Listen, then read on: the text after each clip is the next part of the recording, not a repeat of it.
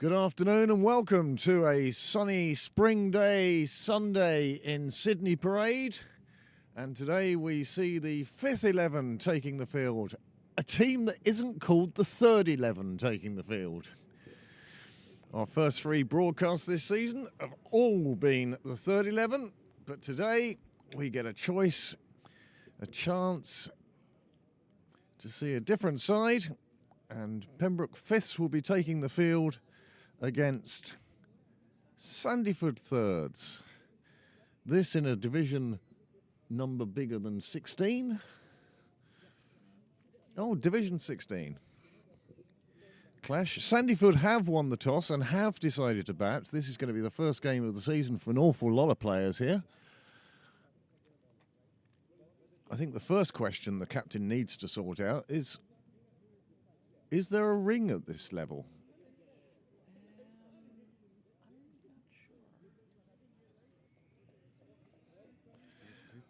Well, the umpires, who should be the ones who know this, are striding out to the middle, followed closely by the Sandyford batsmen, and the Pembroke fielders currently at the moment trying to spread out in a bunch. New captain for the 5ths. It's the first time in living memory that the captain hasn't been called James Cresswell, Kieran Volker, or Craig Senior. I think that takes it back about 10 or 12 years, to be honest with you. Didn't Max do a stint as well? And he did, yes. But Volker, Cresswell and Senior, they took it on for a long time. And it's time for a change, and a change we have today. And what a change it is. Prashanth Nair is now 5th 11 captain, and he's made a few moves in the transfer market over these winter months. And we see previous captain James Cresswell retains his place in the side. Do let us know where you're tuning in from today. Always good to see comments on the live chat on YouTube. Alternatively, there's Facebook posts about this game and Twitter tweets. You can't say X tweets, can you? Can you? X tweets. Who said that? Meta. Ah, yes. Sorry, I thought you were describing Facebook and Mark Zuckerberg and Meta. No, Meta. Hmm?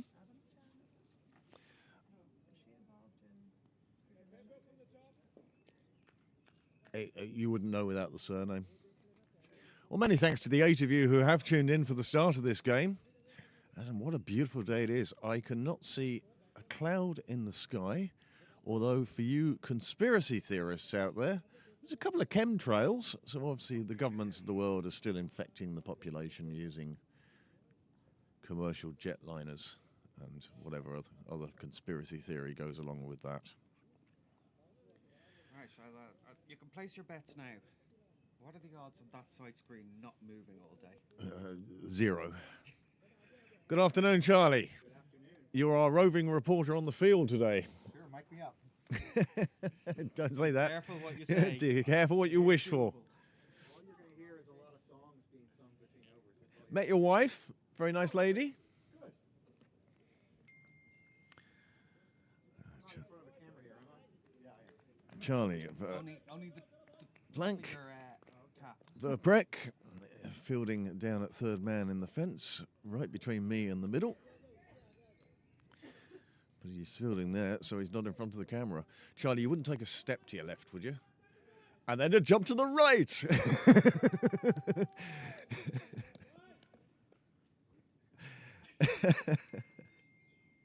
First ball of the 5th season.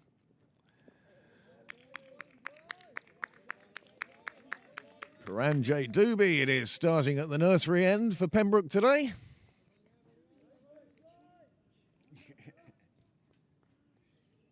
No, you've got OB here, opening bowler. Yeah.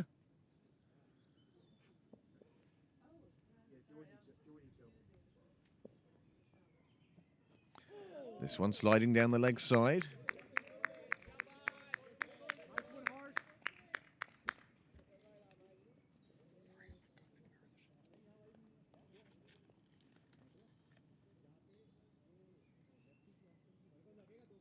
That's pretty straight camera view, isn't it? That'll do. Oh, it certainly I was will. thinking maybe No, it looks good to me.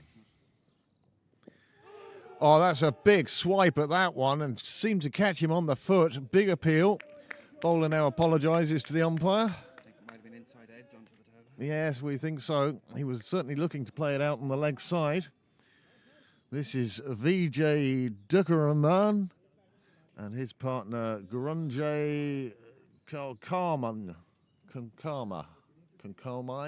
I apologise for my butchering of these names. Again, he's looking to whip away to the leg side. And one would think that Prashant will just keep an eye on that at the moment. But that's twice he's tried to play across the line. And I suspect that a player out at Cow Corner is the fielder. That's where he's trying to put it out to at the moment.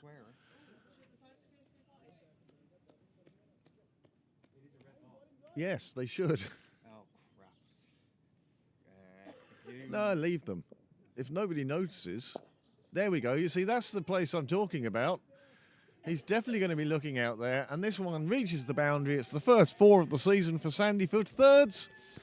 And it's the first 4 scored off the bowling of the Pembrook fifths. Will I change those ones? Charlie, you might mention to the umpires at the end of the over that are the sight screens the right colour? Now, as Sandyford are batting, you might want to leave them black. But for the fairness of the game and the spirit in which this game is played, obviously, it might be wise to turn it round to white. Well, bit of an appeal from the skipper. Optimism more than anything else. Perhaps that's what the appeal was about. I have to take it off. Yeah, no, I just have to lift it back. It takes 2 people, one to It hold won't the be too camera hard, but and yeah. one to spin it around. I'll do that this end. I'll with come you run over at to the you. end Yeah, of the yeah. over. The players will do the other end. Yeah.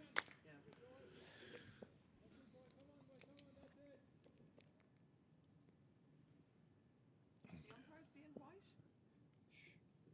No. No. It's all blue, irrespective of colour. And that is the end of the first over. Sandyford managing to reach 5 without loss, and a good solid start for them. And you'll have to excuse us while we send some technical staff off to the sight screen. You're going to see this camera. It's going to go nuts here now.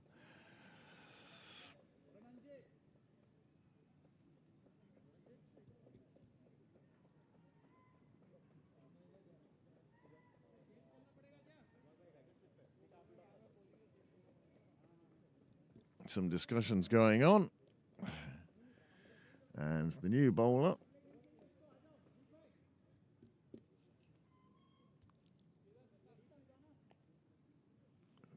Joydeep Roy is what we were informed in the commentary box.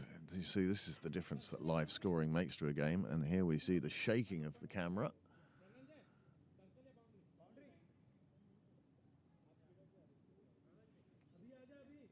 Sight screen being turned, and now the camera being lifted. Sight screen turned.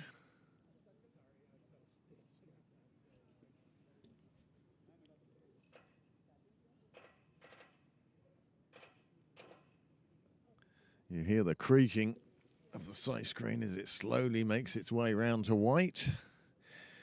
And now the camera being repositioned.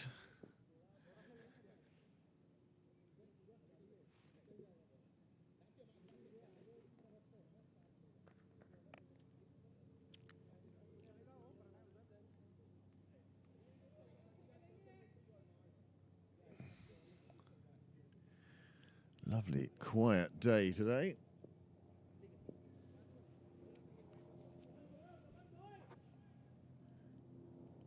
Just the sound of a light aircraft in the background as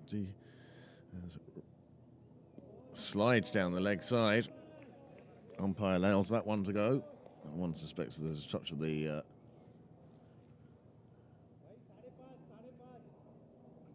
first ball of a season look to that.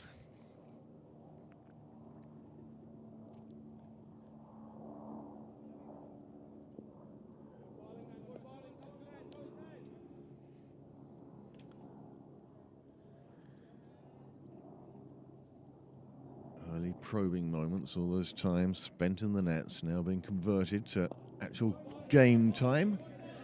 You couldn't ask for a nicer day than this. Not a cloud in the sky.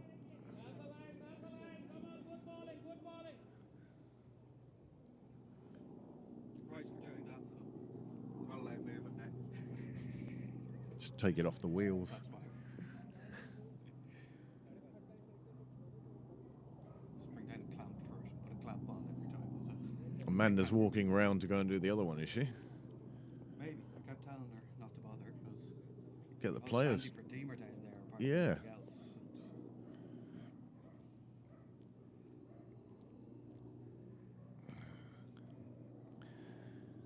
Nobody able to live score today. Neither side has brought a scorer with them, let alone one capable of live scoring.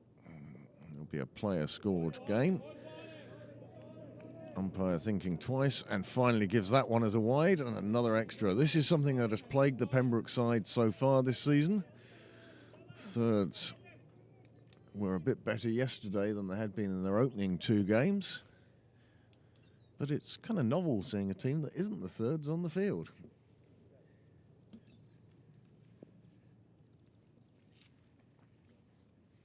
It's not the leg side wide, so not as easy excuses. This one played back towards the bowler. He can't put his foot on it, and it runs past.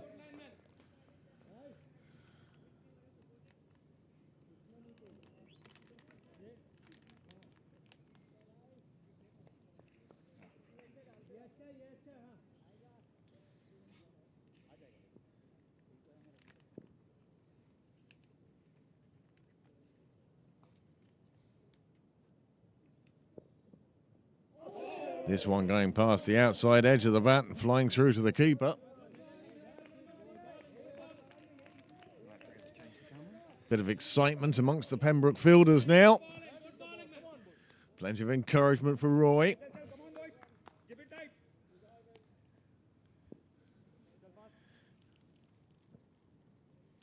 VJ Duckenham, he's the only one to score for Sandyford at the moment. He finds himself at the non-striker's end as his partner, well, good stride down the pitch with his left leg. The bat followed and he just sort of pushed at the ball and really doing his best to try and edge that one through to the keeper. Nervous start for him.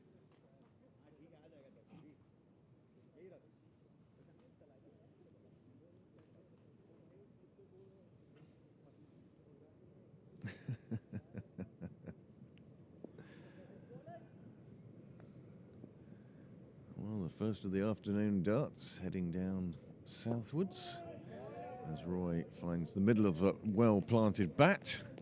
And that's the end of the second over, just that one wide from it. And after two, Sandyford have moved on to 6 without loss.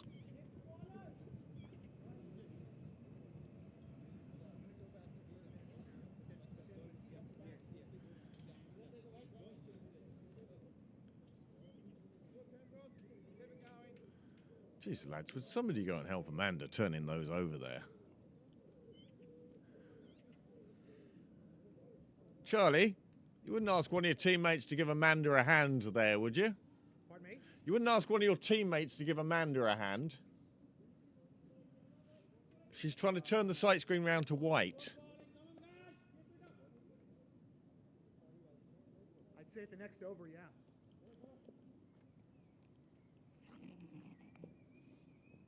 Well, it's a multicoloured scoreboard. And the first ball gets played away, straight through mid-on, runs away to the fence. Sandyford players are finally helping out. That's a bit disappointing from the home side. 4 more onto the total, double figures for Sandyford now.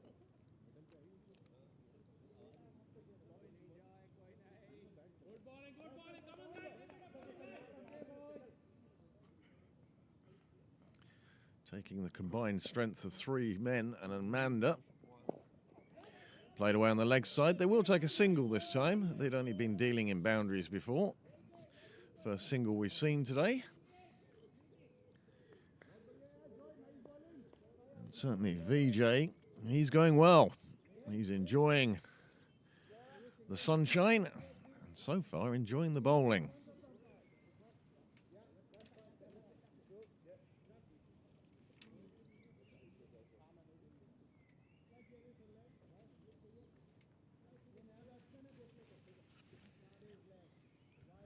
It's just a breeze coming in on the back of my neck. And I haven't got my snood today. And I haven't got Graham's cushion. Son is just behind you. Yeah. Do you not leave his cushions in there or something?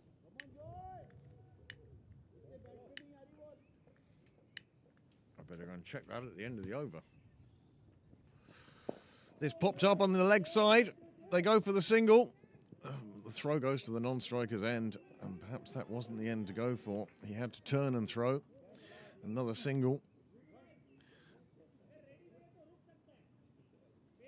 And there goes Guru Raj off the mark. He'll be pleased for his first run of the 2024 season.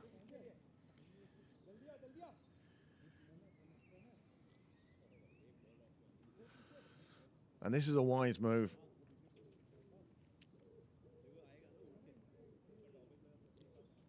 Man out in the deep. I think he's a little too straight there now.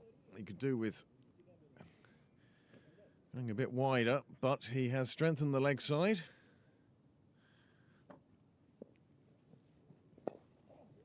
And the blow goes out past square leg. It's going to run away to the boundary. It's being chased. In fact, it's pulled up in front of the boundary.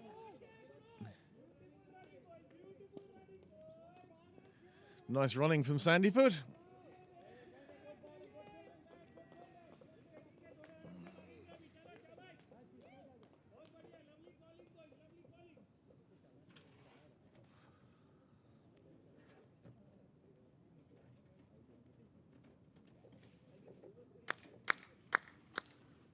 All right, Joy. Do you want a wall up? No. Do you want a long bungee cord? No.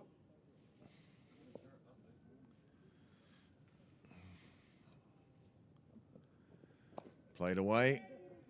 Offside. Top ball. Oh, a fling at the stumps. I hope there's somebody. There is. Backing up.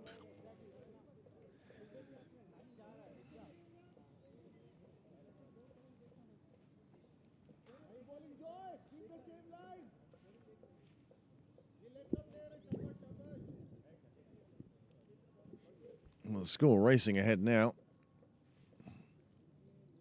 VJ has moved on to 12. Score on to 15.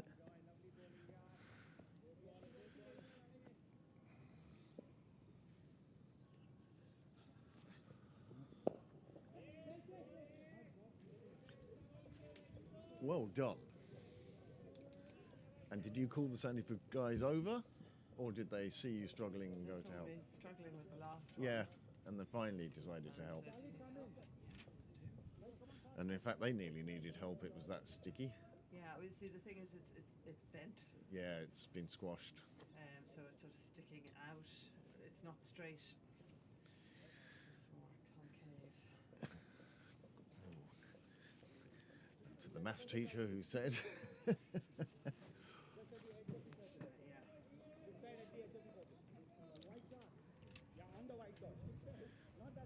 So 3 overs gone, 15 on the board, 9 coming from that over, an expensive over, and certainly giving Prashanth something to think about. And no cushions for you. Hmm? No cushions for you. Oh, he did take them away. Graham. Yeah. I think I'm going to go up to Woody's and buy one of those, you know, bench cushions.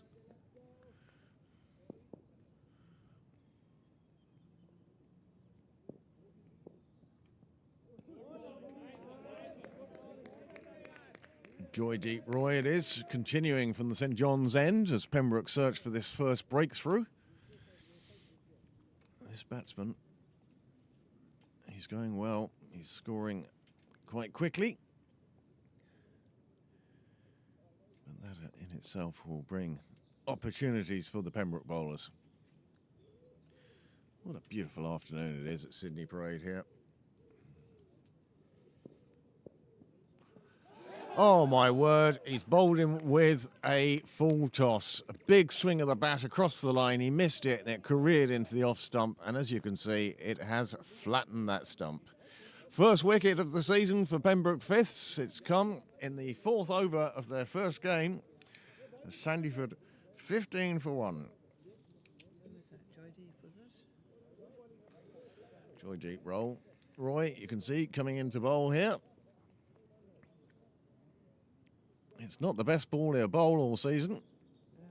And it hit the base of the stump, and that's what caused the stump to bounce out and lie flat on the ground, signalling the demise of the batsman. Coming in at number 3, Vishal Sharma.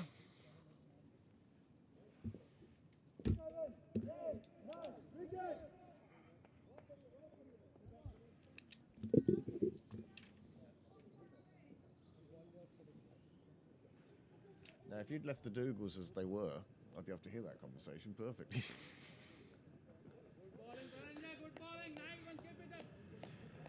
Well, Joy Deep Roy takes his first wicket.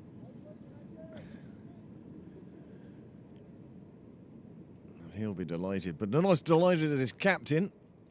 Prasant's already having a word. Well, it's amazing how often the full toss proves to be an effective delivery these days. My day, it was a ball to be avoided at all costs.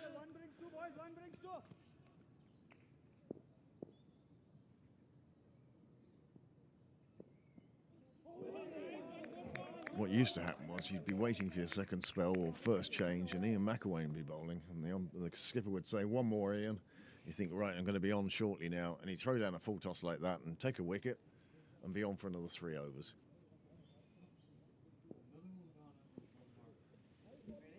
30 for 3. Huh? Us. Not them. Oh, yeah, sorry. Over in Castle Avenue, Pembroke Seconds are playing a second 11 Premier League fixture against Clontarf, and they've reduced Clontarf at the moment 30 for 3. That is available on Clontarf Cricket Live. Another club now that is broadcasting its wares to the world. Flanagan was the bowler. Flanagan, one of the new recruits.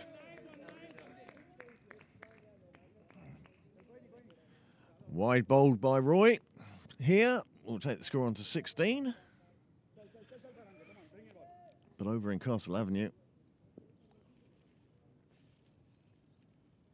bowled Dan Murray, caught Joe Prendergast, bowled, Donica? I presume, Donica Tucker, Yeah. and LBWP Flanagan. So Andrew Ploynter in the middle. Not a bad guy to kind of have coming in at number 5. And Andrew Delaney the other end. Joy again, bowling well. Down that off stick. That's much better than the delivery that took the wicket. And all he gets for it here is a dot ball.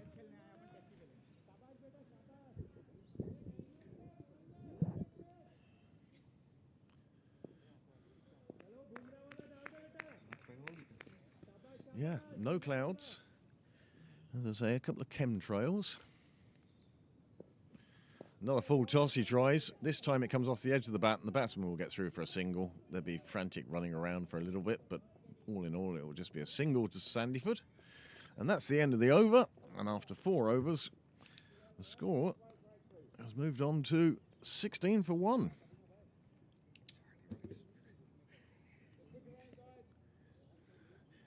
You should really give us a wave too, Charlie. Oh.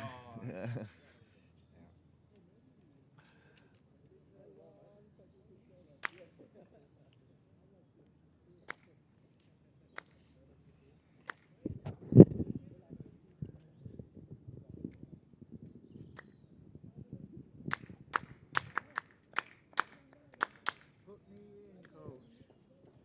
I'm ready to play today. Put me in, coach. I'm ready to play today. Headphones are short. Yeah, I can be that's all right. No, because if we pull it around here. them there for the moment, leave the headphones off and actually stand in the sunshine for a while.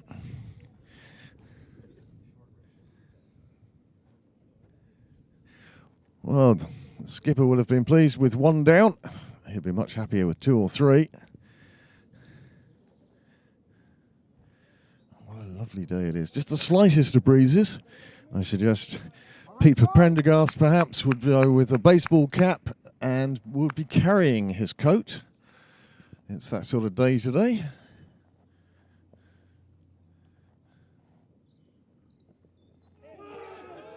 That's big appeal, and he's given out. He's edged one down the leg side, and the keeper has taken it. Harsh has done well, and the batsman's on his way, and that's a second wicket down. I said Pembroke would be looking for that second wicket, and they take it with the score on 17 for 2. Yes, please.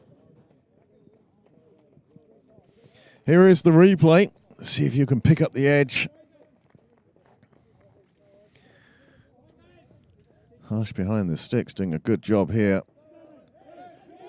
It definitely swung a long way. Maybe took the gloves. There was a comprehensive appeal from the Pembroke players, and 2 down with just 17 on the board. What a start for Pembroke fifths under their new leader, Prasanth Nair. And his band of merry men are making their happy way through the Sandyford order. 2 down.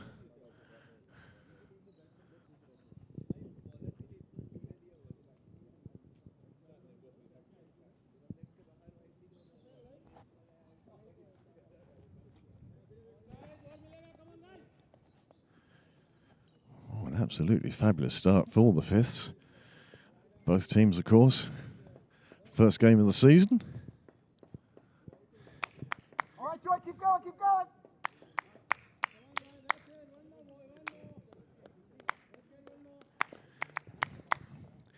The new batsman in, I can tell you, is Vinod Kumar Ling San.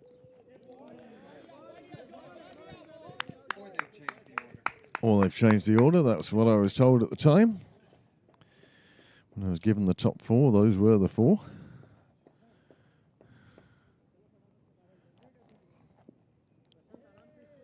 Knock, knock, knocking on heaven's door.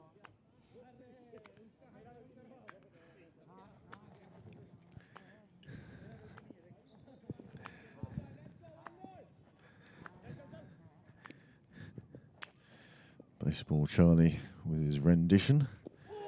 This one crashes into the pads. I don't think the umpire's going to give that one out for a number of reasons.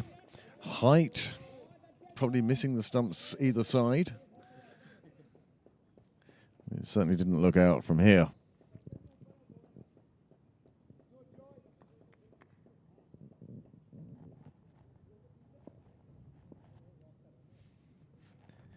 Even doing a 360 here, it's hard to pick up anything other than the faintest whiffs of cloud.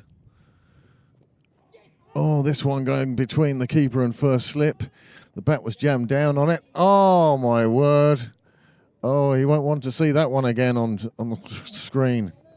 Not the start that Charlie would have wanted. Yes.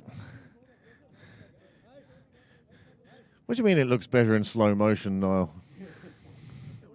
Next one, Charlie, next one. We didn't replay it. You can when you get home.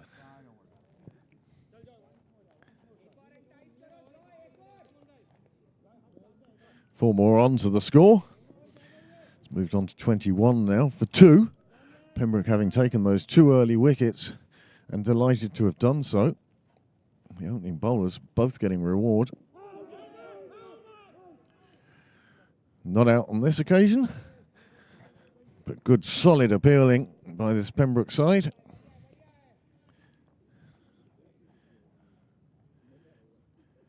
Very white cricket boots Charlie wearing today. Not as white as the boots that were down here yesterday. New ones. Eli. Big swing at one going down the leg side. He doesn't make contact, and it's well taken by Harsh behind the sticks. He's doing a good job back there. And another over goes past, and the score is now 21 for 2 from 5 overs.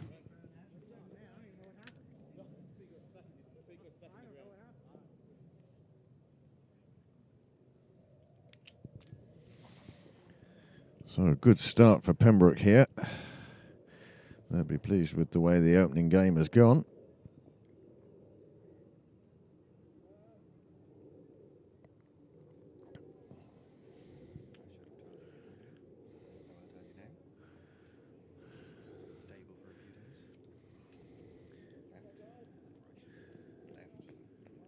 Okay. Just in case.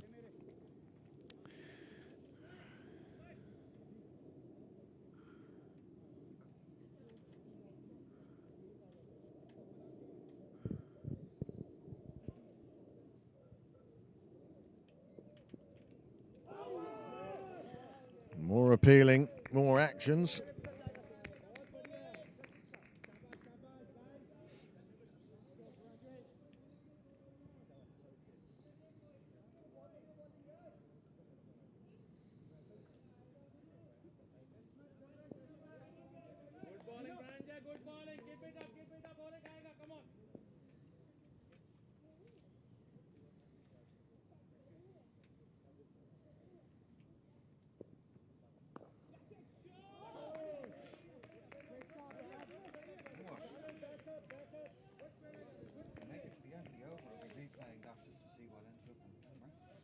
As it flew and to see if we can figure out where the ball went. Nice and warm out in the sun today.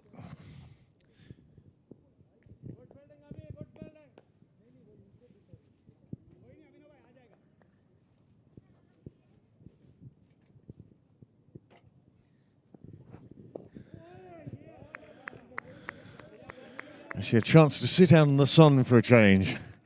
Means I can't see really the screen too well. You can actually turn it totally our way now. There we go. Yeah. Fielding change. Charlie now into the circle.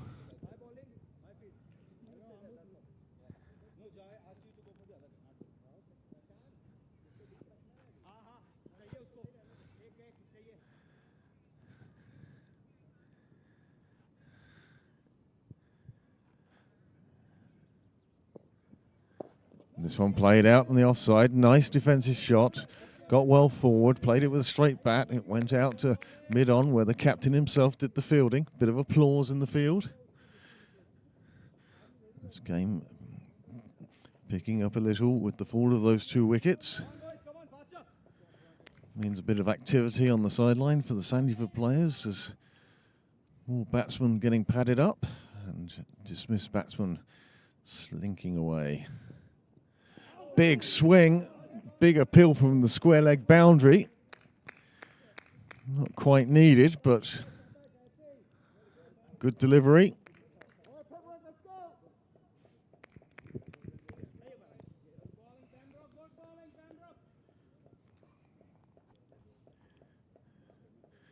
This is good in the field from Pembroke at the moment.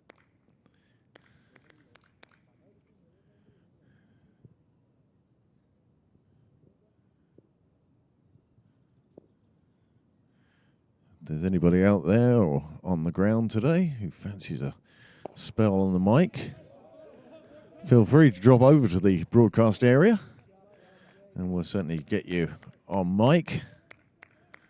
If any of the Sandyford players are watching on their phones right now, one of them might care to drop down and perhaps one of the dismissed batsmen would come down and spend a few minutes commentating on his team.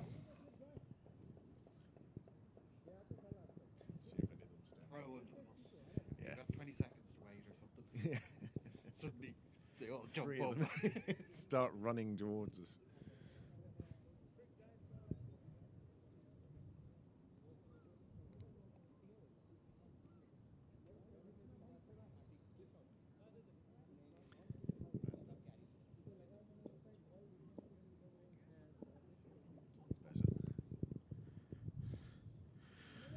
Might not have gone for the jalapeno breakfast, but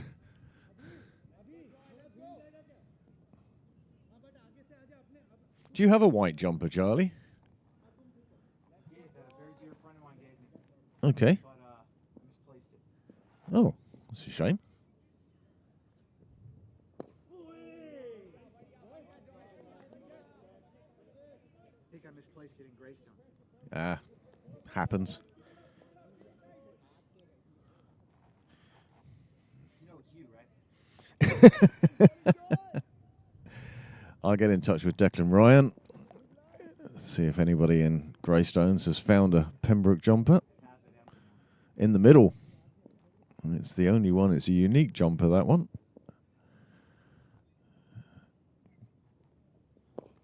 Nicely played. He changed his mind on that shot. He was looking to go big on that leg side. You can see he's just trying to clear the ring and make it run down to the Wheelfield Road gate. That's what he's looking for.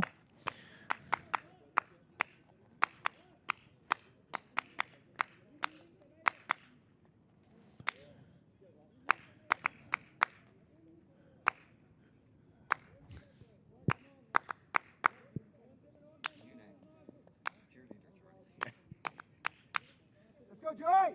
Amanda, we have to get some pom-poms for the awards night. Because the best cheerleader of the year so far is definitely Charlie here. Perhaps he might get his own pom-poms. A good ball, crashing into the gloves. Not quite sure what he was appealing for. Keep going, Joy, keep going!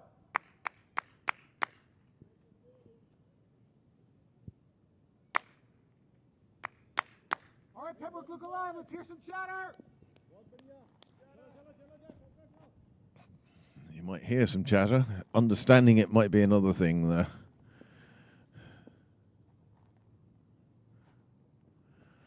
Big swing at a ball outside the offside.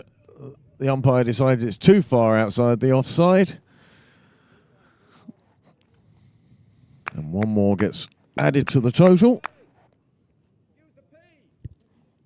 That's too far.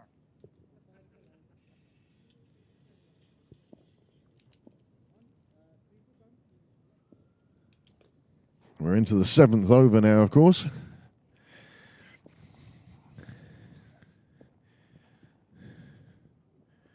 It's in the air. It goes past the outstretched hand of the captain.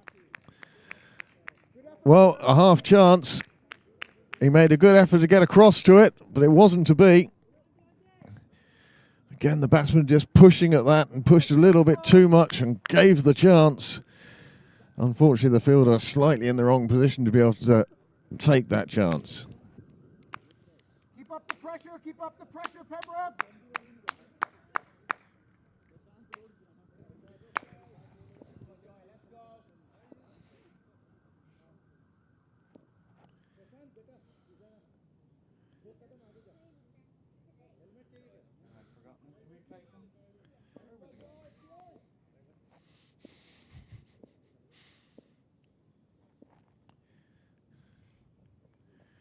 This is Deepak.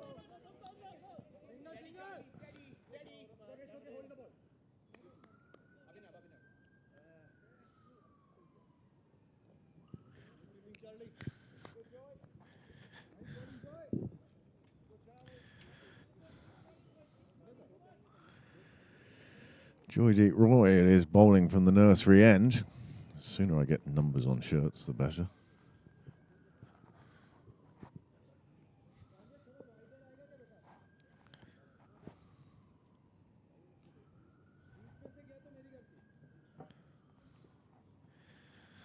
Police sirens in the background, chasing down another cyclist breaking a red light.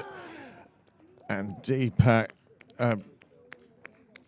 Deep Joy Roy takes another one. Roy, this time going down the line, bringing it back in towards the batsman and taking out his leg stump. He just played around it. And that's 3 down for Sandyford now. Score on 23. And there'll be some panic on the sidelines now. 23 for 3.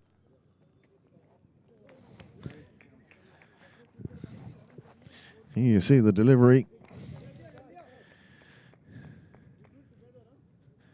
Very stuttery run he has in. Oh, comes over, whips over crashed in. He does get that movement back into the batsman, and on this occasion he measured it beautifully. 3 down then, 23 on the board. Pembroke somewhat on top. Long way to go.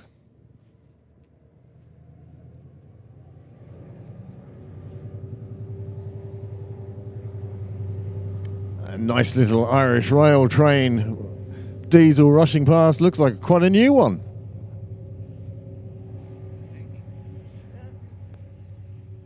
Certainly had a paint job recently.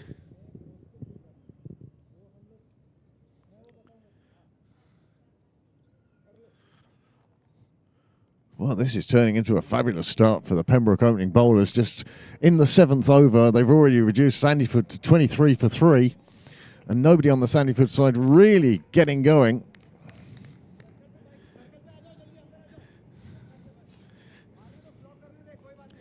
I do have a note here of the incoming batsman. I shall dig it out now.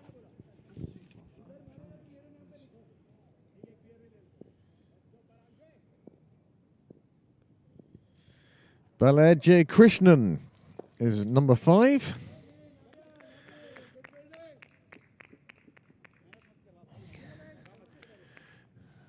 Although on the scoreboard, you'll know him better as number 18, number 23. It keeps changing. Yeah, it does. Oh, he's number 23, but he's come in.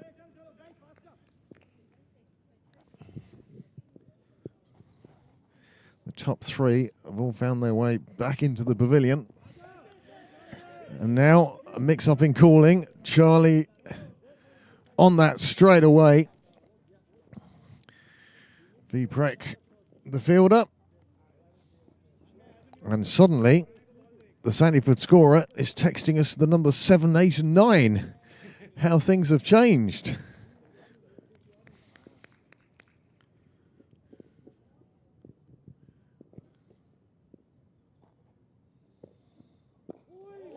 Good length ball. Testing again. Paranjay it is. Causing problems.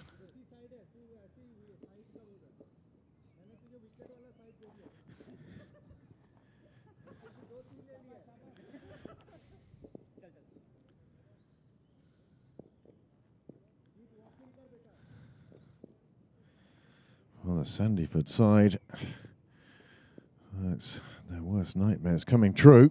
3 wickets down in the first 7 overs. This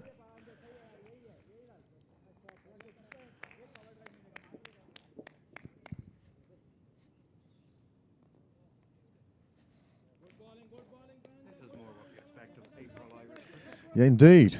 Indeed. Plenty of early wickets. Mind you, the weather's more June-ish at the moment. Beautiful sunshine, slightest sea breeze,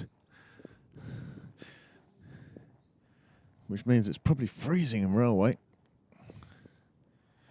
Another one through to the keeper. Dot ball. And 1 ball remaining in this, the 7th over. And it's been action-packed so far.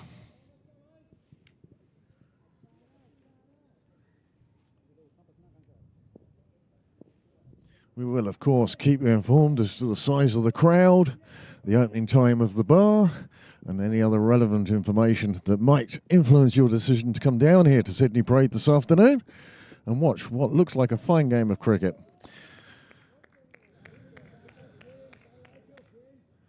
Pembroke operating at the moment with only 1 outside the ring, and that pressure is bringing its own reward for Pembroke. 7 overs gone, 23 on the board, and 3 wickets down for Sandyford.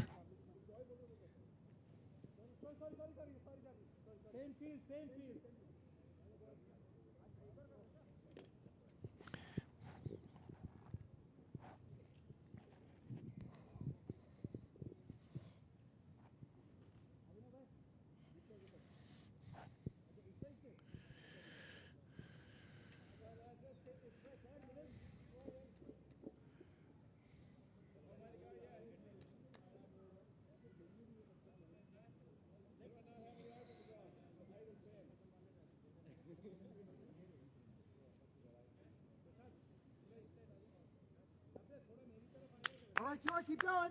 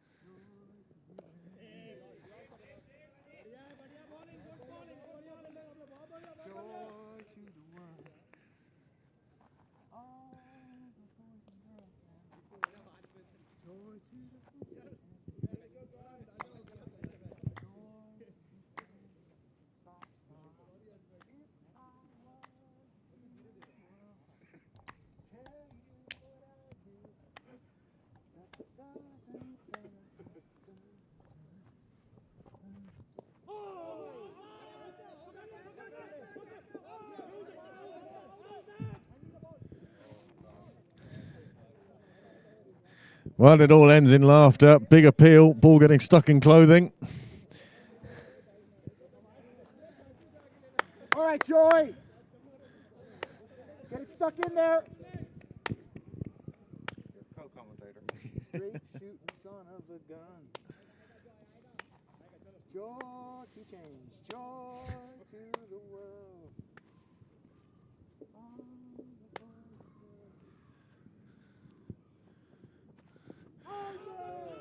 This one rattling into the pads. It always looked like it was sliding down the leg side from the way the batsman was positioned and the shot he attempted.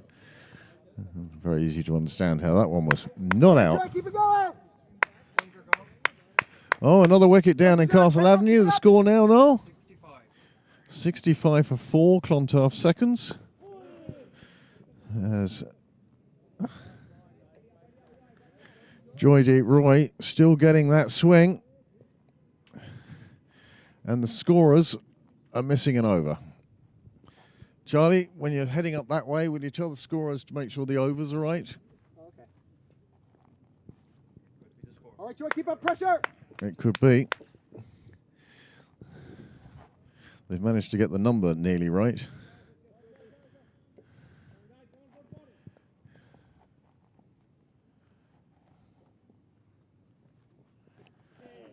Another one going through to the keeper, down the leg side. Nicely taken. And the bowler still getting a tremendous amount of movement.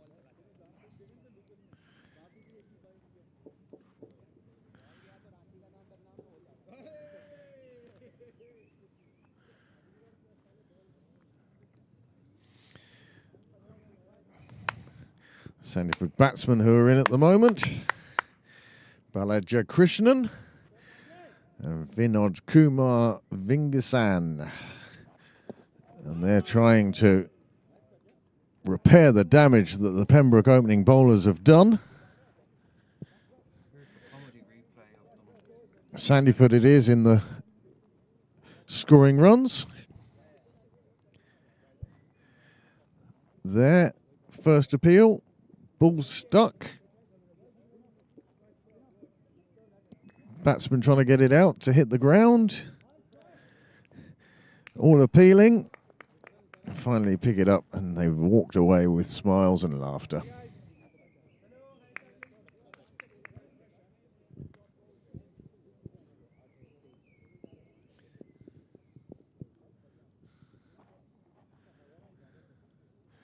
Still a very attacking field here for Paranjab. Paranjay. Another one at full length and it's beaten the fielder. He's chasing after it. Will he get to it before the rope? He will indeed. Oh. They decide the relay throws the way to go. Perhaps needs a little bit of work at training.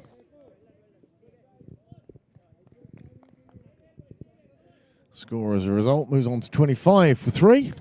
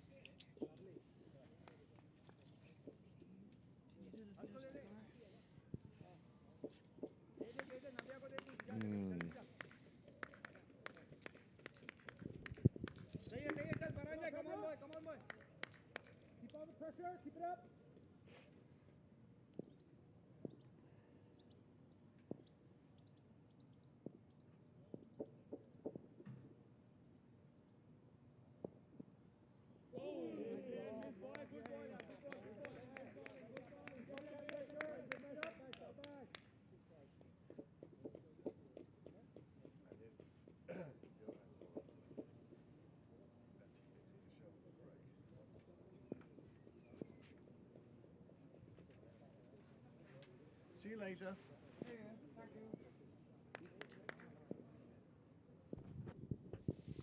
Into the 9th over now. Pembroke still will feel that they're on top. This one gets played away nicely on the offside, running down towards where the covers are kept. And it reaches the fence, and 4 more onto the score, takes them on to 29.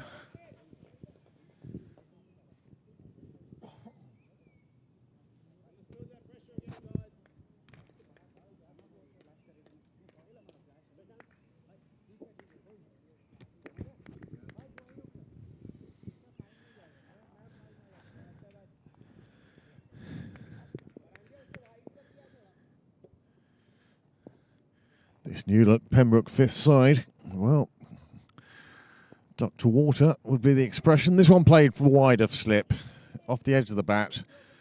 The fielder gets round there. They're going to go for 2. They're not going to go for 2. The batsman slips.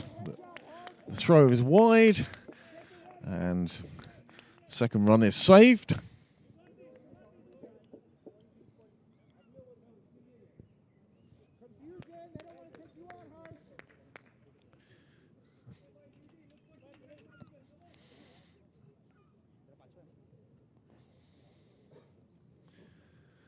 What a beautiful weekend it has been here at Sydney Parade. Beautiful spring days, not quite the heat of summer yet. And it does get cool later on in the evening, but at the moment, with the sun high in the sky, still behind us here at the broadcast booth. And that's the end of the over, and that's 10 done, and the score is 30.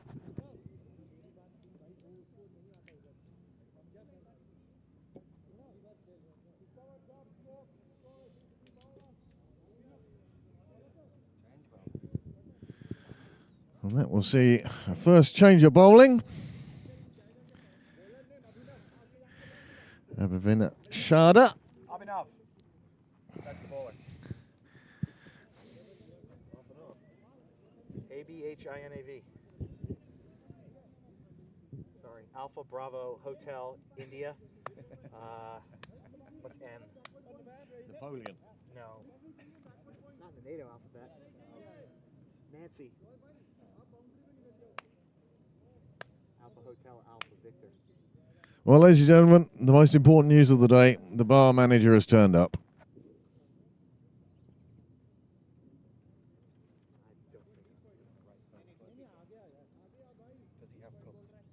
Does he have cups is indeed the question.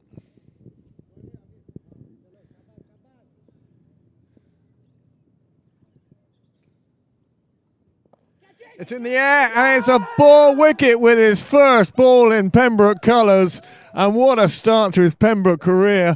He bowled it down, the batsman cut it away behind square, and the fielder gobbled it up. And a 4th wicket falls for Sandyford, and Pembroke are in heaven.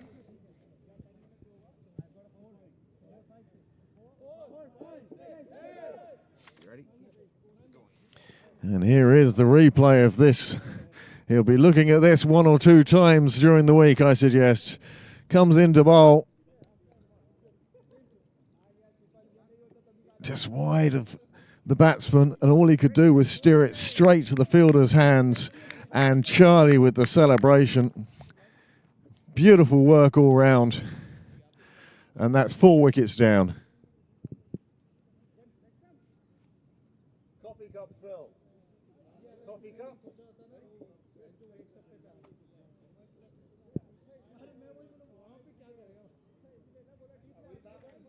No.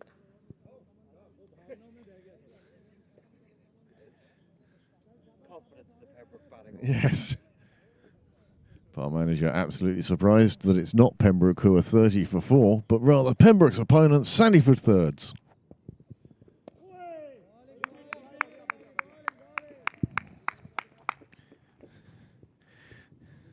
Keep going, Abs, keep going.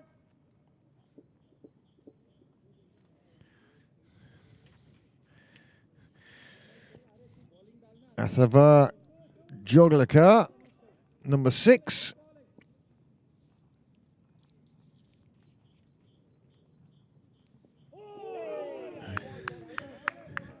It was, in fact, number 4, Vinod Kumar, who was out. Caught in the gully, really. What a start to his Pembroke career for the bowler.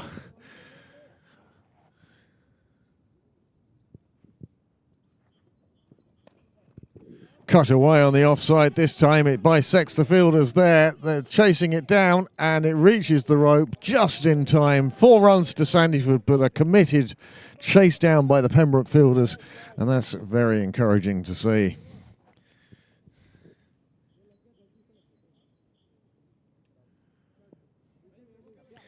Of course, I do always ask our viewers to ensure that they like and subscribe the Pembroke Cricket Live channel. Our stated aim this year, and it makes a difference as far as YouTube are concerned, is to get to 1,000 subscribers, and we've done very well to get up to 820 odd. This season has already seen us add about over 40, close to 50 new subscribers.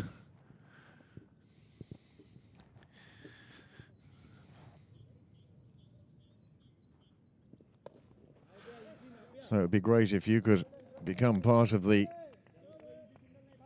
streaming family. It would obviously be ideal if you are subscribing to channels, if you could subscribe to Clontarf's channel, Balbriggans, The Hills. They're the clubs that I'm aware of are streaming at the moment. So if we all clump together, we could all help each other out.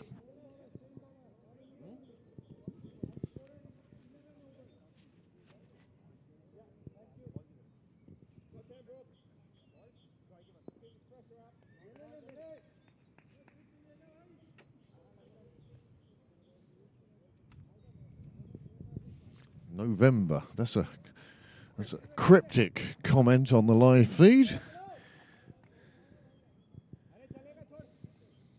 weather felt like November last weekend. Batsman exercising great care. Pranjay now into his 6th over.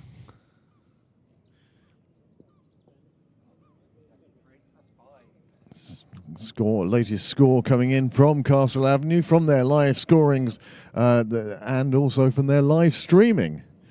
74 for 5.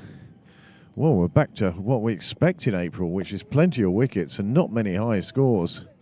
Thirds have managed to get over 200 each time. What a fabulous butterfly. Well,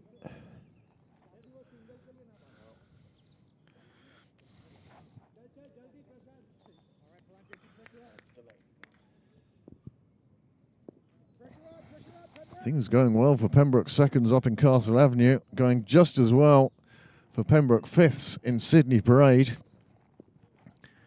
Beautiful spring day, not a cloud in the sky, birds twerping. I suppose they're more tweeters than twerpers. Keep going. Xers, yes.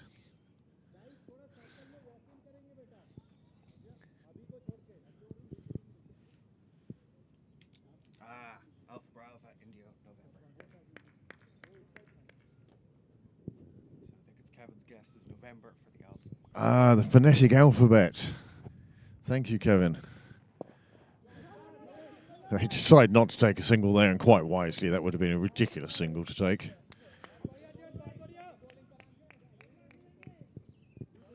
Certainly most of the noise at the moment coming from the Pembroke fielders. They are feeling on top of this game, and they probably are at this stage.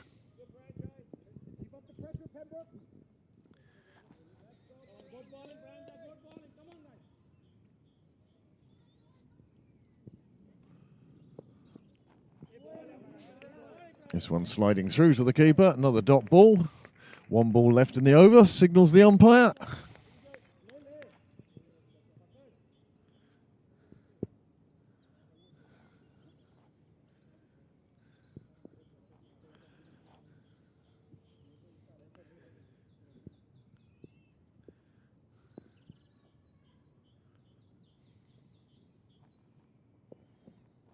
Oh, good ball. Nearly taking the edge. Goes through. That's the end of the over. 12 gone. 35 for 4, Sandyford.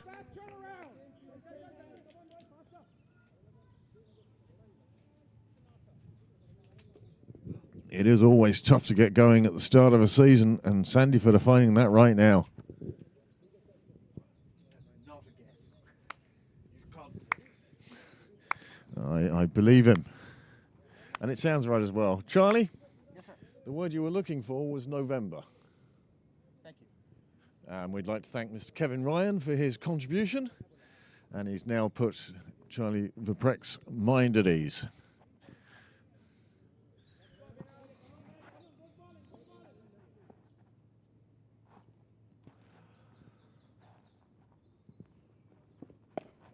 It's short, it's in the air. It didn't go anywhere where I expected it to there. It was very much a shot for the onside. It came out on the offside. No damage done. Go on, Abs.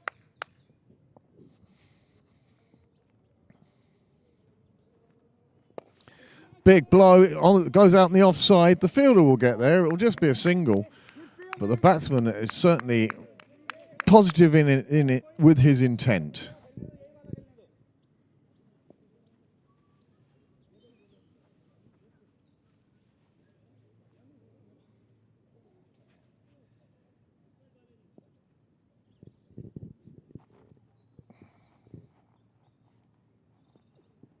Another one played away on the offside.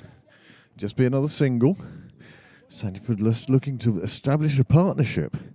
Get themselves back into this game.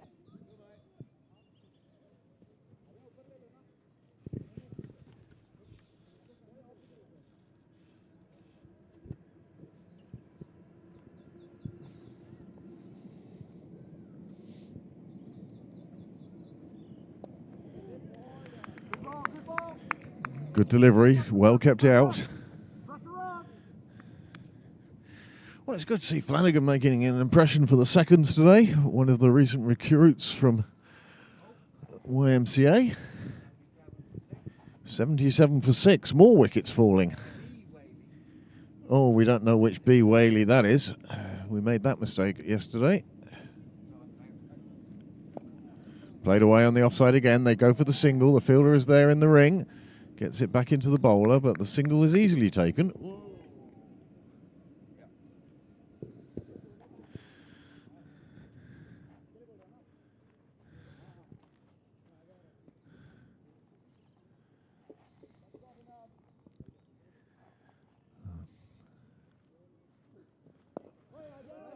The last player I played with who knew as many show tunes as Charlie Viprek does was Michael Sharp.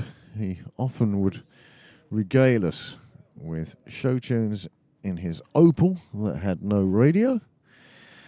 And after 13 overs, the score has moved on to 38 for 4.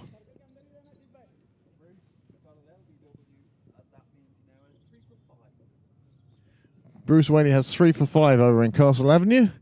Going well for him, playing for the seconds. He did, of course, score 71 runs yesterday for the thirds here at Sydney Parade. You may have seen some of that coverage. We covered that game, all 5.5 hours of it, in beautiful sunshine. It was the games the previous weekend.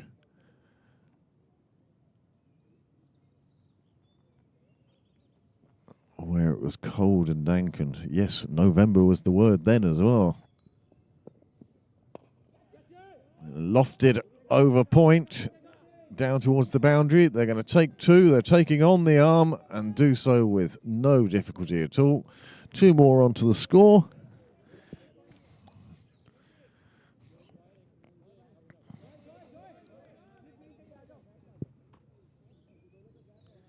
The flag just hanging in the wind, the breeze today, mainly coming from the sea.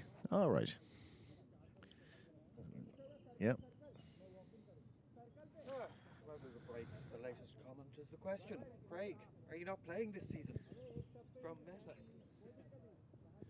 Hard to get into a team, to be honest with you. Now, in the selection committee's fair minded way of doing these things. I did attend only my first nets on Wednesday, so wouldn't really expect to be selected. But this fifth team looks like it's going to be a difficult one to break into. It could be that I'll be spending a bit of time, maybe a game or two, with the development side.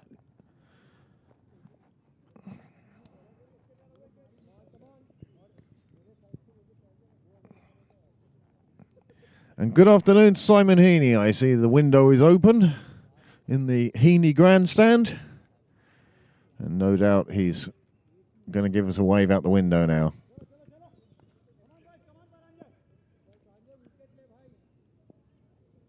Baranjay continuing from the St John's end. It's in the air again. It just clears the fielders. It's going to run away down to the Willfield Road end. It's not going to reach the rope. Two players meet it at the same time.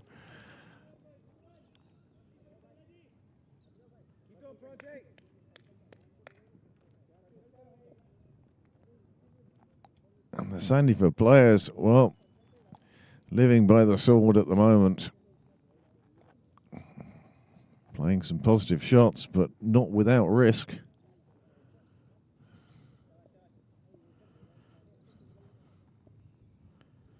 This is the fourth game we've covered this season so far on Pembroke Cricket Live in 2 weeks. So far, the Pembroke record stands at 1 and 2, all 3 games having been played by the thirds. And our next broadcast after this, I suspect, will be next Saturday, which sees 2 T20s, with the seconds in action in the first game of the day and the fourths in action against Railway in the second game of the day. Mr. Ed Dwyer, good afternoon.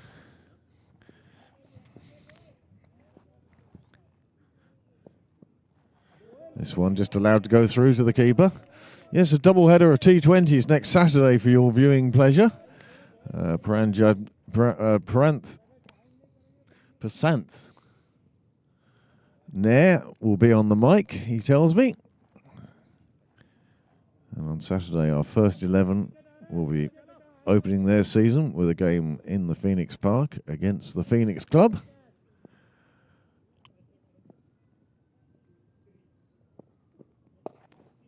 And then on Sunday, I think we have the seconds here. Captain doing the fielding. Gets the ball back in. See you later, Ed.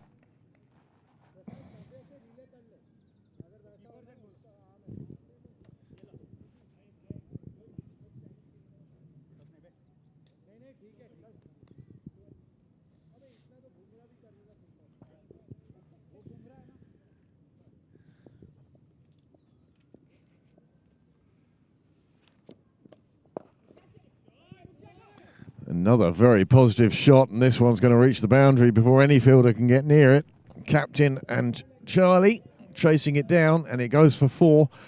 And perhaps Sandyford now starting to feel that they are making a bit of a comeback here.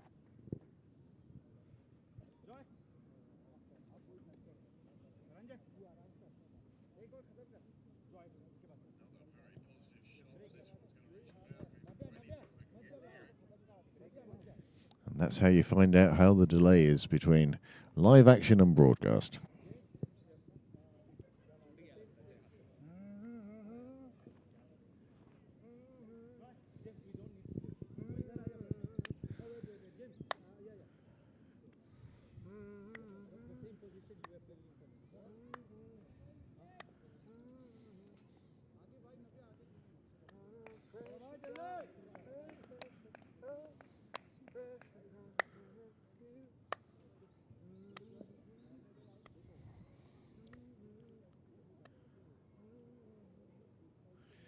Oh, bad news for the Clark family. Everton lead Nottingham Forest today.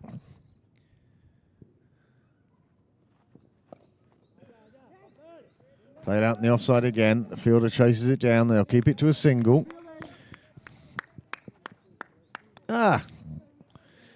Nicky Bell joins us.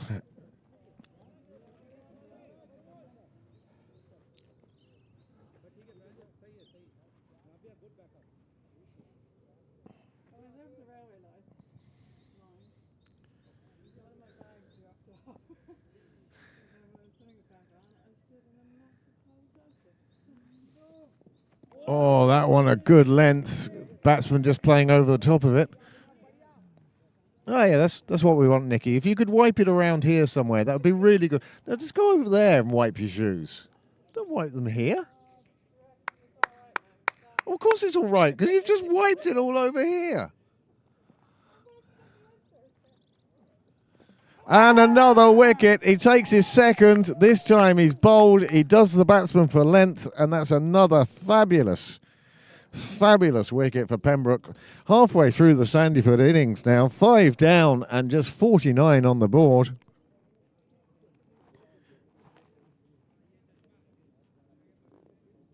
Those two have been together for a couple of overs. They seemed like they were starting to put together a partnership, but on this occasion, just no leg movement. And you'll see here, it's the length of the bowler that does the damage.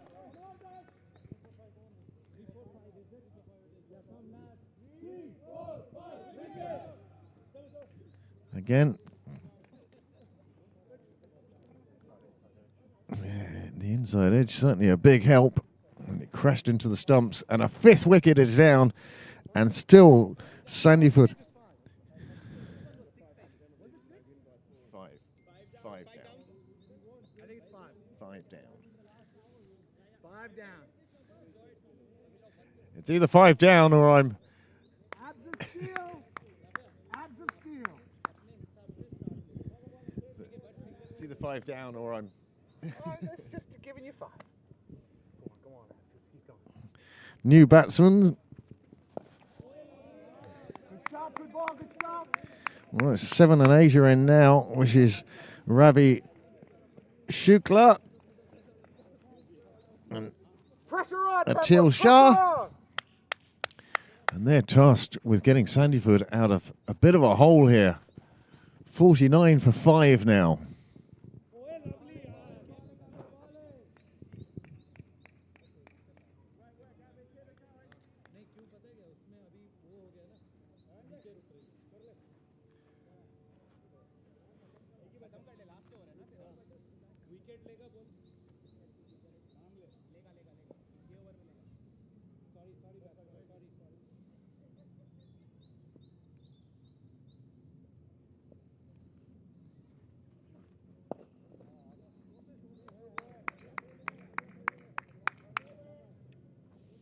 Well, that's the end of the over. Another successful over for the Pembroke bowlers. 5 down now, Sandyford find themselves. 49 on the board. 15 overs gone. Just 5 overs from drinks.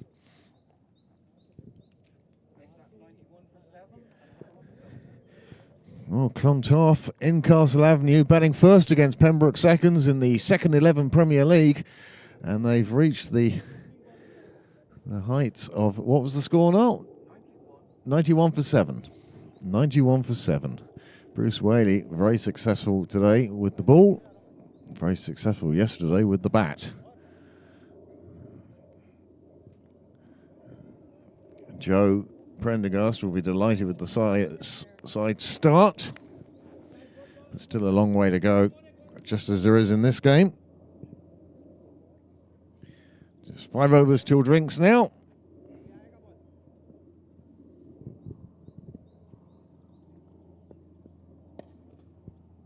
Full toss from Paranjay, played away through the offside. They'll pick up a couple. Full toss it was. It's worked for him before. And he is bowling such a full length.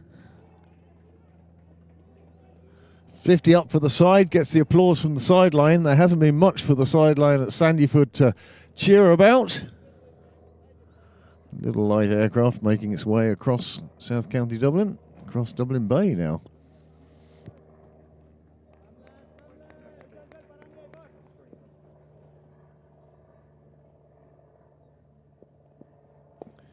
This one, he pulls back the length a bit, forces the batsman onto the back foot. Another dot ball.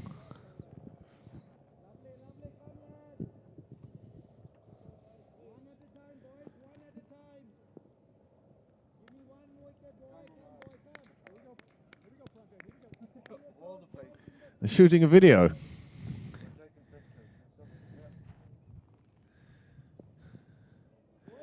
Another one left alone by the batsman, going through to the keeper. This is the final over of Paranjay's spell. He'll have bowled his 8 overs. And hasn't he done well today? He's done a super job for his skipper.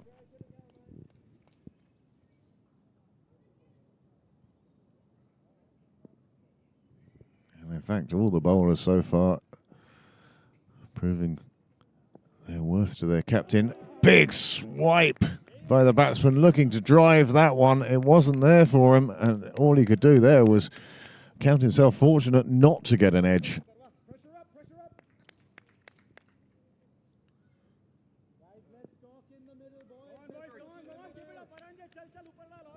Drinks at Clontarf.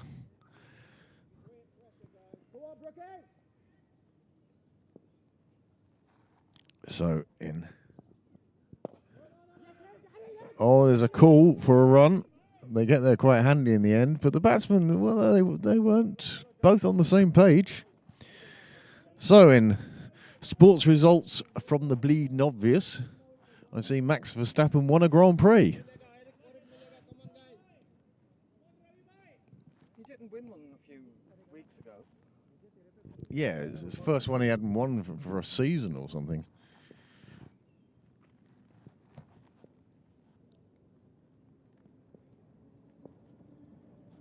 Batsman looking to have a big swipe at that, decided against it. It was the last ball of the spell. And there we go. 16 overs gone now, 52 on the board. But most importantly, from both sides' point of view, 5 wickets down.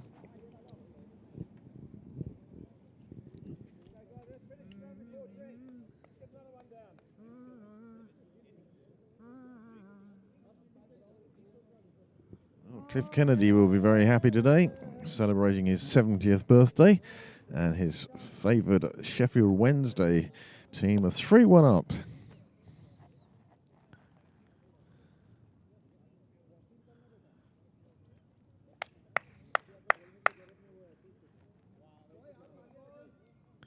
Let's go, Abs.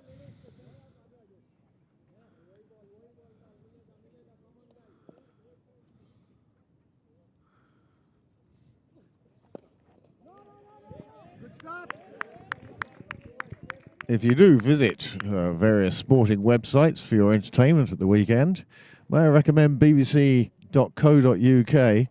San Francisco Giants star Patrick Bailey's home run was caught by a fan in the Bay after he hit the ball out of the ground. Actually caught by a guy in a kayak. They used to do that for Bonds, not so much anymore. Yeah, well, Barry Bonds, he favoured that side of the ground.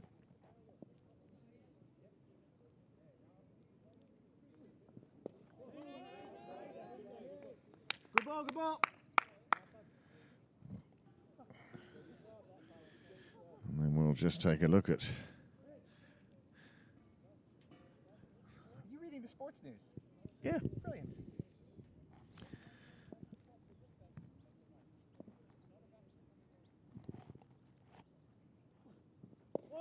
There you go, Abs. There you go, Abs.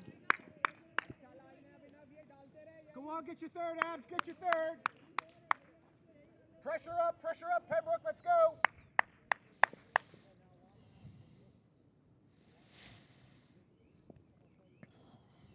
FA Cup games on today.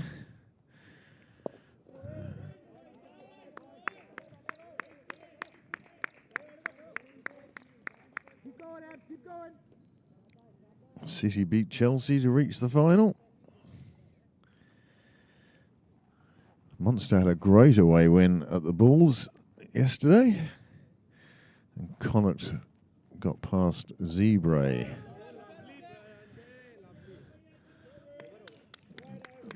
Leinster really had their tails handed to them. And the English women rugby team unsurprisingly beat the Irish women rugby team. I'll read you the follow-up comment. The follow-up comment from Meta. Now, they always need a yes and a quick single, Craig. Don't even Well, see Graham Mooney, Sean Smith or Kieran Volker in the He's squad. off.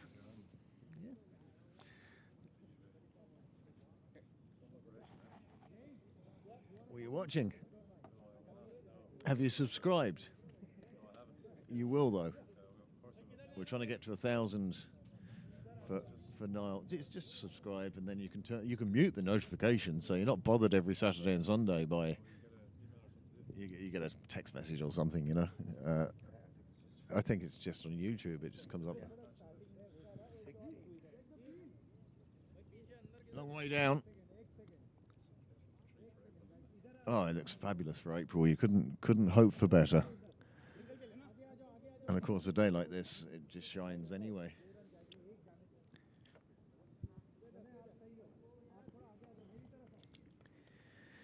Well, they are, and they have Clontarf 91 for 7 last time we heard, and they were at drinks, so 98 for 7. That's their. Well, it's a good height. I think it's on top of the score box. They've got something on top of that, though.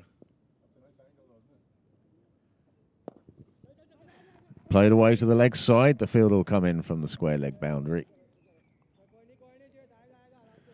Back into Harsh, the keeper.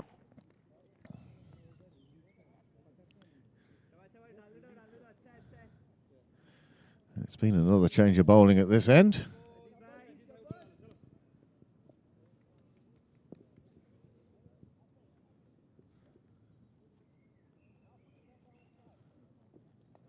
Oh, it gets the edge of the bat on this occasion. No slip in place. The fielder is Charlie, and he hits the stumps directly, but the run had been taken and safely completed by the time the ball hit the stumps.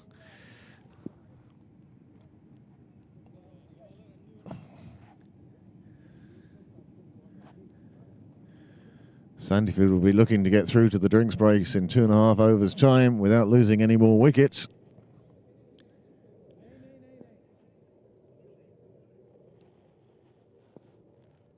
Your mum seems in great form anyway. Seeing her running around the place. It's up in the air. He's got underneath it. The bowler has called it himself. He takes the catch, and it's a 6-wicket falling with the score on 54. And Sandyford, well, they would have hoped for much, much better than this. And it hasn't happened for them today. A 6-wicket down before drinks. And Sandyford will certainly feel like the rest of us that Pembrook are on top here right now, right here. Here is the replay of the shot. You can see he went for the big one, but he got far too far underneath it, and it went up, and even the bowler only had to move a few paces, took the responsibility, gets the court and bowled, gets to the wicket. 6 wickets down, 54 on the board. James Cresswell isn't going to know what's happening. It's going so well for the Fists.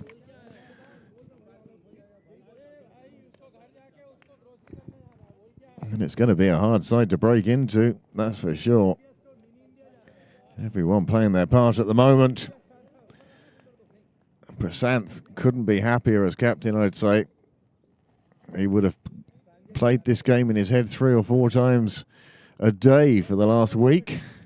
Decisions to be made, bowling choices, batting orders.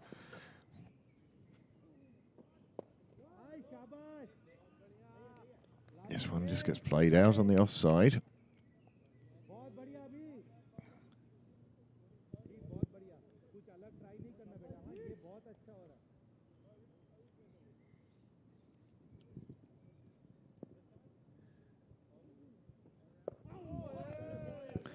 This ball just pushed through a little bit quicker.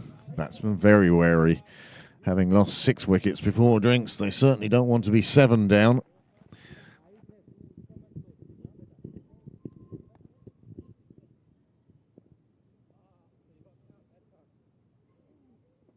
This one is short, pulled into the wicket. It's smacked away for just a single, and the single taken safely enough.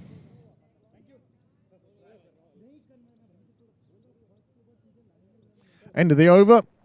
2 to go to drinks. Score now 54 for 6. Wickets have fallen in the 4th, the 5th, the 7th, the 11th, the 15th, and now the 18th. Meaning that partnerships are... everyone's getting a go. They're not taking advantage of it and pushing on, but everyone's getting a go, and partnerships are lasting 2, 3, 4 overs before they're then back to square one again. 12 balls to drinks, 54 is the score. And what a great start for the fifth 11. Well, if that sort of start for the Pembroke Fists doesn't get a show tune out of Charlie,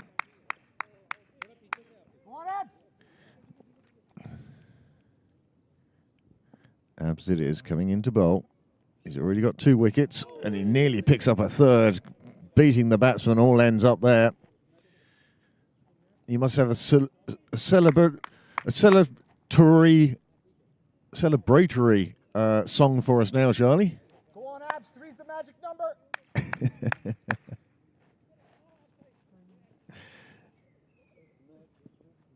Oh, another one that beats the batsman. He's struggling against this bowling. He doesn't quite know the length he's going for.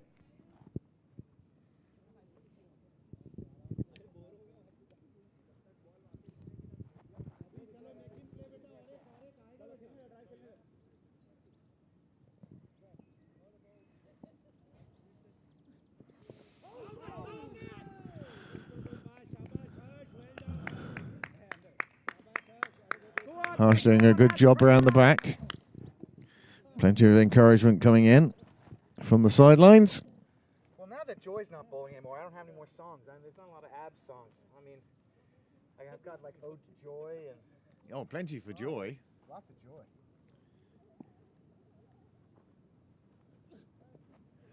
Well, the batsman's trying to hit his way out of trouble now, and all he's doing is getting himself further into trouble. Another dot ball. He really doesn't want to throw his wicket away with just an over and a half now until drinks.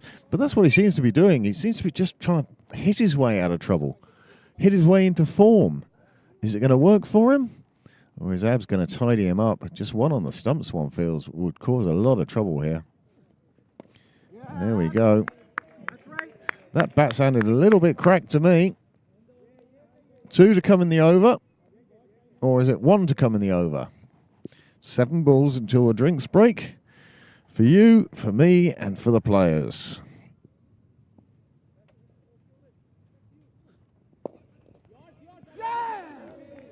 Play back to the bowler. Over up. Another over slides by. And it's another maiden.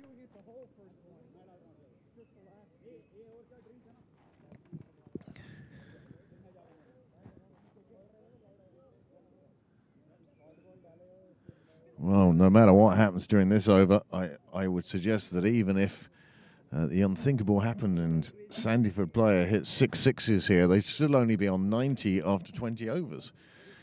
We just don't feel that that's enough. As it is, they're on 54 at the moment, and that certainly isn't enough with 6 wickets down.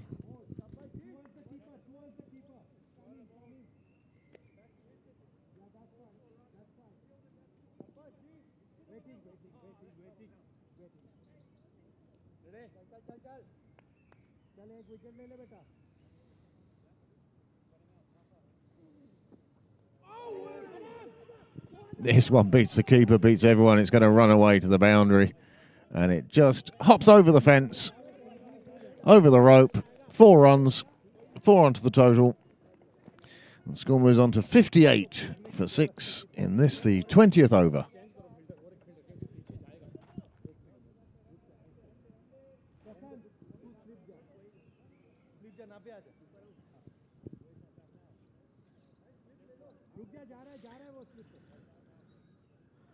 During the drinks break, I'll be taking a short break myself. Yeah.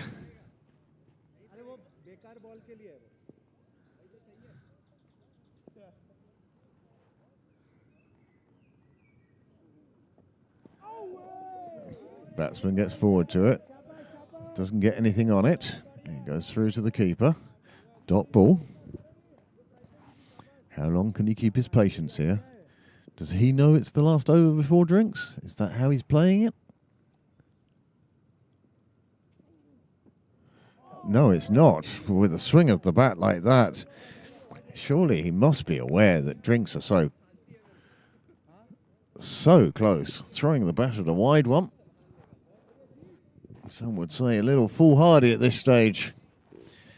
But it has brought 60 onto the board.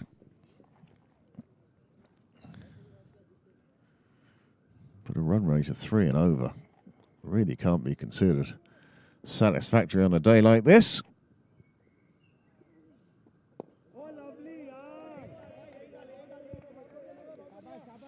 3 to come in the over, 3 to come before drinks.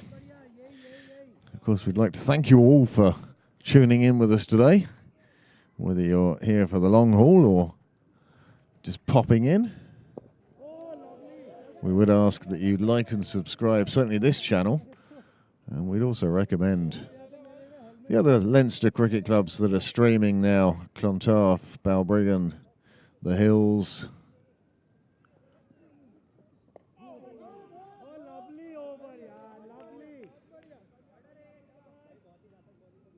More and more cricket appearing on social media, on YouTube.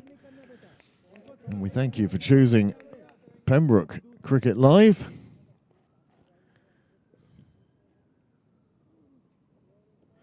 This one goes down the leg side. The umpire calls over and drinks are called, and we'll return for the second 20 overs of this innings in just a few minutes.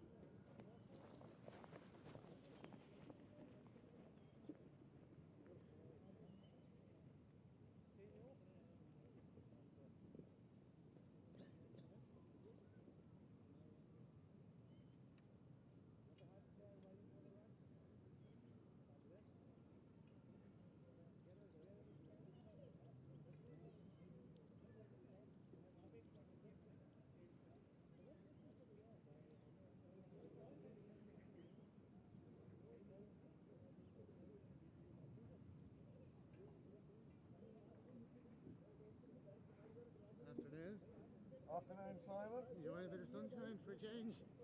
Well, I was enjoying you hanging out your window. You're not into your window this morning? No? I was just looking out for a couple of minutes. I watched the telly instead.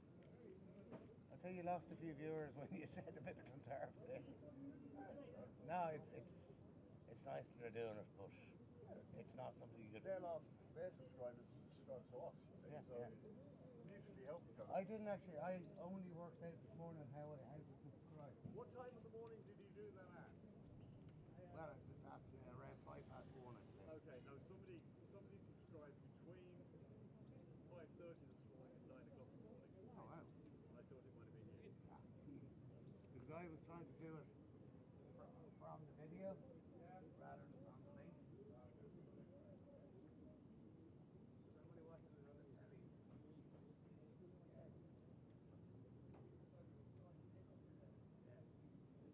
No, it's nice to know that you guys would like to subscribe and they're watching.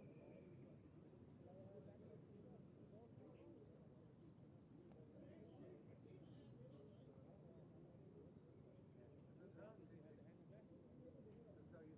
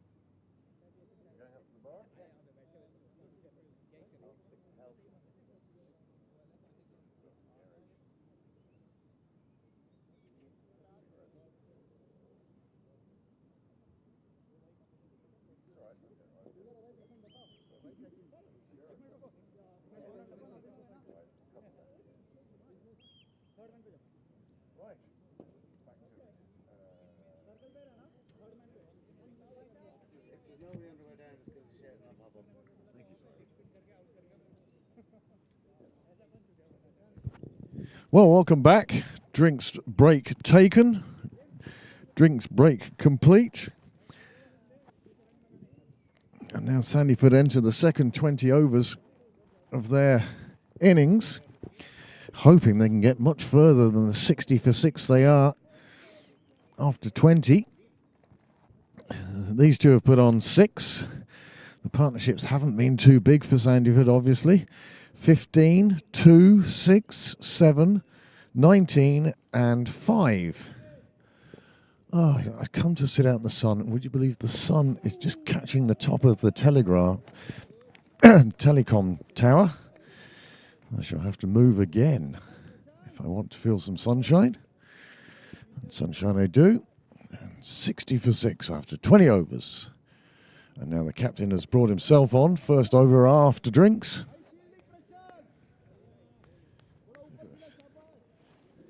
Put the bench out in the sunshine.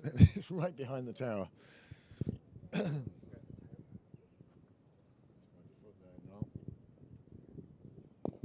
This one just played away on the leg side, through square leg. The fielder dives for it, but can't quite get to it. And they're going to take a second, and they will do so quite safely. It would have taken a direct hit to be anyway close. And it wasn't a direct hit, and it wasn't anyway close.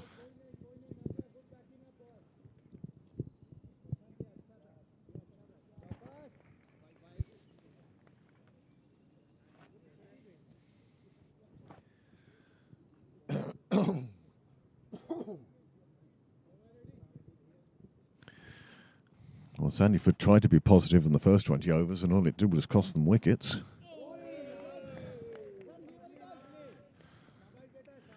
Now the skipper has brought himself on to bowl.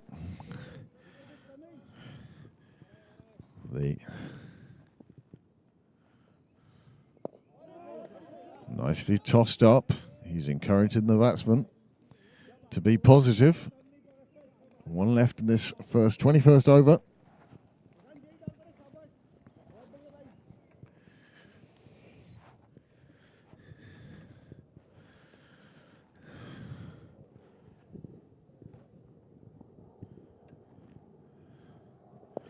It's played out on the leg side, and it just bounces in front of the fielder there. That could very easily have been another wicket. The bowling changes have worked well for the skipper today in taking wickets. He goes wicketless with his first. But a fabulous start. The score has moved on to 62.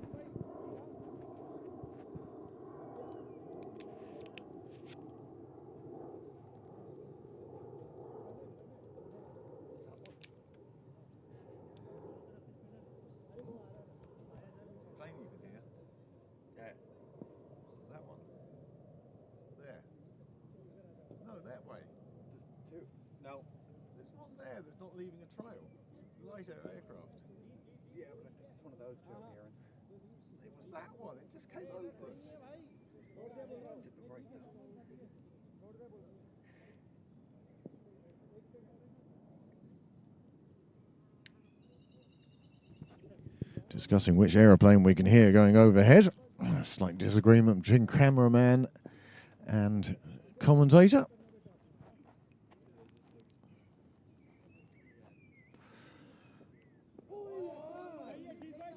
Well, batsman leaving that one. Brave decision. Another one bites and turns. He could be in big trouble with that. Getting a few words of advice from his batting partner at the non-striker's end. Just played away on the leg side.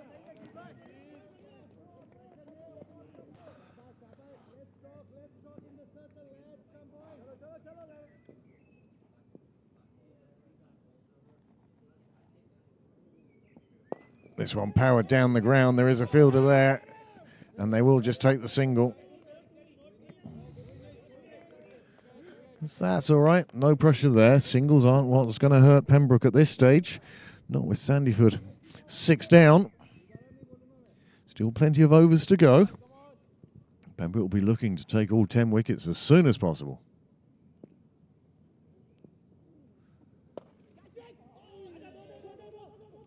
That one hit the hand of James Cresswell. He saved the boundary. But he couldn't hang on to the ball. Crashed at him at high speed as it was.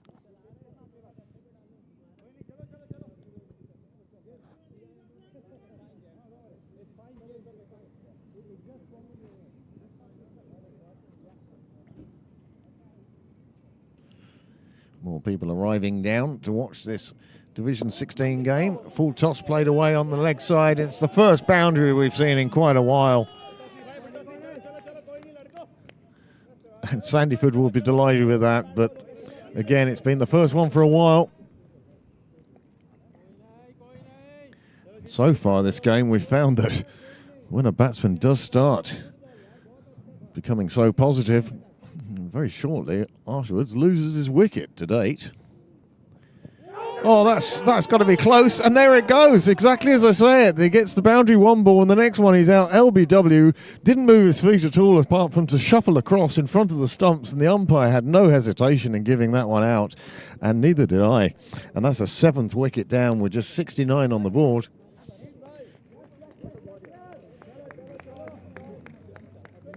We're at that time in the scoreboard where we say, hello, James. Well, there you go. 7 down, 69 on the board, and 21 overs. I was going to replay the ball flying past James, but that's gone now. Well, this is the one we see.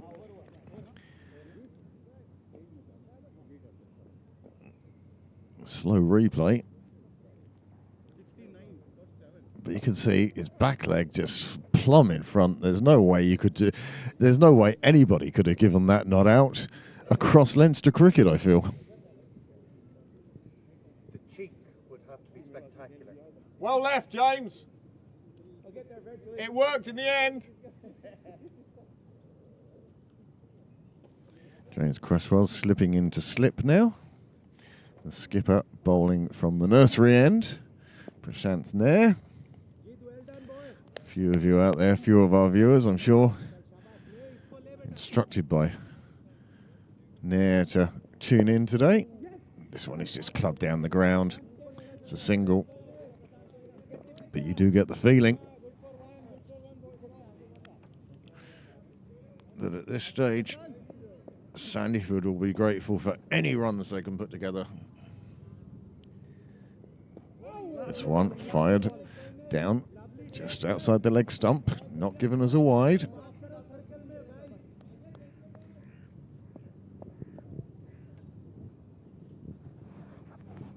Oh, it's a full toss, high enough to be a no ball, surely. And it's been put away as it should have been for 4 runs, and that's possibly the worst delivery we've seen today. It'll be interesting to see how he comes back from that. That just seemed to slip out of his hand. It was overhead height, down the leg side, and the batsman just swiveled and played it away quite handily for 4 runs down to long leg.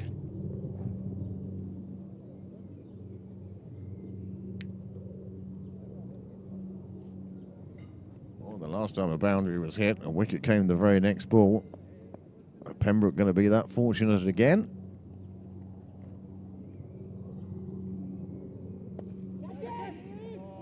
They nearly were. Batsman doing his best to steer it to the fielder's hands. It bounced just in front of him.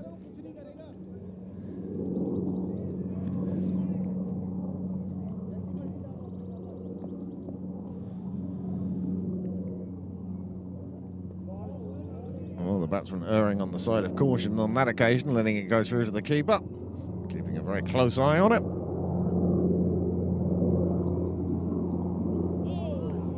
This one signalled as a wide, just too far outside the off stump. It's all busy here on public transport. The dart heading into town, the helicopter heading over towards the southwest of the city. Good length ball, well dug out by the batsman. It just feels like a bubble's going to burst somewhere here. And he's given him, and again another wicket. The 8th wicket falls, the captain takes one. 8 down now with just 76 on the board. Sandyford in heaps of trouble in the 23rd over. And this really is the sort of April cricket that Niall and I have seen many, many years over our cricket careers with Pembroke. And I had the one that didn't quite carry his cue to replay, so sure enough, wicket falls to get rid of that instead. And here it is, the skipper not leaving the umpire much choice here. Keeping it in line, he'd been outside off. Then he bowls at the stumps, and the umpire agrees with his assessment, his appeal, and the 8th wicket falls for Sandyford, and 76 on the board. Batsman number 10 now enters the fray, and it will be a very sorry card.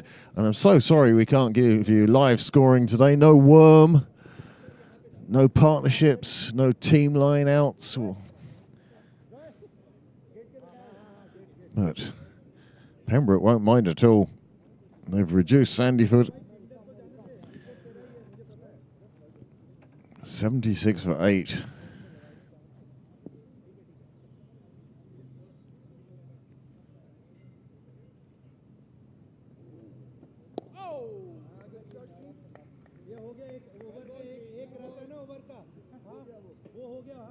You know that come the second innings, Sandyford are going to come out at this all guns blazing. It's going to be their only way to salvage a victory here is to take 10 Pembroke wickets and take 10 Pembroke wickets quickly. Slight change in the field. For Prek coming up from third man into the ring on the offside.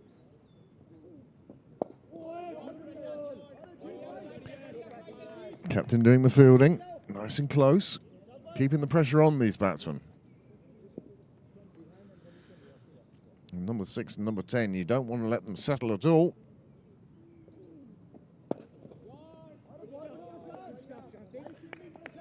Another good stop by the skipper, getting his body behind it. And that's the level of commitment we've seen. We saw it yesterday with the fielding of Eli Clark. We're seeing it today as the captain's leading by example in the field. Play down past the slip. And they're going to take 2 here. Every run is going to be considered vital to them. James Cresswell it is who does the fetching and carrying. 2 easy runs onto the board. You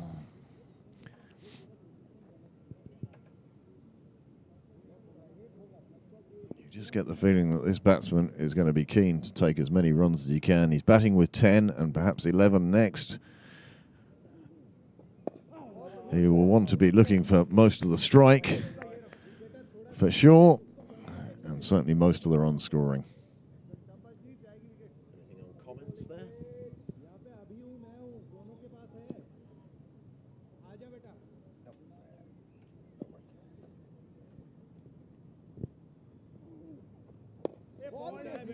Keeps this one out as well.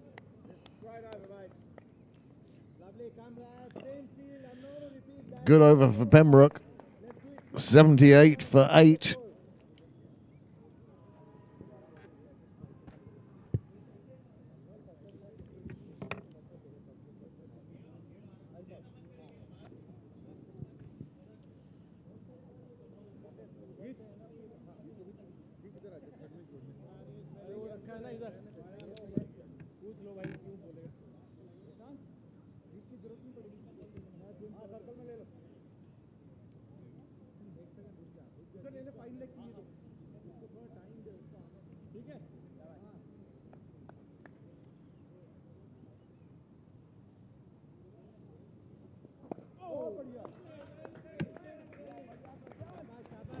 Captain remains on at the nursery end. He'll be looking for his 2nd wicket and for the 9th for the team.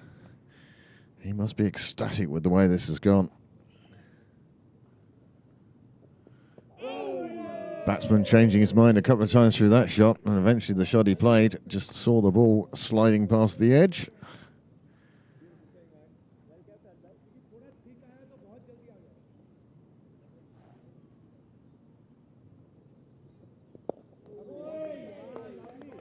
Another one just played away on the offside. Survival seems to be the main concern.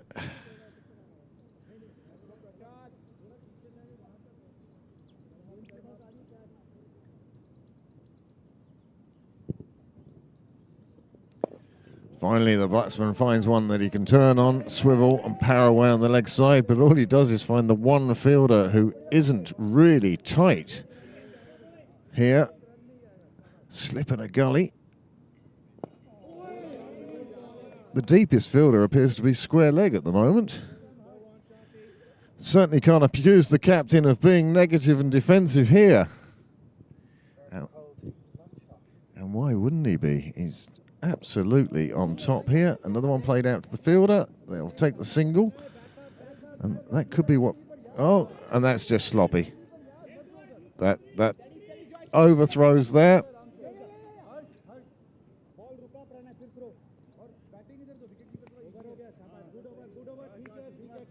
You don't want to discourage the fielders at all.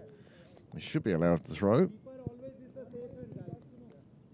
Everybody should be alert and backing up everything. On this occasion it was allowed to go through, which allowed Sandyford to... First bit of sloppy play from Pembroke, really. Well, there was a midfield earlier on, but by and large it's been tidy and tight in the field. 25 overs gone now, and it's 80 for 8. There wasn't enough hot water to bring you sugar water. I've got my Vic hit on the desk.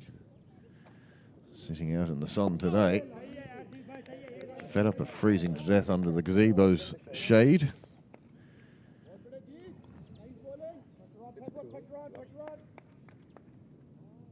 You need a light.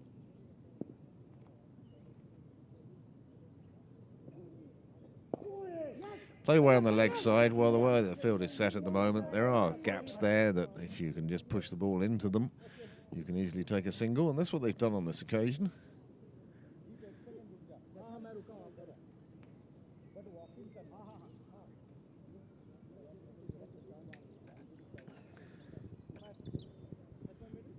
Again, square leg is deep, but everyone else is within the 30-yard circle.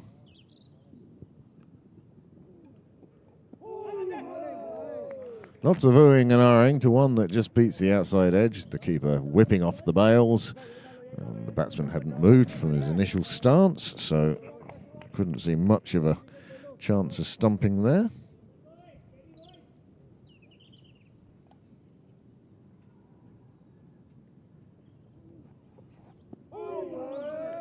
Another one through to the keeper.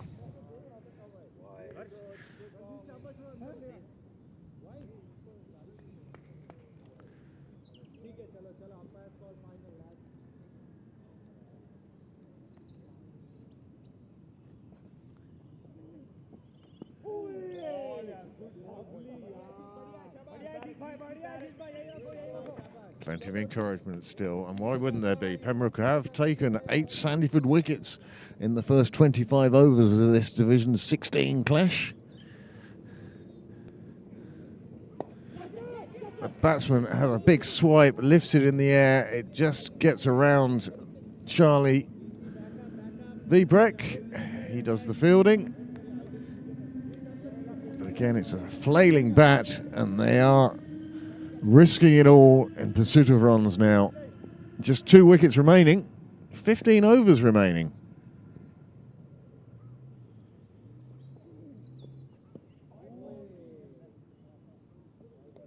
Wide given by the umpire.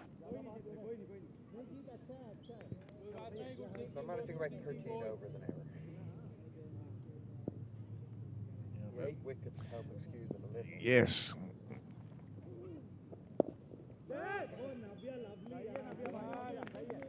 It'll be something that the captain will want to look at for the next game. At little ways he can speed up the innings.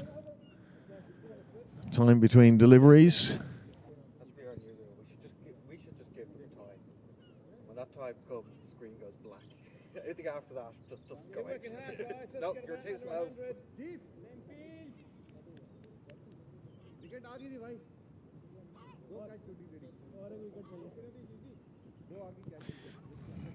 Captain Nair. He will continue from the nursery end now as Pembroke go in search of these final 2 wickets. How that missed anything. Took some pad. It was probably on height. No. Might have hit him outside the line. Saving grace. I have the replay queued, so sure enough. Well, if nothing happens between now and the end of the over, pushed away on the offside. You can see this batsman is just a little wary here. He's expecting it to spit and bounce and turn. Has a big swing at that one. It wasn't there for him. If he connects, it's definitely going to reach the boundary. But it's that if you can keep your head. And that's much better. Proper defensive shot on this occasion. But that's good. It's a sign that the batsman is playing it on its merits. He's not premeditating what he's to do. He's keeping an eye out, though, to be positive as well. Getting that front foot. He's almost, his starting stance is a forward defensive.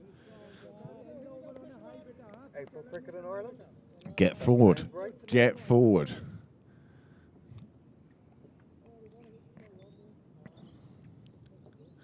This one given a bit more air, it takes the edge. The fielder just almost teasing them into trying to take a single. They didn't. It's the end of the over, and the number 10 batsman, he survives his over. Replay of him surviving then.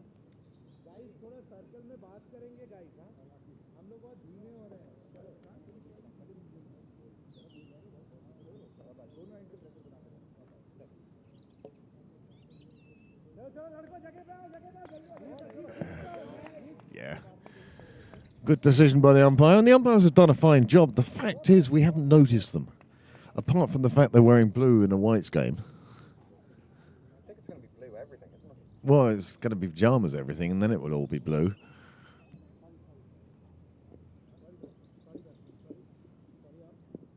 I do wonder how long they'd have played with black side screens. Yes, I think they would have played most of the game. That one's cut away. Cresswell is doing the footwork fielding. There's a strong ring on that offside.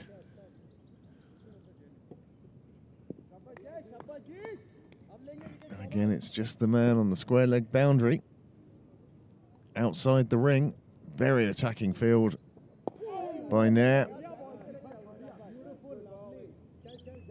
He said he wouldn't be known as a defensive, boring skipper, and that's certainly been the case in the first innings of the first game of 2024 under his captaincy. Pembroke fifths. Well, it's a different team.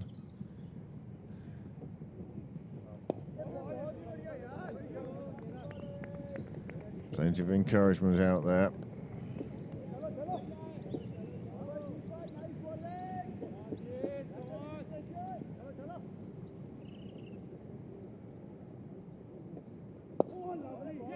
Played down on the ground, they go for the single. This is clever play by the number 6.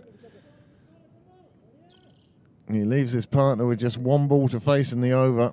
And even if they just take one and over, it would certainly be of assistance to them rather than getting out in 2 overs. This one played down. He's looking to play it down at the slips.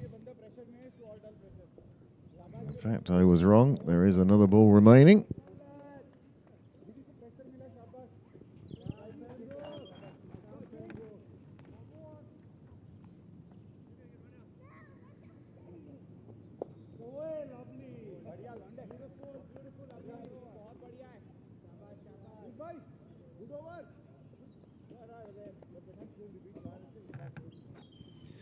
These two now, well, they came together in the 23rd over. We're now into the 29th.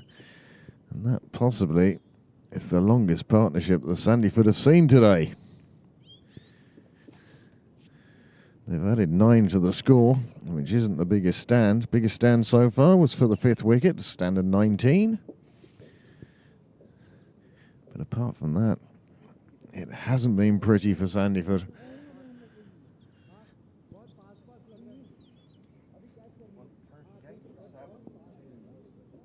138 for 7. Clontarf 2's making a bit of a recovery. And they're starting to get to the sort of total that we think is quite a good score for April. That's big shot out to the Wheelfield Road gate. And it's running away. It's stopped inside the boundary. The batsmen are debating whether to take a third. They decide against it, and perhaps wisely in the end, although I felt that they would have made it if they'd gone straight away. Just after 3 o'clock, Sunday afternoon, Sunday the 21st of April.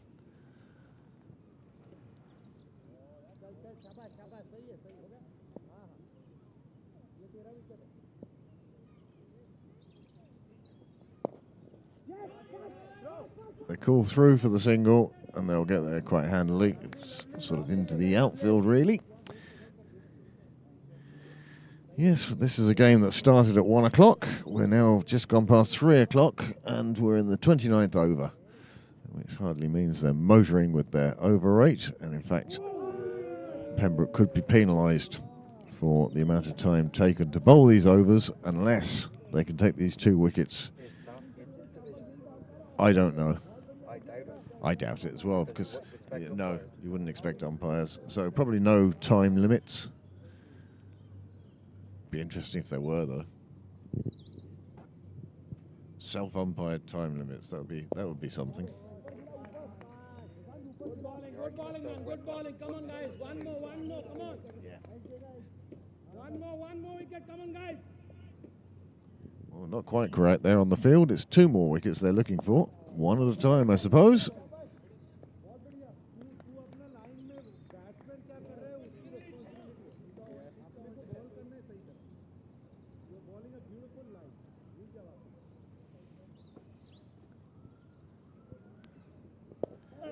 One thing I would mention at this point, at the end of the over, with the score on 89 for 8 off 29,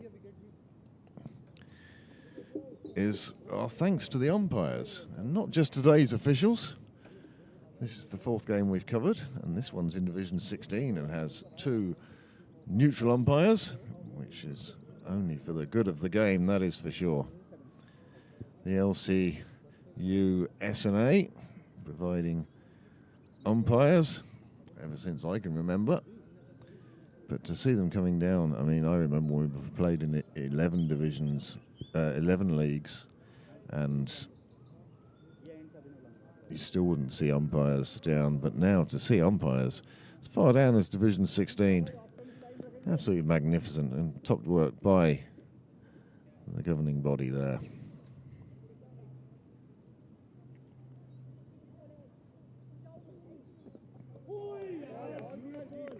Bit of a swing outside off. It was a bit wide.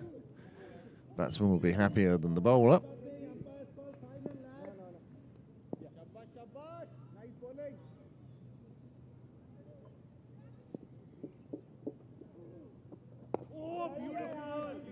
Nice delivery. Batsman felt he could do nothing but showed a straight, flat bat.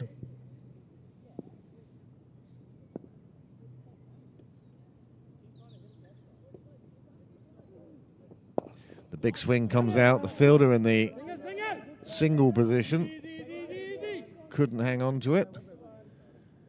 And it's returned with interest to the bowler. 1 onto the total. Sandyford's first target, which must be to get to 3 figures, gets that little bit closer.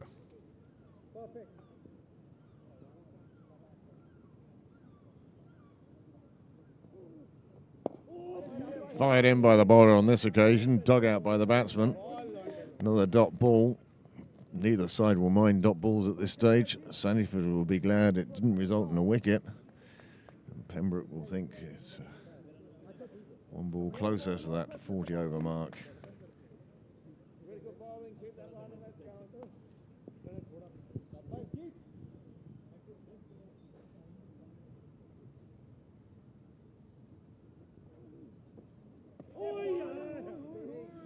That one going the other way, I think. Batsman read it as well as I did.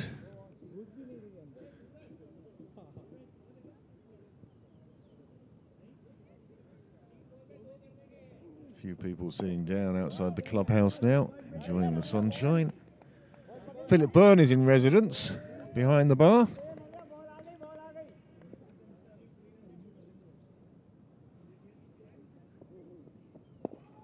That one is pulled out onto the leg side. The fielder has put it down and it's gone all the way.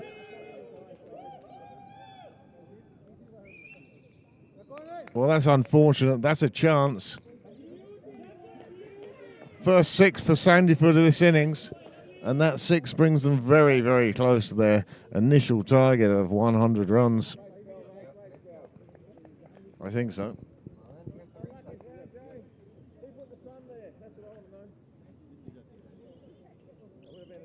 Well, big hit. I don't think it was so much the sunlight or the sun, as he just never really got into the right position. 96 for 8 then, with 10 overs remaining. Will Sandyford see it through to 10 overs? Can Pembrook knock over these last 2 wickets for the minimum cost? Oh no, that's there. If I was wearing a cap like you, I'd be fine. But that's fine, yeah. That's great. It's in the air again. There is a fielder underneath it. He's taken it, and that is the 9th wicket. The 9th wicket falls, 96 on the board. That's a good partnership. A partnership of 20 put on by the number 10 and the number 6. And they have done very well. And they've at least given Sandyford something to bowl at. If they get a few early wickets in the Pembroke innings, you could sense that they could put some nerves in there, and who knows what happens in this game. Here is the replay. Well, he'd been put down the previous over. A big hoik at it. Never really got enough on it. Only lifted it really out to the fielder, and the fielder made sure of it close to the ground. And that's 9 down now. And 96 on the board, and this the 31st over.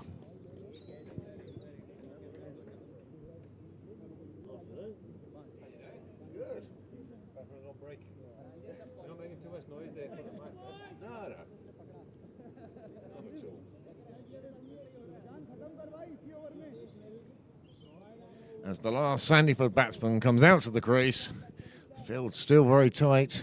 Still only really that square leg that's outside or on the edge of the 30-yard circle. Everyone else in there searching for a catch, searching for this 10th wicket. The batsman comes forward and just leans on the ball.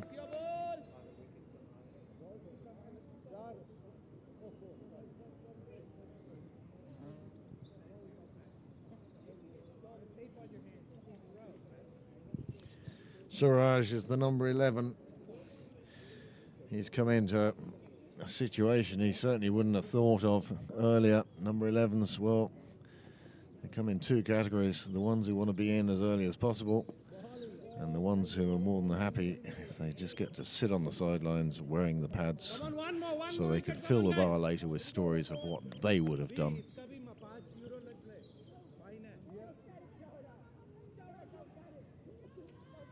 Tossed up this time by Nair. Well kept out by the batsman. He's surprised to find himself in the middle with 10 overs remaining. Or maybe not. Big swing. Big swipe, more than swing, really. You're not going to find that in any coaching manuals unless it's the Lumberjacks coaching manual. I've certainly played in plenty of teams batting at number 11, where I felt confident that over the course of the season I'd get quite a lot of time in the middle. You were never 11. This one's run down, blind side. Fooled everyone. Given us buys. खत्म कर last wicket ले ले भाई You batted everywhere up and down the order. After a lot of 11. Oh yeah, you did spend the time at 11.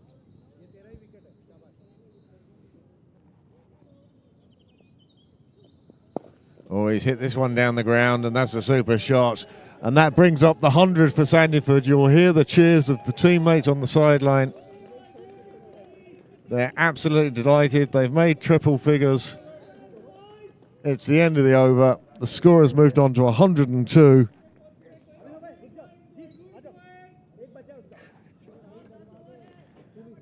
Quite agricultural. But 102 for 9 now.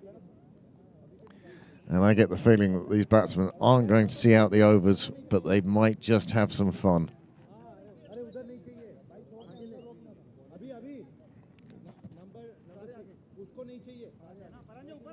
Change of bowling. Abs coming back on. He took a wicket with his first ball. Well, Pembroke bowling figures would have made very interesting watching if we'd had live scoring today. Cricket Leinster, of course, have put in a plan that each club will get a tablet for their home games so that they can provide live scoring. And if nothing else, once you've done the live scoring, there's no need to enter a scorecard. So it makes sense if you're a captain to find somebody who is willing to live score your games, which is a lot easier than paper scoring. Press a button each ball. It's a lovely system, well worth learning. We certainly appreciate it in the broadcast area when we do have those facts and figures and graphs and the such like available to hand.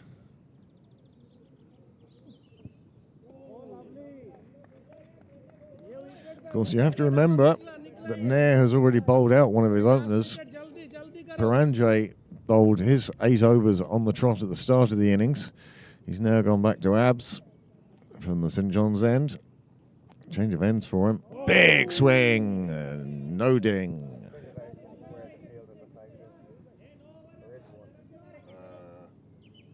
Down at third. Charlie's down at third. I thought there'd nobody out there for a while.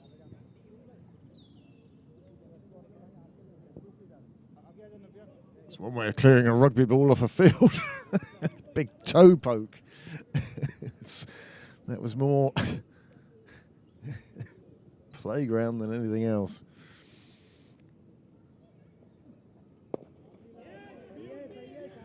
Well, you could tell from the cheers he's getting on the sideline from his teammates that perhaps expectations weren't particularly high for this batsman, but he's doing a good job. They've already managed to put on 8 runs for the last wicket and have certainly shown a couple of their colleagues how it should be done. There seems to be no intent from this batsman to go for the big one. He's keeping out all the straight ones at the moment, but how long will his patience last before he decides, we'll have a go at this one? Lets that one through to the keeper. Good showing, good judgment. I think there's 2 balls left in this over. Another fact that we miss greatly without live scoring. Got to count. Hmm? Got to count. I watch the umpires more than anything else. Fired down the leg side. The umpire is going to let that one go, and that is the over. And that's 32 overs gone now with the score on 102 for 9. Pembrook in search of that final wicket to close out this Sandyford innings. Sandyford looking to hang on every run they get now is a run that Pembrook have to get later on. They really want to give their bowlers as much chance as they can.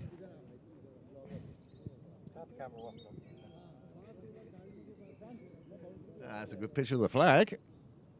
If the wind would blow the right way for you for a minute. This week sees the anniversary, as is every year, the 24th of April, 1868. The Pembroke Cricket Club took the field in its first game against Sandyford team and fell to a Sandy Mount team, not Sandyford, playing Sandyford today. How appropriate that would have been if it was the case, but yeah, playing a Sandy Mount 11, and Pembroke fell to defeat in that first game. But that's the start of the Pembroke club, and here we are 155 years later, still here. Big swing. It was too wide. The umpire gives the run. Watch the bowler just make the adjustment here. If the batsman's going to play that shot.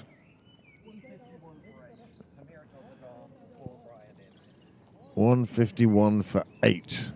Clontarf in the second 11 Premier League game over in Castle Avenue. Oh, just past the edge of the bat.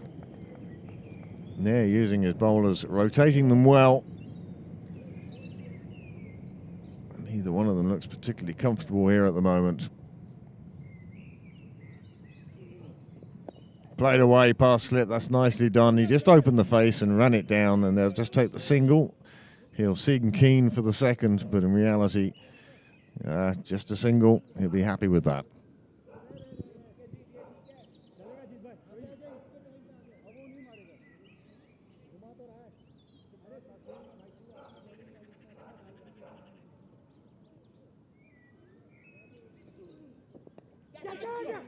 Oh, one that gets over Cresswell's head. He chases it down.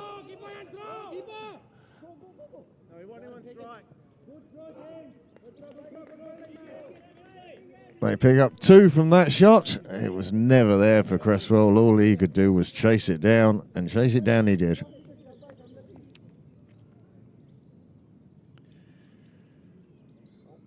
Such a lovely, peaceful day. The bird song in the background, just adding to it. The bowler was convinced, the umpire wasn't, and neither were his teammates, really. Not much support in that appeal. Wicket-keeper keeping very quiet. No need for that. And we move on. I've known they were having a chat, I would have got the replay in.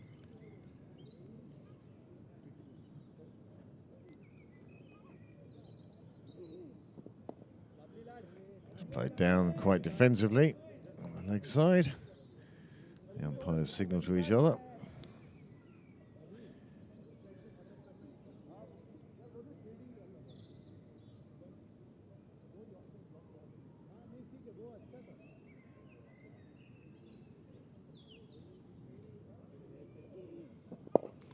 That's a nice shot out on the leg side. He'll only get a single for it.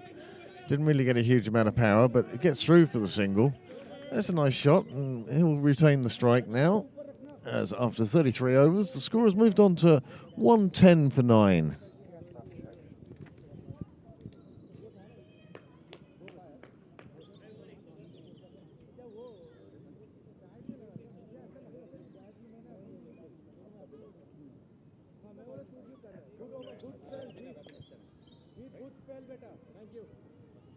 My first reaction was that it was more chance of being out than you seem to think it had.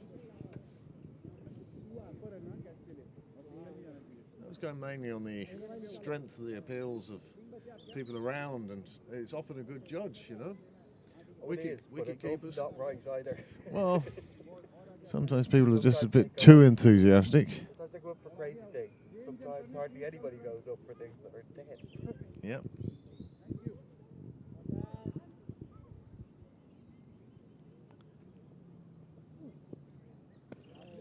Thudding into the keeper's gloves, the first delivery from Abs from the St John's end.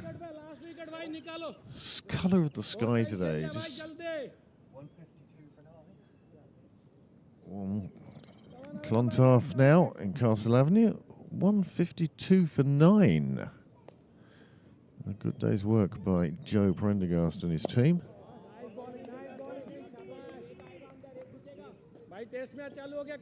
Come on. Come lads, 1 wicket away, boys. I only rewound to watch some of the wickets fall then.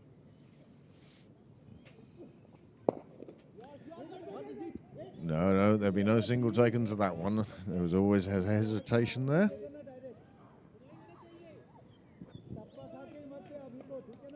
Okay, sir.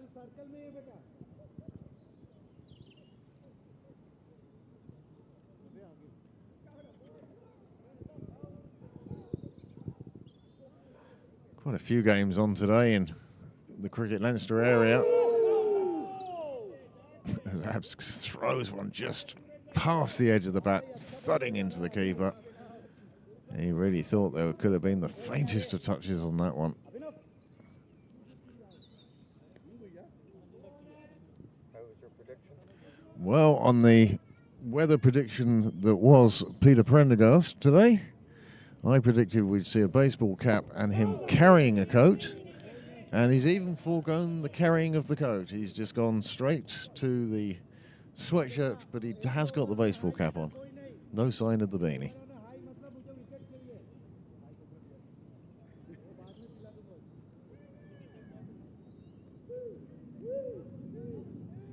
If you are watching this game up at the pavilion and you see Pete Prendergast just coming up towards you now, be sure to ask him or tell him, nice pink hat, Pete. And let's see how many people along the wall do that.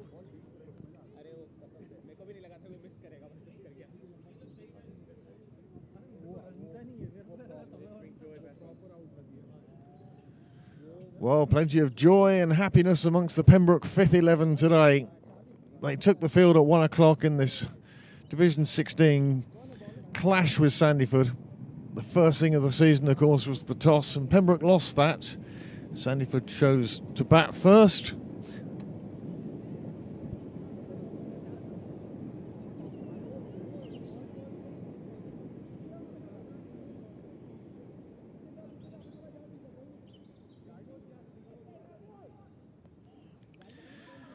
And since then, it hasn't gone particularly Sandyford's way. They won the toss, but very little else. They lost wickets in the 4th, 5th, 7th, 11th, 15th, 18th, and went into drinks 60 for 6. It hasn't really improved for them in the second half either.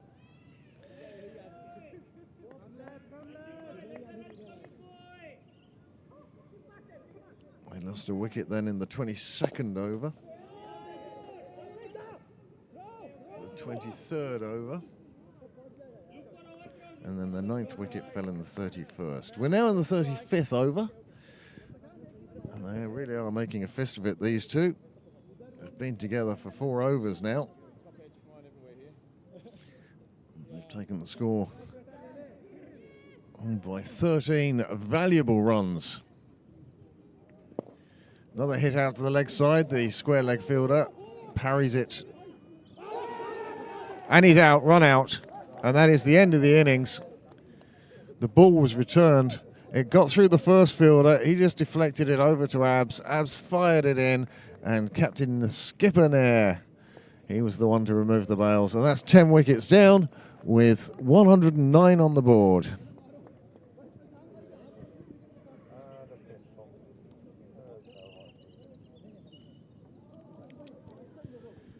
Well, that's after 35 overs. I suspect the umpires will decide to take a full break here between innings.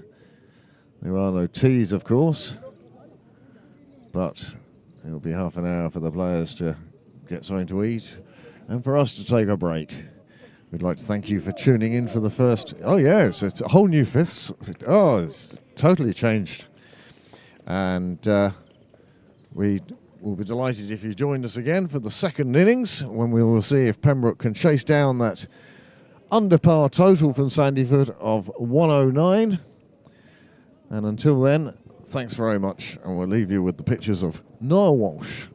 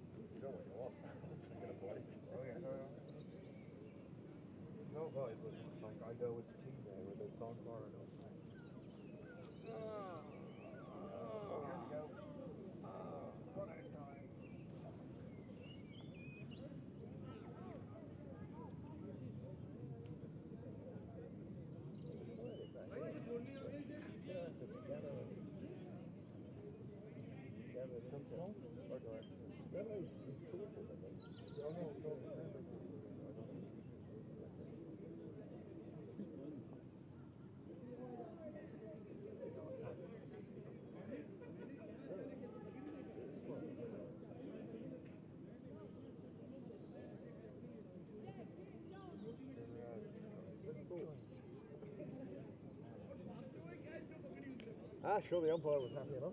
Oh no, I think it was good. I'm just saying, I don't know. They're still alive. I think I have to go for a minute. They're not live. Frank.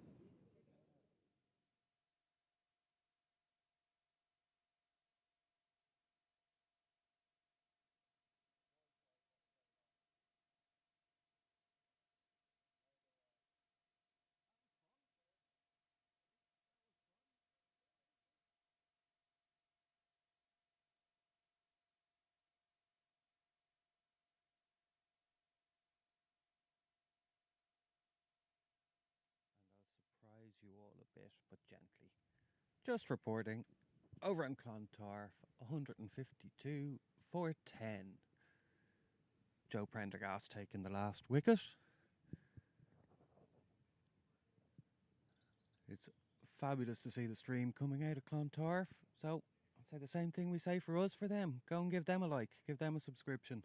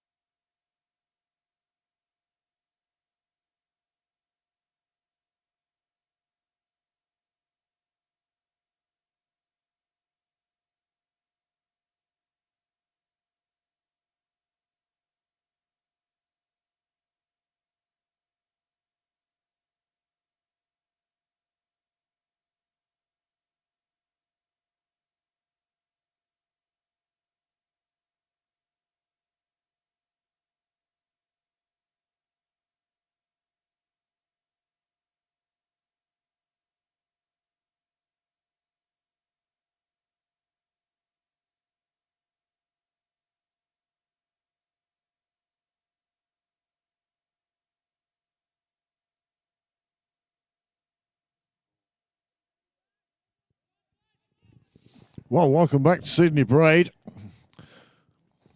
Sunny spring Sunday in Sydney Parade.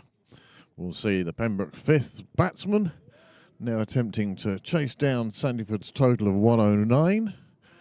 110 is the target.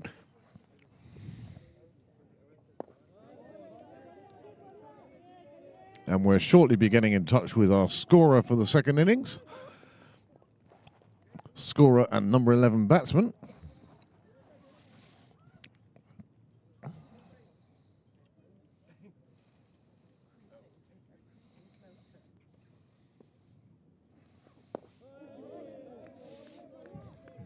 Good, solid opening start here.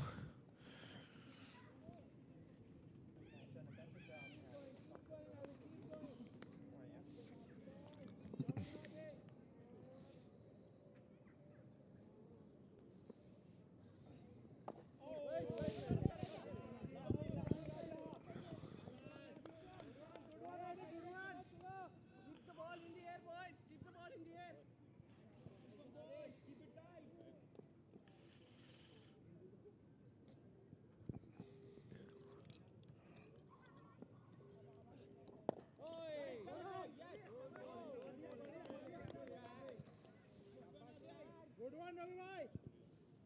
That's the line.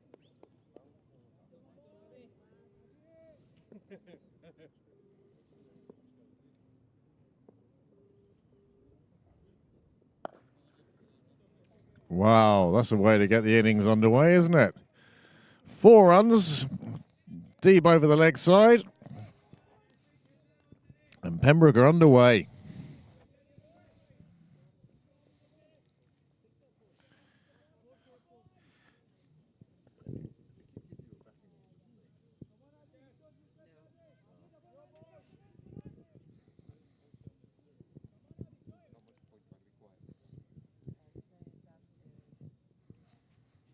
It's harsh. Harsh Chowdhury. And he's gone. And the Sandyford players are cock a hoop. They've made the breakthrough. In this, the first over. Harsh not particularly pleased with the decision, one feels. But he makes way and he heads off. Just 4 to his name, 4 to Pembroke's name. And suddenly, Sandyford will feel they are back in with a chance here. First Sandyford wicket hadn't fallen for the 15 runs. Oh. Do you think it's because it's a common thing to do, or do you think that's in response? That's the good word. Thank you, Niall Walsh. He's got his knee all over the middle.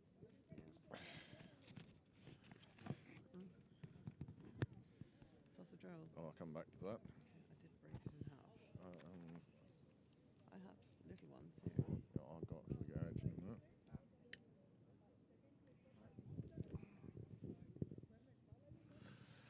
So, with 1 over gone, 1 wicket gone, and only 4 runs on the board, Sandyford starting to feel like they might be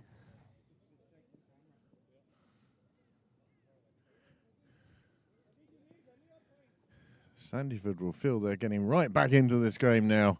First wicket down, and that the end of 1 over.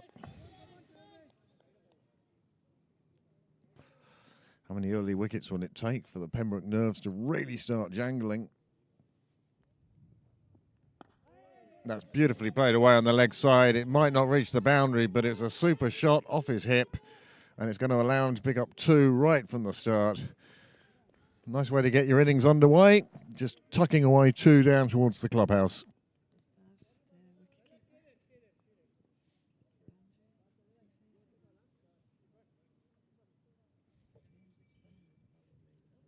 Valuables bag. If she could, it would be brilliant. I don't know how much she's got. And there's the second wicket, and Sandyford really are right back in this game. Well, batsman just looks down the pitch in disbelief. It's an April wicket. It's going to cut. And it cut back and it knocked over the off stick. And Pembroke suddenly find themselves 6 for 2.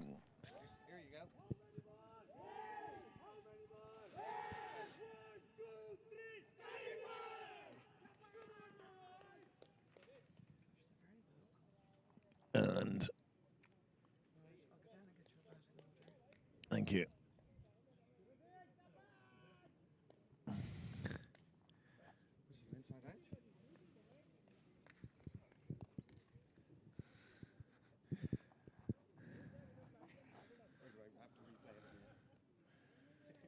Well,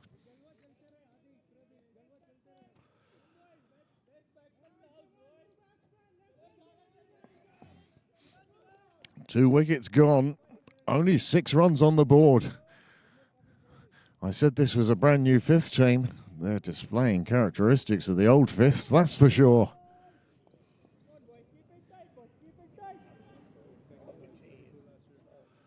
Sandyford with all 11 fielders. Oh, 9 fielders, 1 wicket keeper, 1 bowler, all inside the circle. All in very tight as they hunt down this 3rd wicket.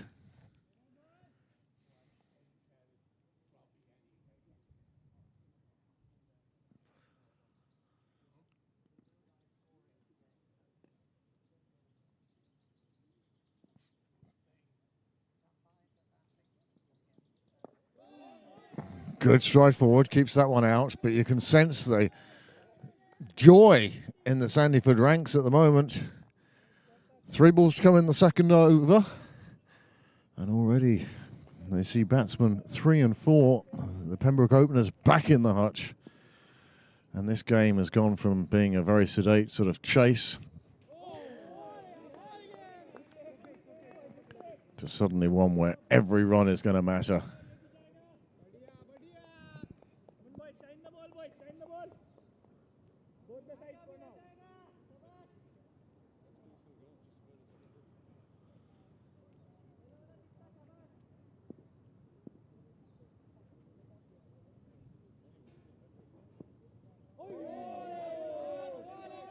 Number of players in this Pembroke side who are making their debut today.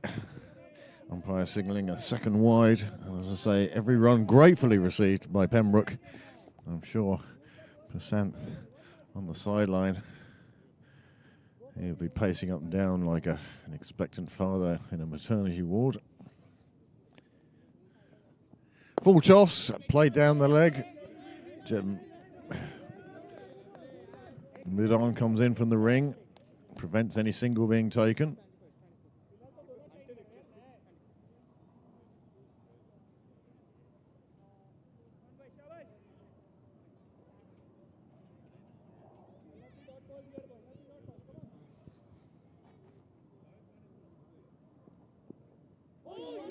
Goes down the offside to lots of oohs and ahs from the fielding side.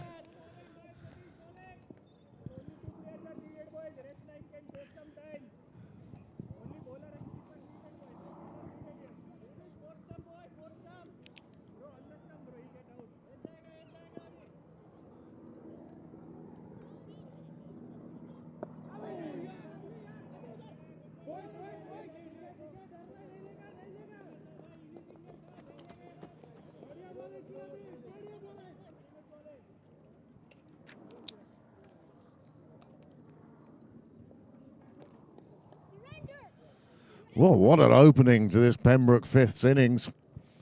2 wickets down, 8 runs on the board in pursuit of 110. Should be well within their compass, but surely the nerves will start juggling now. 2 wickets down, both the openers back in the hutch.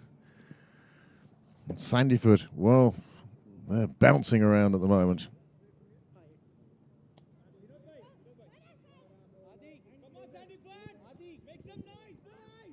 Plenty of cheering going on amongst the fielders.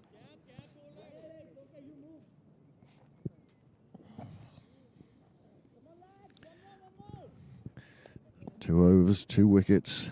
They'll hope to keep that streak alive in this, the 3rd over.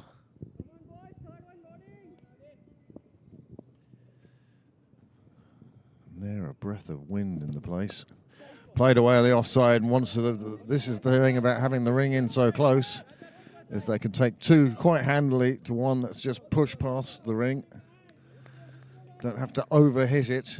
They nearly reach the boundary anyway, but they pick up 2, and that's double figures for Pembroke, and just 100 required now for victory in this Division 16 clash against Sandyford thirds.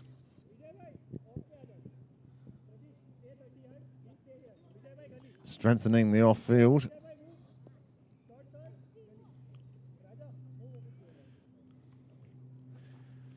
He certainly doesn't want to stray onto the leg side now. 6-3 field.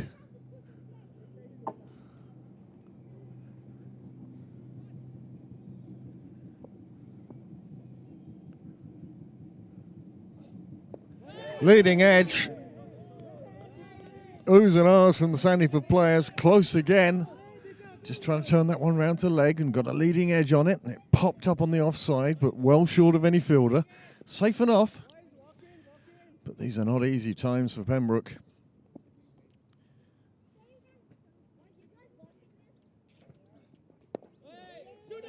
Played away on the leg side. It'll be another dot ball. That will keep Sandyford happy. And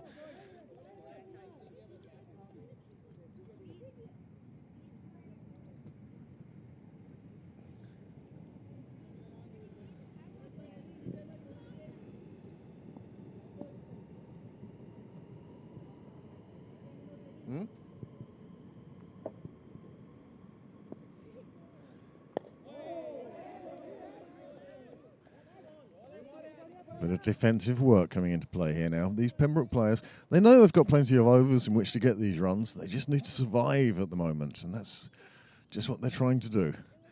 Bowler coming round the wicket.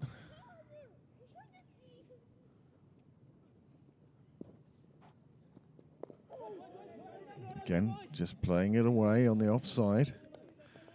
Sandyford fielders, well, they're all keen and they're all on top of everything right now, and why wouldn't they be? 2 wickets falling in the first 2 overs. You don't have to go that low. You can just stand up, you'll be grand.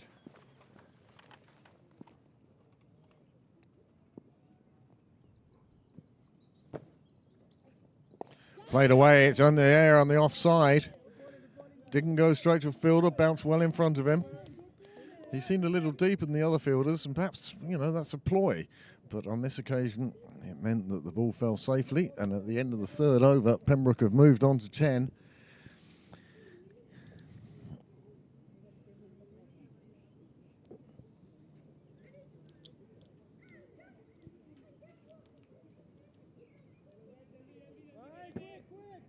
The 4th over was where it all started going wrong for Sandyford.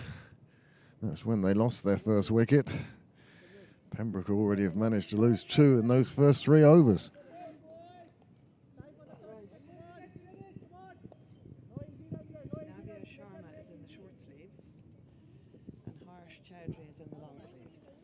Excellent. Thank you very much.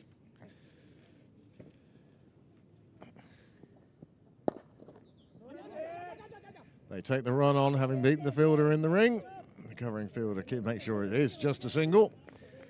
And Pembroke move on to 11. Both batsmen now off the mark. As I say, they'll be looking to rebuild here, put together a bit of a partnership, perhaps soothe the jangling nerves of skipper Nair.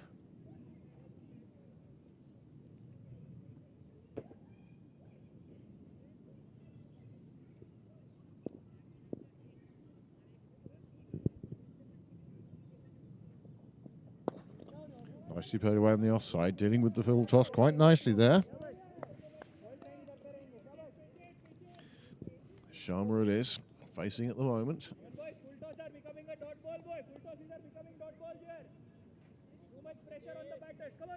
Until clubs start putting numbers on their back, I'm afraid, I'm going to be pretty clueless when it comes to the Sandyford players. This one played away towards the slips, quite deliberately played down.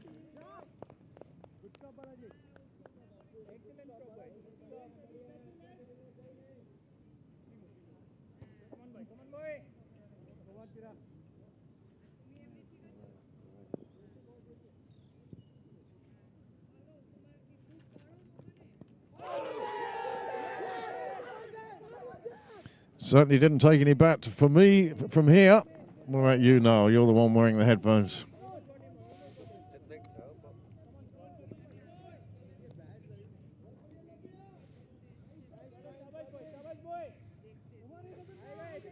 Seemed to be sound of ball hitting pad.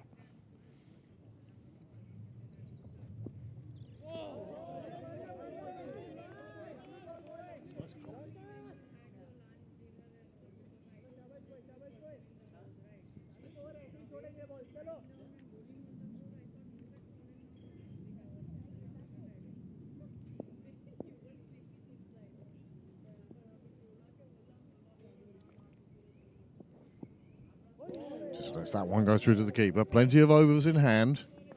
No great rush. Run rate required is sort of Michael Clark calculation-ish.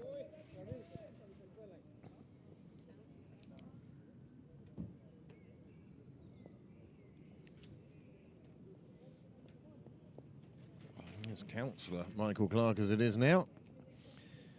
Very soon, I'm sure it will be Michael Clark TD or MEP.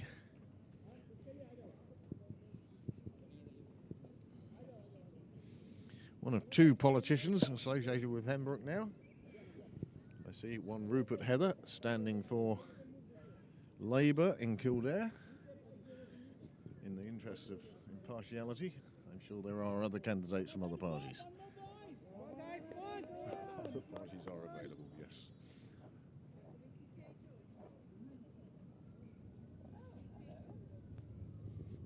And one of the least surprising developments of the day.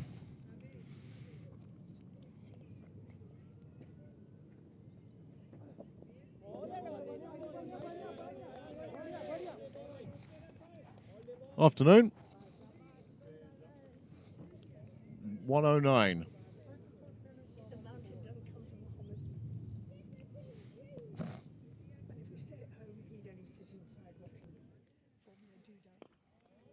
That was on earlier this morning, though.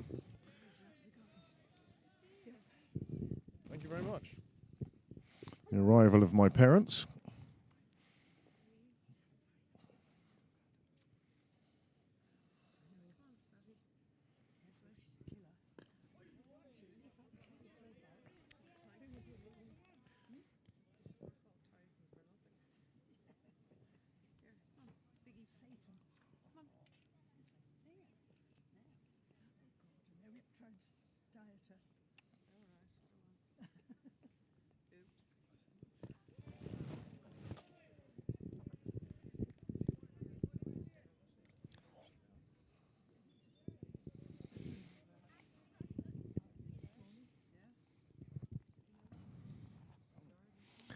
Slight delay in commentary there. The arrival of my parents.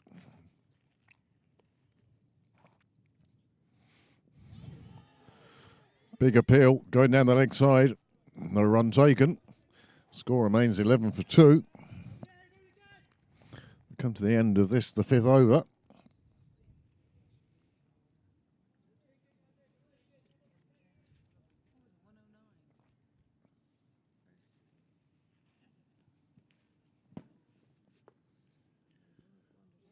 This one fired through. Keeper takes it handily enough, and that is the end of the 5th over.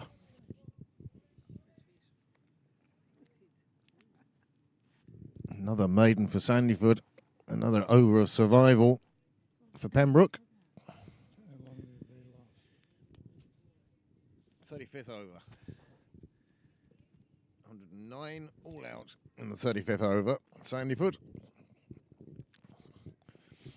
Nobody really making any big contributions.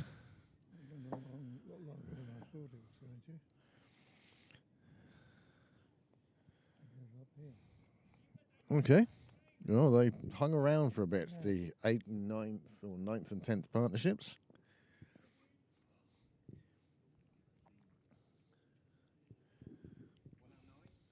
Yep. Well, we're still only in the 6th over. Pembroke scoring very slowly, but that's not important right now. What is important is wickets. They've lost 2 in the first 2 overs. Since then, there's been a bit more dedication. That's you on camera. You see in the top right of the screen, he's got a box in box, and that camera is just showing nothing but the scoreboard. If you stand in front of it,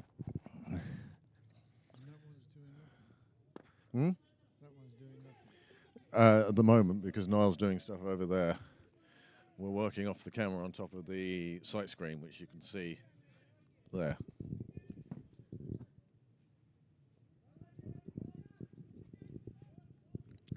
That's the camera that is on view at the moment, the one that gives you the spectacular, what I call the DRS view, straight down the pitch. Biggest help in LB decisions that we have.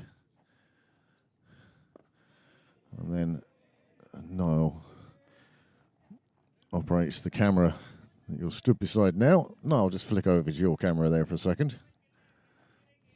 And that's Niall's view, Tony, on the screen.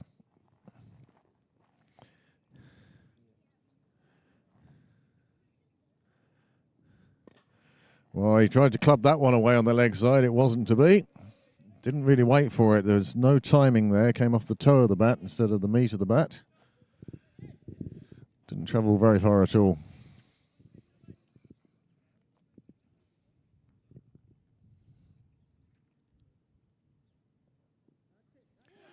Oh, big swing from the batsman. Big appeals all over the field that are quite unnecessary. Isn't there a rule that appealing when you know the batsman isn't out? I thought you were trying to get them given against Pembroke in the first. Well, I believe it's endemic across cricket now. Too many times.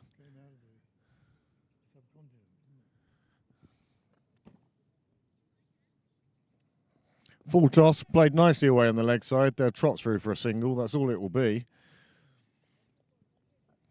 It was just a full toss, but it was a free gift, and he just played it away. The fielder was there in the right place, and that's the end of the over. He'll retain the strike. The score has moved on to 13 for 2 off 6.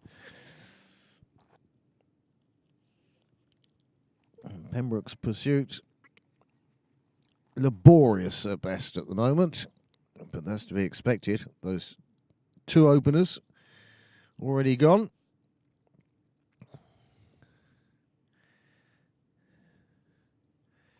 Still a bit of batting to come for Pembroke.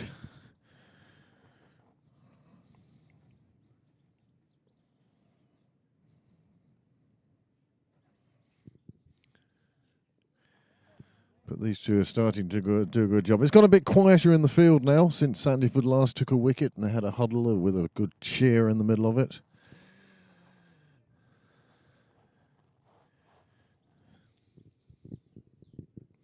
You can tell it's Sunday. Karen McCarthy down particularly early now to come and fetch Simon. I'm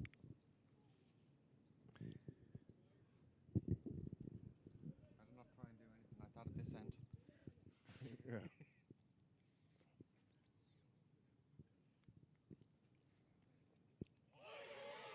Now, I heard that, and it's given, and the third Pembroke wicket falls with 13 on the board, and no wonder Sandyford are cock-a-hoop at the moment.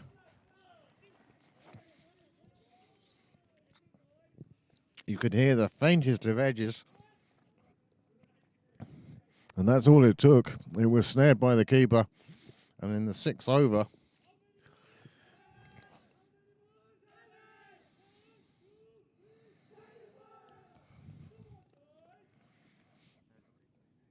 well, if that's going to be going on every game, it will soon be going. Yes. Well, Pembroke do. I understand that entirely.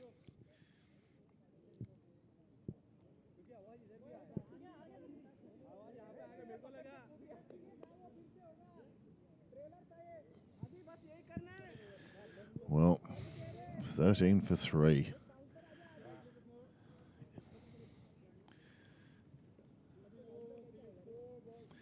.96 more required, 97 more required for victory.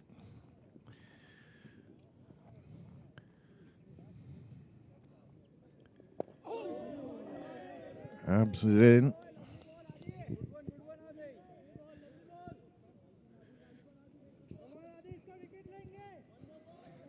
I did think you were trying to put the commentators' curses earlier, being so confident in the Pembroke batting to chase. Well, as I say, you don't know what par is. That has to be a bump ball, ladies and gentlemen. Well, they accept the umpire's decision straight away. No remonstrating, no follow-ups. But very definitely a bump ball.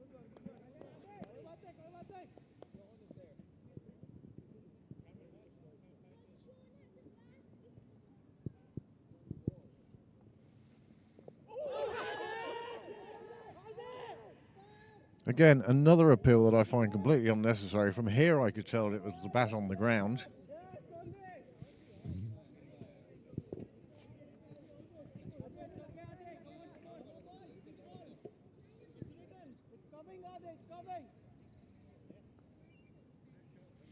But these close calls are certainly keeping the Sandyford fielders on their toes, full of enthusiasm, full of vim and vigour.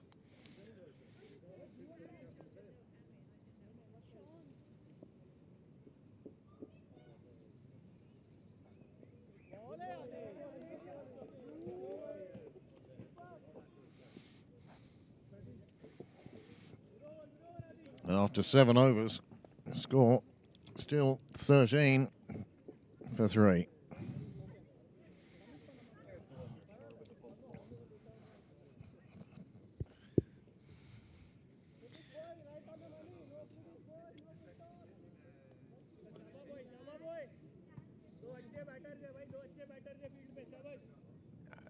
not out at all.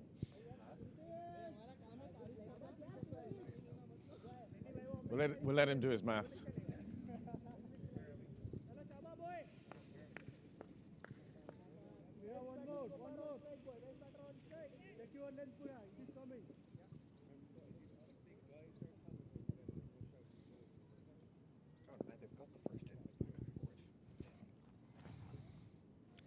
Start of the 8th over.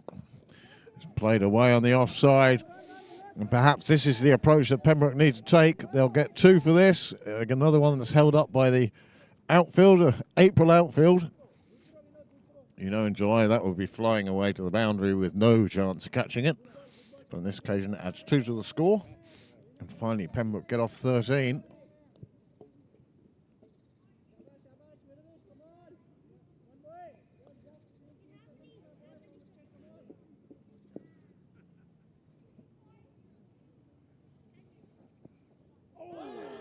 It's another big swing, another needless appeal from the wicket keeper.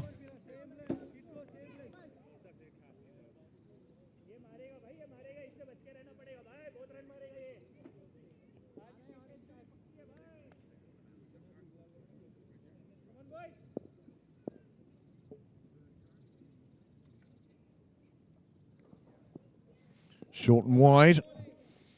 Umpire agrees with me. Certainly on the wide pass anyway.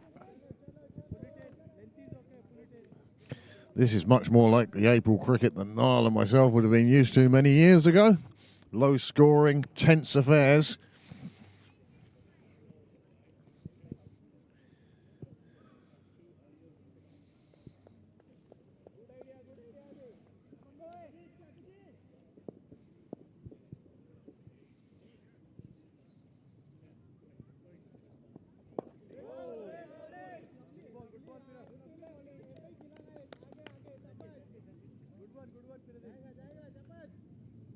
Enjoying being out of the gazebo?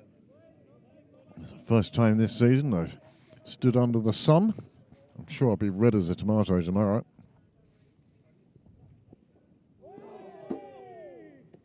Good bowling from Sandyford to keeping this tight. They're not letting Pembroke have any free hits, any loose shots.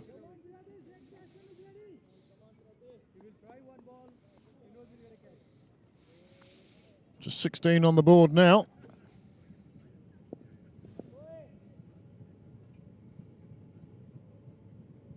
No traffic noise at all today.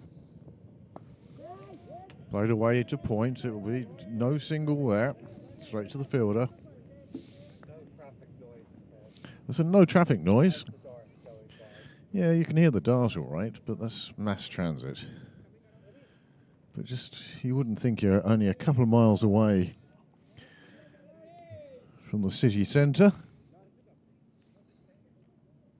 But we're only 5 miles away from being up the mountains as well, so amazing town we live in.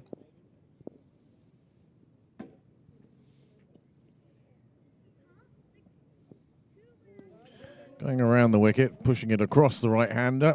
That's the over up. That's 8 gone, 16 on the board. It's not the swashbuckling game we thought it might be today. Any news from Castle Avenue, Niall? 20 the last I looked. 20 for done. 20 without loss. That would be a good start for Pembroke. Come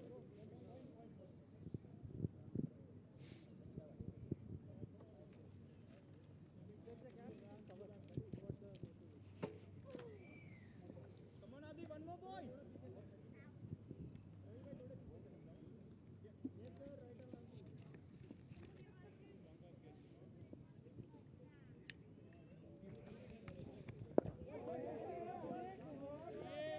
The dot ball just played back to the bowler.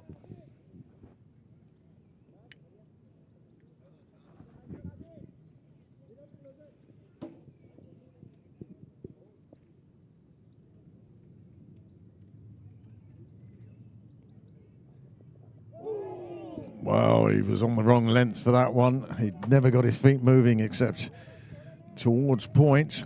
And then he just left his bat there hanging, almost asking the ball just to take an edge. Really needs to get his eye in and do it quickly.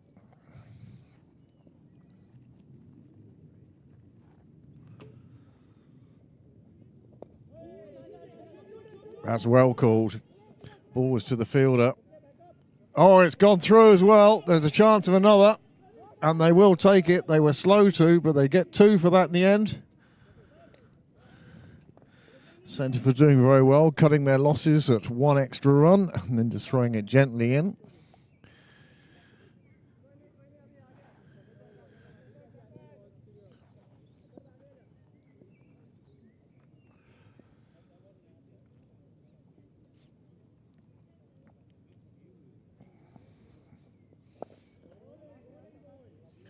That's a nice solid defensive shot.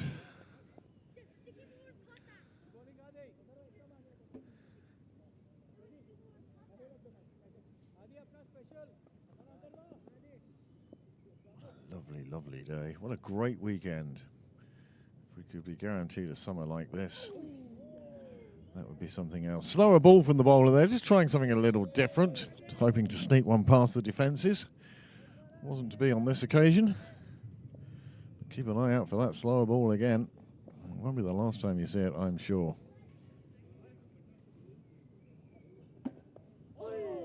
This one played away off the edge of the bat. It's running towards the boundary, but the fielder is going to get there just before the ball stops of its own accord. And they get 2 more onto the total. Finally, Pembroke leave the teens and enter the 20s.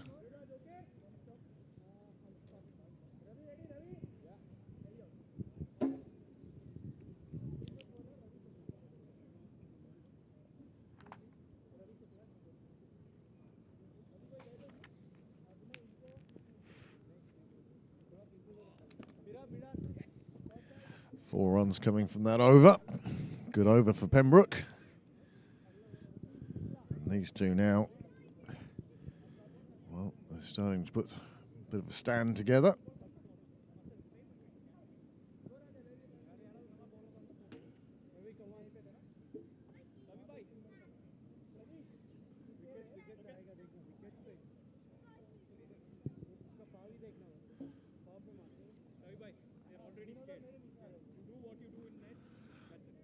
We see field spreading a bit here. Is this a change of bowling already?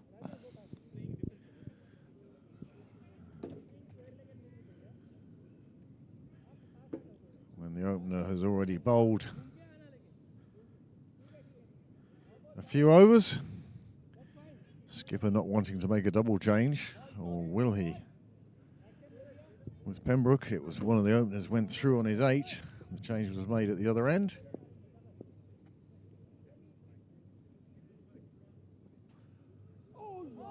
And that's missed by the keeper, and well called through from the non-striker. Abs very quickly, very alert, trusting that his partner would go, and they take the bye, and 1 more onto the total, 1 less off the runs required.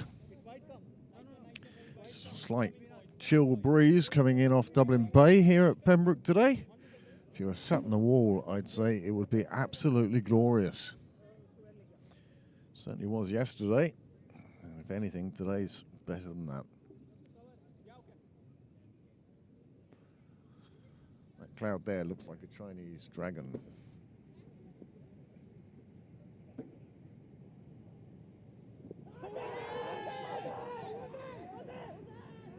Ask again, because the 7th question will definitely be a different answer.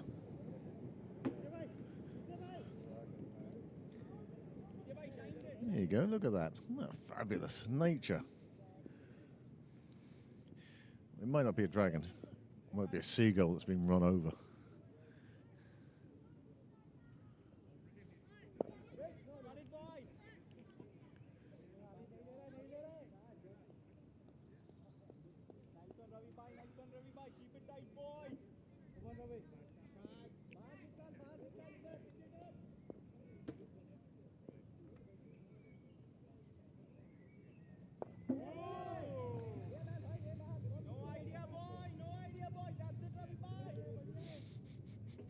Sledging has started.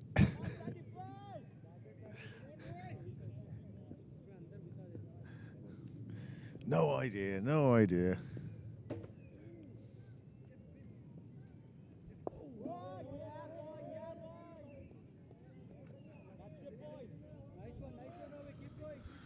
Doing exactly the right thing at the moment. Certainly no panic.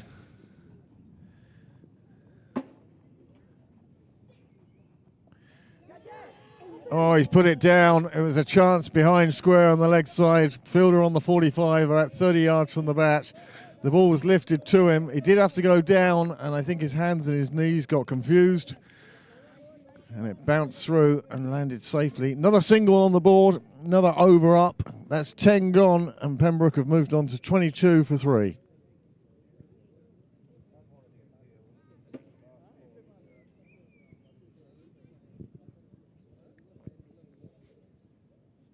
Just lifted it round the corner.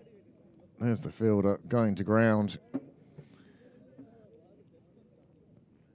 And they couldn't stop the single after that.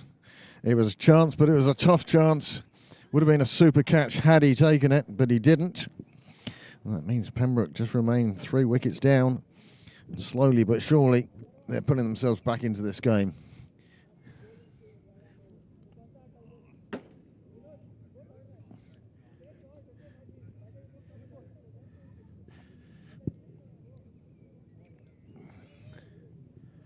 Wait and see how our scorer gets on. I think that's 10 overs gone. Scoreboard showing 9 at the moment.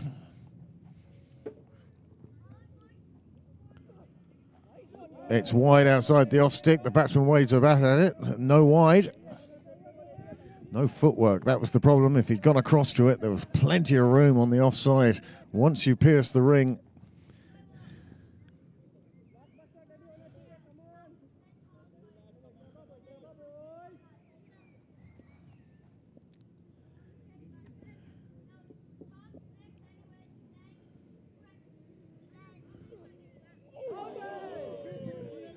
an appeal from third man. Strong appeal from third man.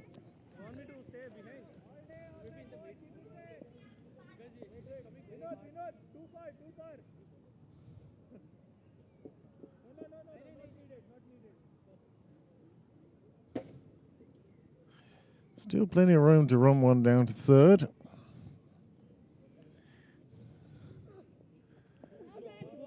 A little bit wide up, and the umpire agrees. He'll signal back to the scorers.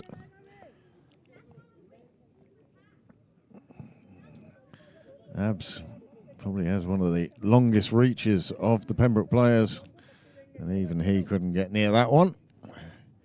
The fact that the umpire then rewarded or penalised, depending how you look at it. Abs playing across the ball again.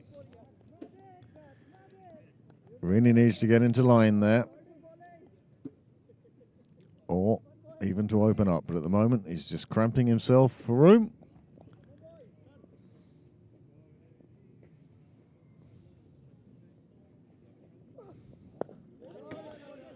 Just played into the leg side. It's a dot ball. 2 to come in the over. Pembroke doing exactly the right thing, just sticking together. These two came together in the 6th over. They've been together 4 and a bit overs now, nearly 5 overs.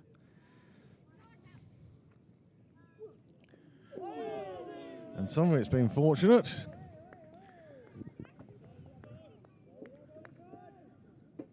But by and large, they've just settled into occupying the crease for a while, quietening down the fielders. And then perhaps later on we'll see more stroke play.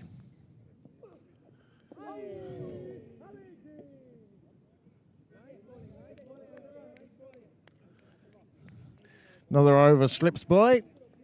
11 gone now. Just one off that over, courtesy of the umpire. And for the first time in this game, Pembroke have lost less wickets at the same stage, although Sandyford found themselves 35 runs to the good. They were 4 wickets down at the same stage.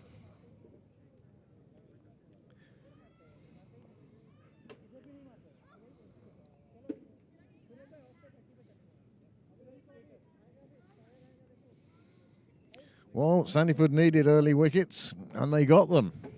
It really has thrown the game into the balance now. Pembroke need a partnership. Pembroke need a star. Left arm around now.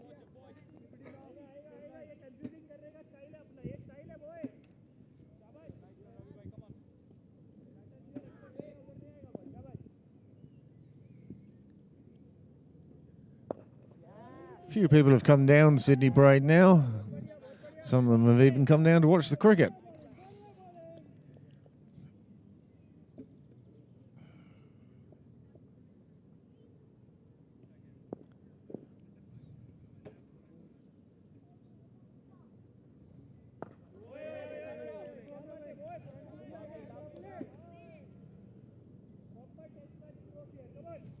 Tight bowling from Sandyford.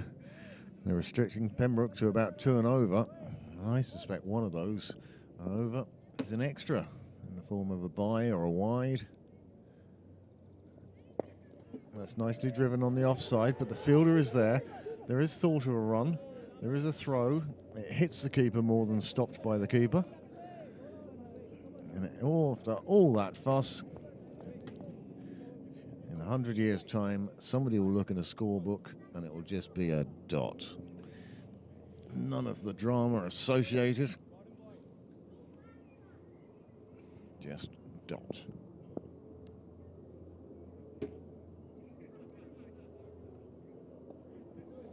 Well, that was a bad ball and it was put away beautifully. And Pembroke's first boundary for a very, very long time. They needed that.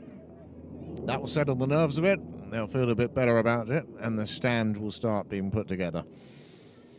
The Sandyford bowler, well, he'll be disappointed with himself. And it just takes a bit of the energy out of the fielders.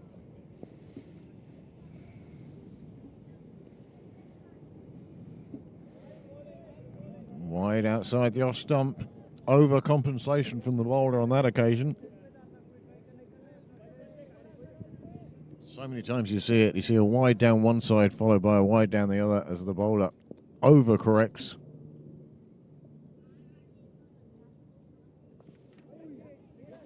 Beautifully played down towards third. Are they going to take the arm on? They're not.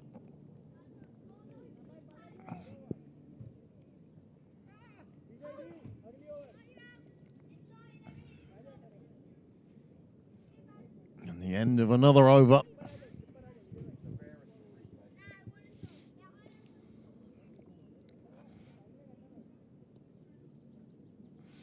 .29 for 3 off 12 now.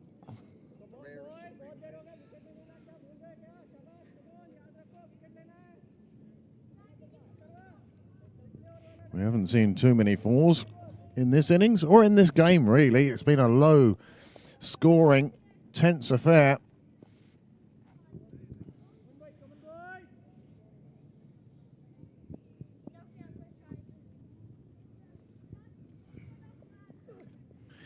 Lets that one go through to the keeper. Plenty of encouragement from his teammates.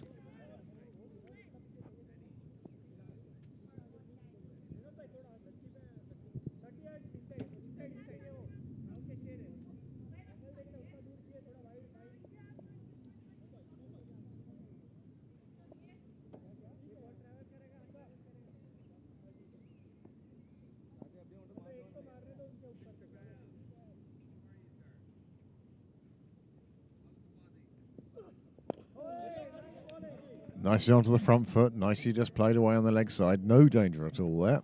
And you get the feeling these two batsmen are feeling a bit more settled now. Bit of time in the middle will do that for you.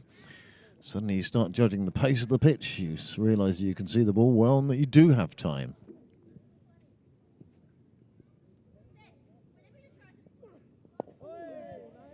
Well down the pitch, just playing it out in the offside. He's obviously looking to be positive, but within bounds, and that's quite sensible here.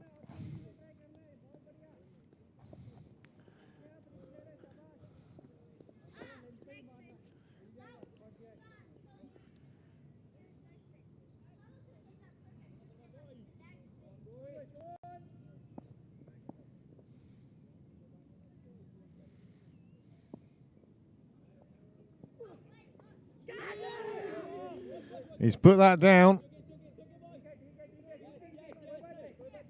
I thought it may have been a bump ball anyway.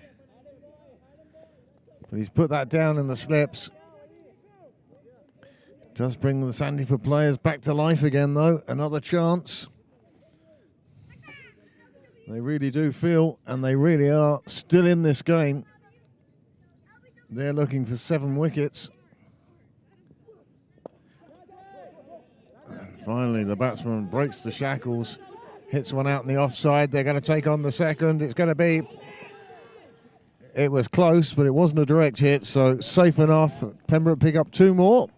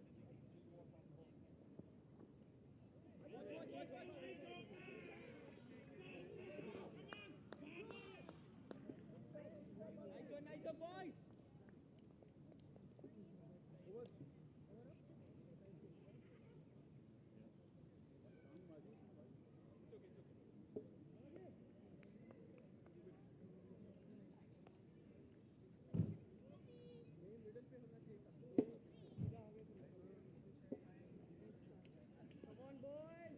Come on, Sandyford! Boys!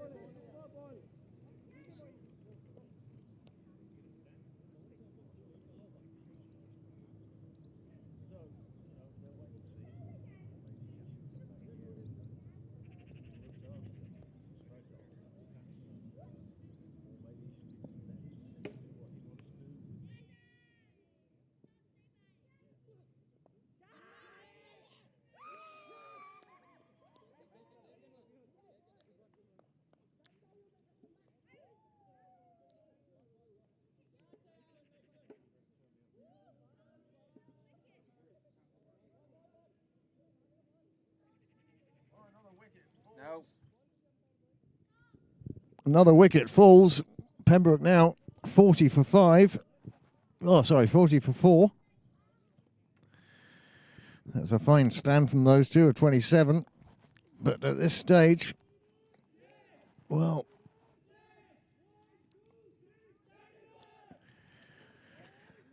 another huddle, another cheer. There's a lot of cheerleading going on today. It was started by Pembroke, so I have no problem with it. I just have a problem with both teams doing it, to be honest with you. I don't think we quite are at the cheerleader stage. I've already decided that Charlie's going to get a set of pom-poms for the awards night this year for his singing of Joy to the World.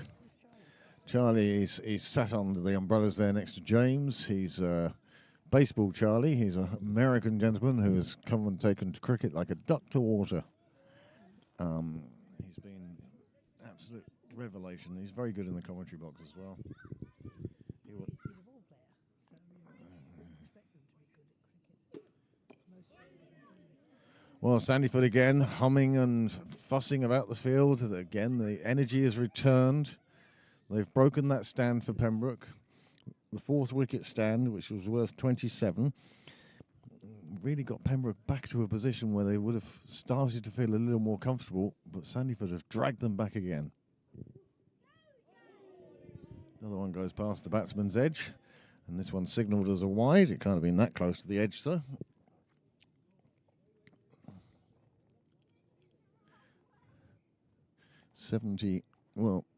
69 runs required now.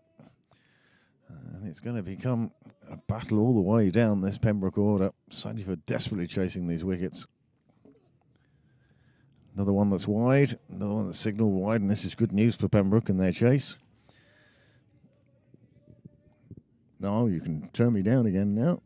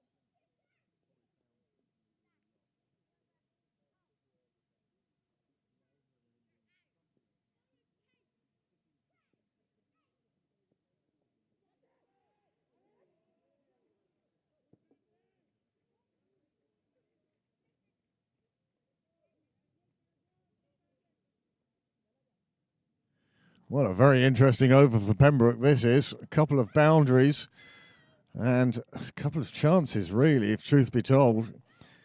But the 2 boundaries for Pembroke will make a big difference. The scoreboard now showing 49. And suddenly, the runs required 61. 61 with 6 wickets in hand. And with 25 overs to go. It's another short one. He's gone after it. He's taken him on and he's put it. That nearly hit that nearly hit Amanda. Now you say it. I decided to keep the replay of the ball before instead of overwriting it with that one. Tony didn't flinch, mainly because he didn't see it, I suspect. But Amanda definitely flinched. Needs protecting over there. Simon Heaney. I'll be having words with him.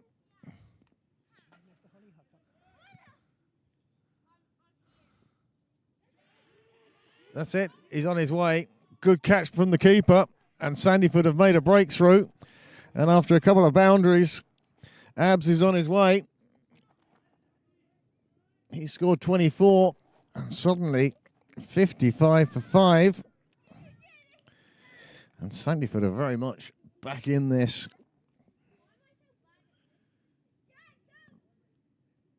I could have had 3 replays from that over. The wicket it will be. Well, this is such an even game. Nip and tuck all the way. Who will prevail? Another big wispy cloud overhead at the moment. Bisected by a couple of chemtrails. And we'll just wait for the Sandyford huddle to dissipate as the cloud does too.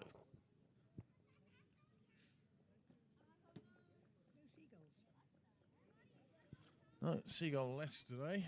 I think the weather conditions have said there are richer pickings elsewhere. Ice creams on the beach.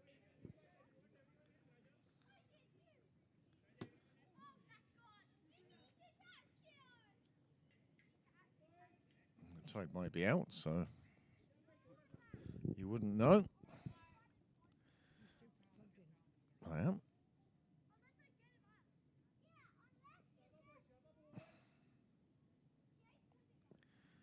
New partnership begins for Pembroke, and now they hope that this one is profitable. That one's let go down the offside, and it'll be signalled a wide. And it could be that extras could end up being the biggest scorer here for Pembroke.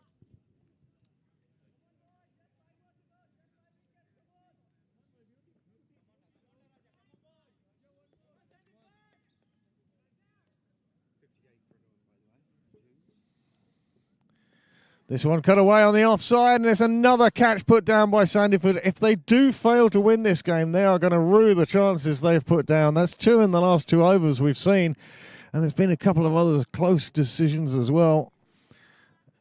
Well, that was lifted up to the fielder there. He tried to get down to it, and he couldn't. Got all in a tangle, and it ran through for a single. And Pembroke, well, fortune smiling on them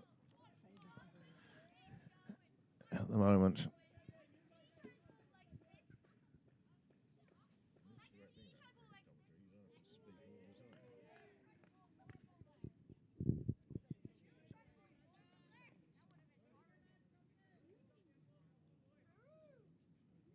Oh, I have all the banal statements, don't worry about that. I can be banalist of the banal.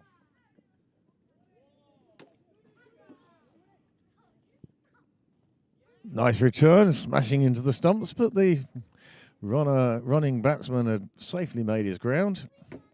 No danger there. Oh yes, and cliches. We can have a whole day's commentating in cliches. Well, the last couple of years we had the same seagull used to come and spend time with us. He sort of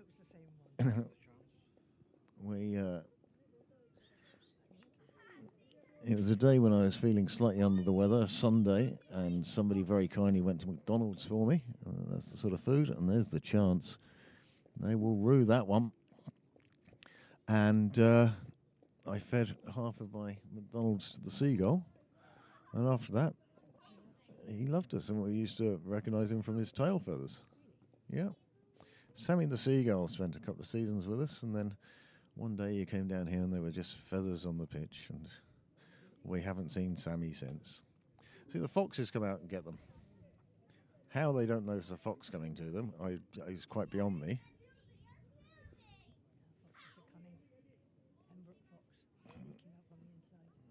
Plenty of foxes here at Pembroke. Vixens and cubs, and even silver foxes.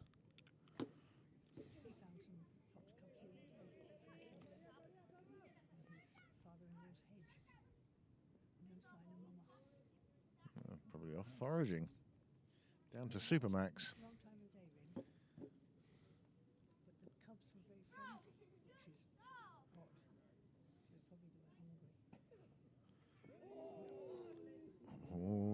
Once again, the fielder's getting interested in that delivery, close enough to the off stick.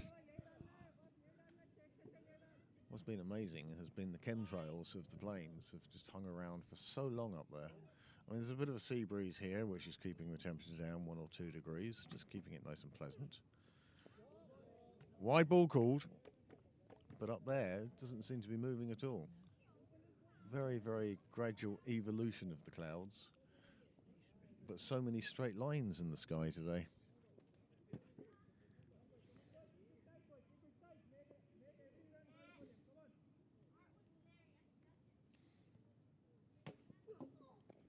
Played away on the offside, but there's no run there.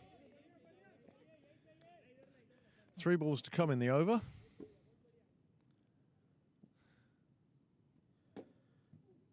And I see the Irish Test captain up against the wall at the far end.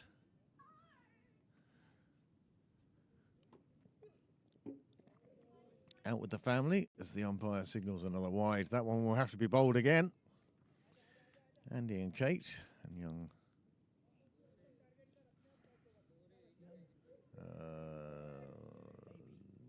baby.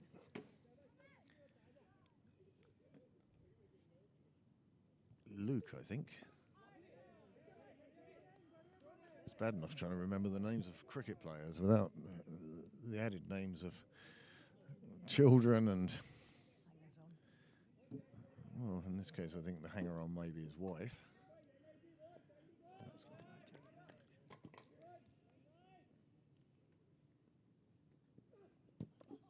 Nicely played away again on the offside, but the fielder's equal to that. He's proved that a couple of times now.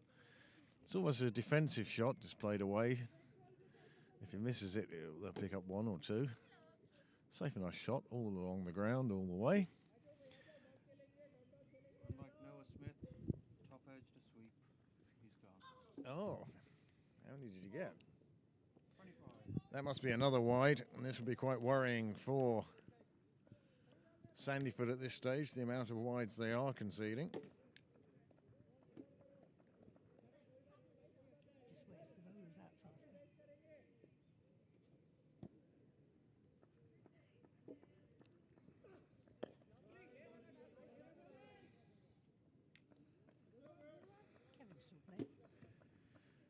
He played here on Friday. There was a Taverners game on. Sean Smith organised it, and I had to pull out because I had my hospital appointment, which was a shame, but necessary evil. Also, let me get to Max's 50th on. Yep. Max was 50, and he was caught by surprise at his surprise party, which is always a good thing. Why, what happened? Well, he came into the room and everyone went, surprise! He thought he was going to a gin tasting. I'm sure he was actually quite disappointed when he found out it was a surprise birthday party. And he'd gone to a place for dinner, may appeal to you. It was best described as, oh, inside edge, just through to the keeper. Described as Indian tapas. Where's that? I don't know. But if Max or Caroline are watching at the moment, they might like to text me the name of the restaurant they were in on Friday. When Max thought that he'd better eat for Ireland. Got himself absolutely stuffed, thinking, oh, I could fit in a few gins at a gin tasting. And then found out and said he was there till 2:30 in the morning at a surprise party. He was very... Met him for breakfast this morning. Still alive. It wasn't so much a surprise, more organised. And yeah, he had a very good weekend. Heard from Tammy at all? Tammy and Kieran, we occasionally do. They're doing great. They've bought a place. What part of Australia?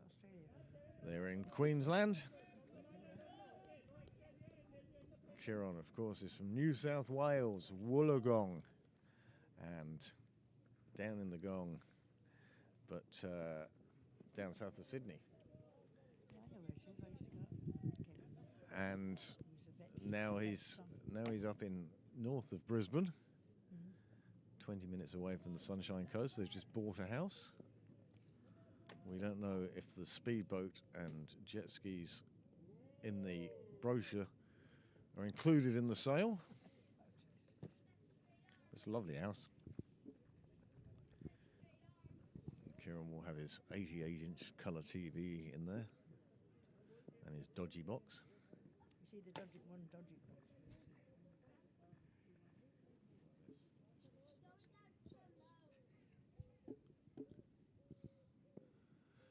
So Kieran occasionally says he might tune in. It's very early in the morning for him. He may still be going from the night before.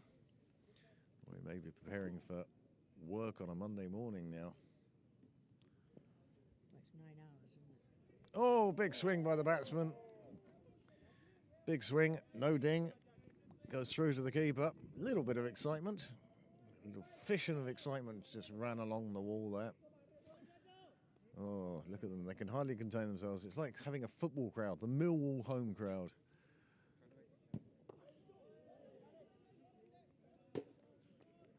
This one gets played out in the offside. It's another dot. There's not.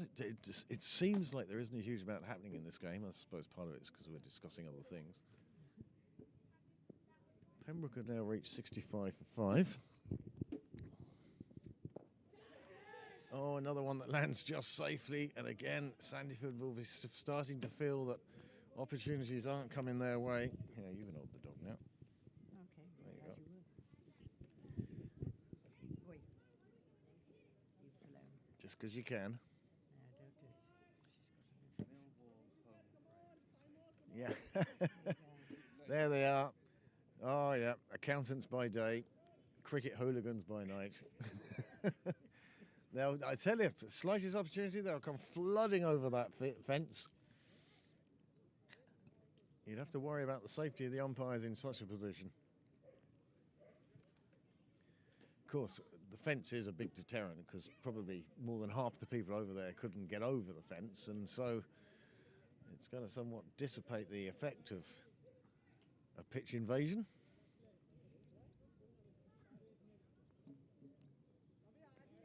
Fancy the umpires to outrun that crowd quite easily.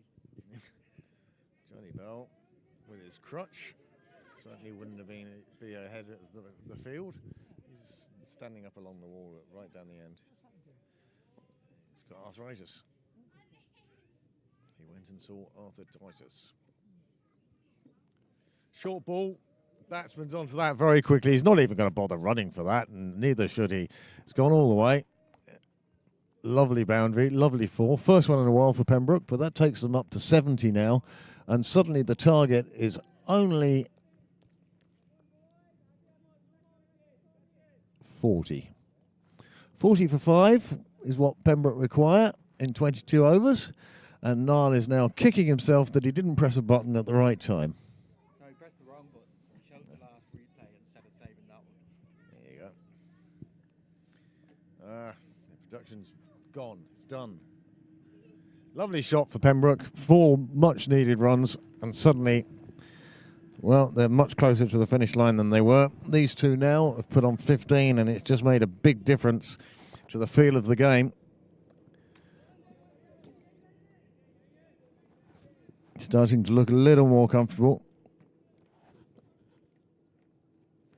We're only an over and a bit from drinks now, where we can take a short break. Drinks breaks aren't what they used to be. Oh, sees another one on the leg side, sees another opportunity for the big hit. Doesn't come off on this occasion. The umpire signals to the other umpire there are 3 balls left in the over. So anything planned for the week? Not really. No, just bridge on Tuesday. We won it. It's quite nice. As I save all the... Slower ball. Save all the winnings. You spend it in the garden. It's not a bad place to spend it, though. No, at least you know what you're getting. Yeah. Going out from there.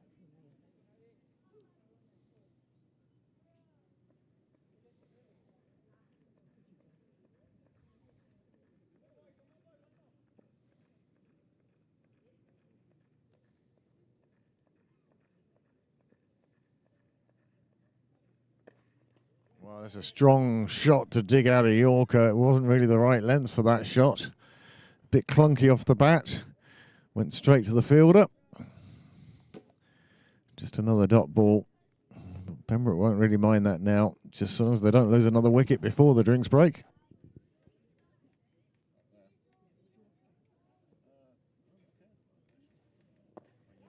Up to the garage. Well, that one's played in the air on the offside, safely to surf, and single taken.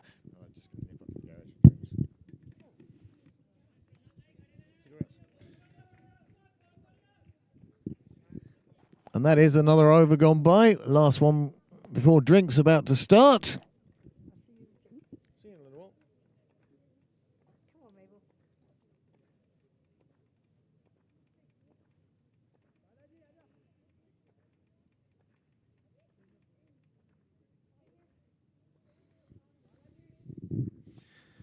Beautiful sunny day, beautiful sunny evening. What better way to finish a weekend than to come down and watch the conclusion of this game, or to remain watching it from the safety of your own lounge or your TV or your phone.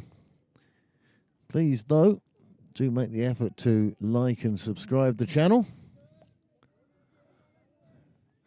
We've been heartened, greatly heartened by the number of people who this weekend and last week have added their names to our list of subscribers.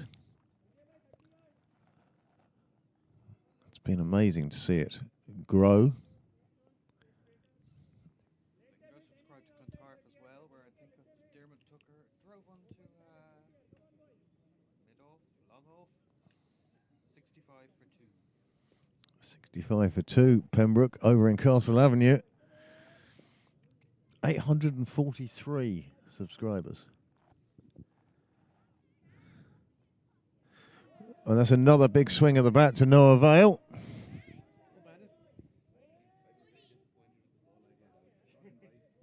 all the valuables bag is behind the bar. Okay. Now the bar staff don't know about it.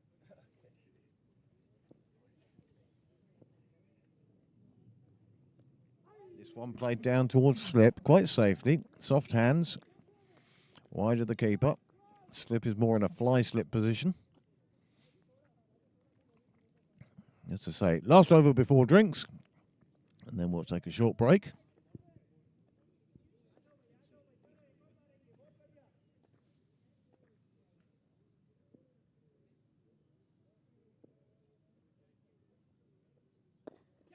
This is in the air. This is a chance. This is going to be drinks. He takes the catch. The 6th Pembroke wicket.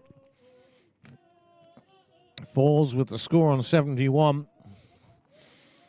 And suddenly, it's very much par attack.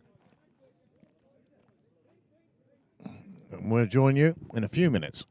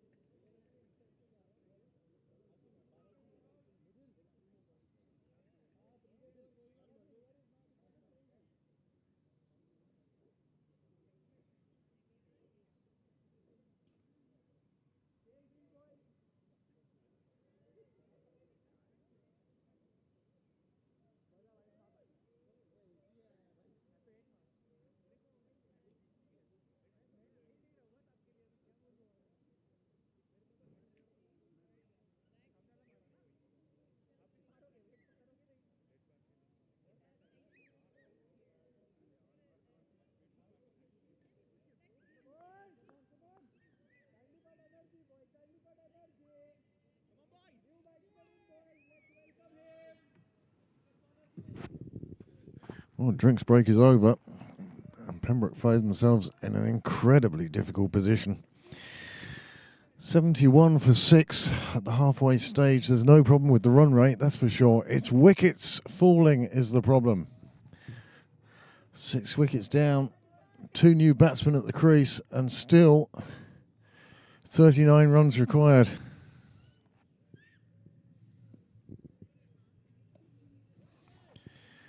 Well, that would be a big help.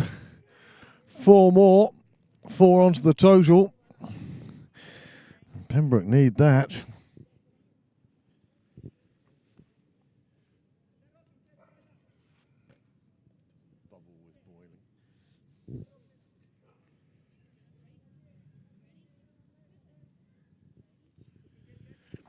This is an important partnership for Pembroke now.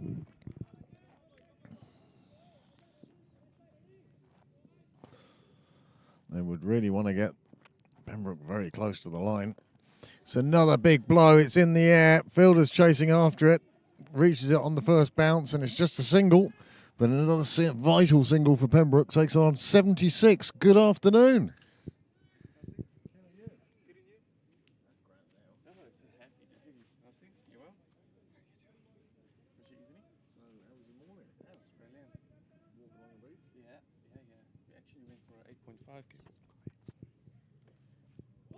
That one going through to the keeper, across the outside edge, and what a tight game this is. Sandyford need 4 wickets. Pembroke need 34 runs. 20 overs in which to do it. Overs is not the problem.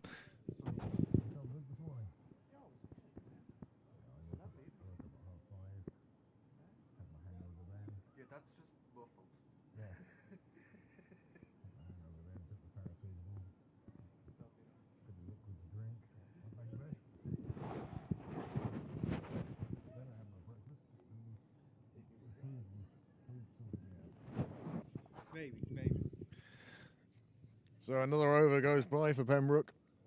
19 remain. 20 remain. That was the end of the 20th, wasn't it? Wicket fell in the last over before drinks. Amanda's up there with my parents. Just in front of the clubhouse. Oh, you're on to Tesco's. Just a quick trip to Tesco's, yeah? And how is the brother? Okay. But the important thing was he caught his flight, made it safely home. Had a good time though, without obviously publicising anything that actually happened, legal or otherwise. It's not often you hear of a stag where the groom ends up in hospital on the first night. Names will be protected to protect the guilty.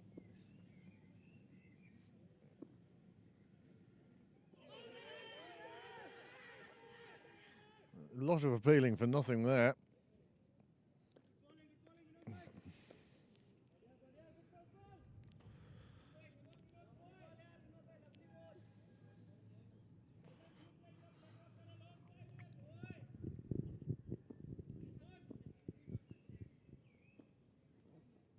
Good length, nicely played away on the leg side. There's going to be at least 2 here. There could be 3 if they push it.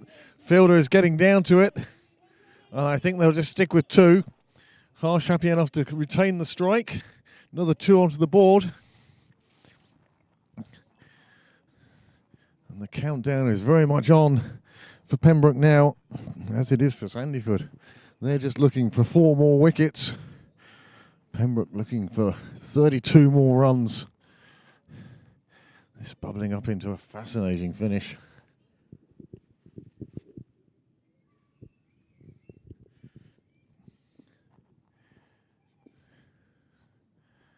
Nicely played again to the leg side, just behind square leg. There is a fielder there. He'll pick it up. He'll just be a single.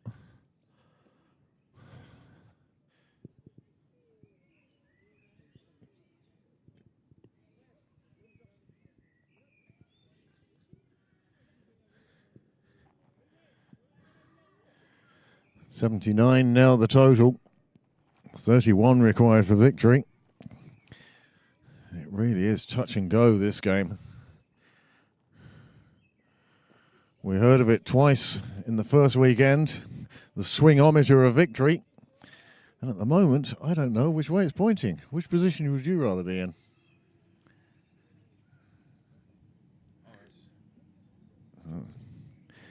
Noel has Pembroke slightly ahead. Johan, looking at the scoreboard, what do you think? Which side would you rather be on?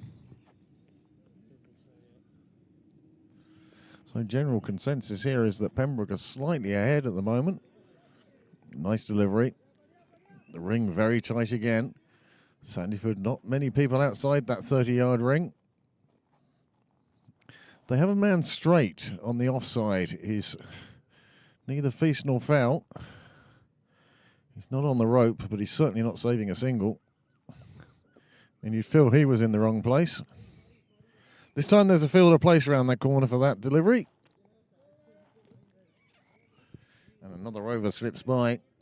And after 21, the score is 79 for 6. The fielder you were talking about was behind the scoreboard on everyone's screen. Oh, right.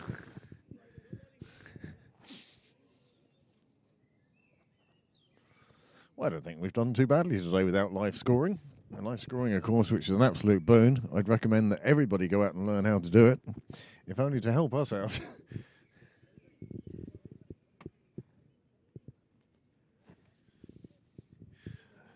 Rupert, I would normally give updates from other grounds. You know that. I would normally do my best to provide scores from other grounds. I haven't done today. The Live Centre messing around. The summary page isn't really doing it for me. I can tell you how the twos are getting on. Apparently they're 0-0 at the moment from my director-producer. And another over starts here at Sydney Parade. For the first time today, the sun has actually disappeared behind a hazy cloud. And as it does, Pembroke pick up another 4 runs, and that could be a vital 4 runs. Takes them into the 80s. 83 now. And suddenly, just 27 will see them home. The one thing I would say to you is, you watch the celebrations of the Sandyford players if they happen to take a wicket.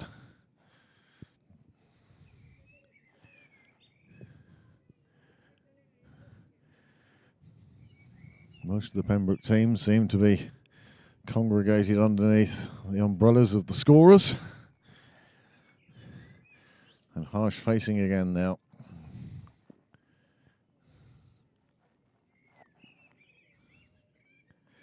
It's launched and it's another drop. He's put down at slip. It was the finest of edges. Big, audible from here, audible all around the ground. And first slip, it seemed to hit him on the chest. He just couldn't get his hands up in time. Hit him on the chest. Did the keeper parry it to him, Niall? Is that what you think? Niall's saying that the keeper parried it onto first slip. We've got to replay it if nothing more exciting happens first. Well, this one very wide. Signalled as such. Every single run at this stage gratefully received by the Pembroke side. There's a little more chat, a little more suggestions happening on rather than encouragement on the Sandyford fielding side now. Hush, surviving a chance. He's just trying to get his head back in the game. Concentrate again. And he's put another one in the air. This time it falls safely. 2 players are after it. There's a chance of a run out. The batsman going back, a direct hit would have had him. It wasn't a direct hit, and the keeper ended up doing well, backing up the throw almost. Good 10-15 yards behind the stumps. Well, just one more for Harsh. And now he goes down to have a word with his batting partner.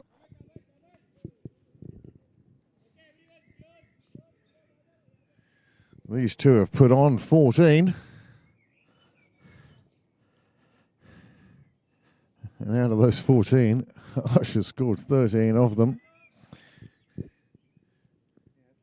There's microphones everywhere here. Wide down the offside, another single, another one onto the total.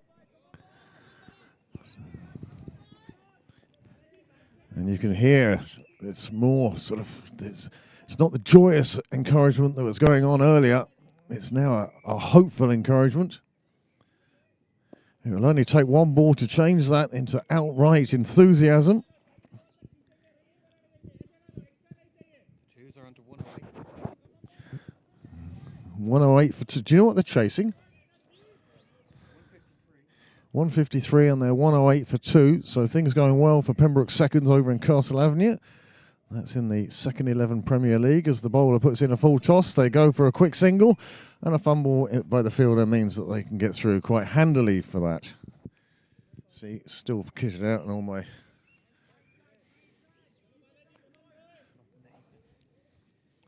It's cold enough to be the rugby season. That's my justification for it.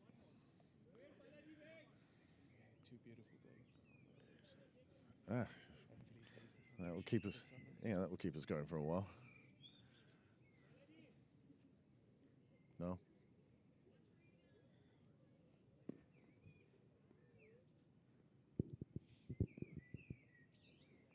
That's a big blowout to the leg side. Nothing's going to stop that one. Bounce into the fence, and this is a statement and an innings of intent from Harsh. Four more onto the total. Takes Pembroke into the 90s, and suddenly 110 looks an awful lot closer. Just 19 more required. 4 wickets in hand, and don't even worry about the overs. There's plenty of those. 22 gone though, and the score 91 for 6.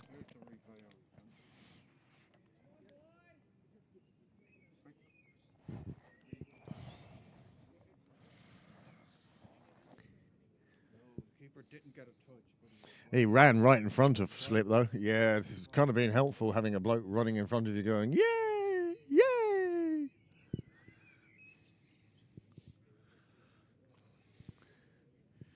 So will Sandyford make a change here in an effort just to show something different to the batsmen? They need something, and they need it now. Just 19 for victory for Pembroke. 4 wickets in hand. It could still yet come down to the Aussie, Cresswell, or even the American for Precht. Jeet coming in at number 11. Jeet Nanda. So still a bit of batting to come. But Pembroke would love to get there without a further loss.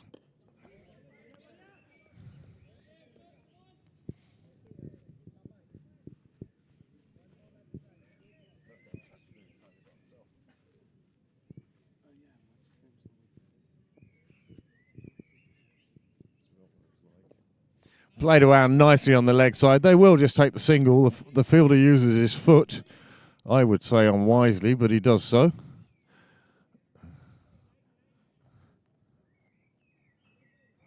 Once you get into the habit of stopping it with your foot, there'll be one that just jumps up and hits you on the ankle bone.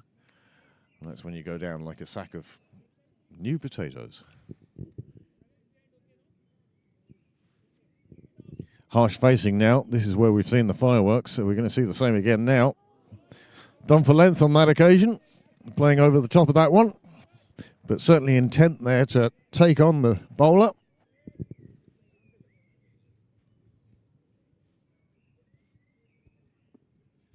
Can Pembroke prevail here and provide a new captain with a victory in his first game?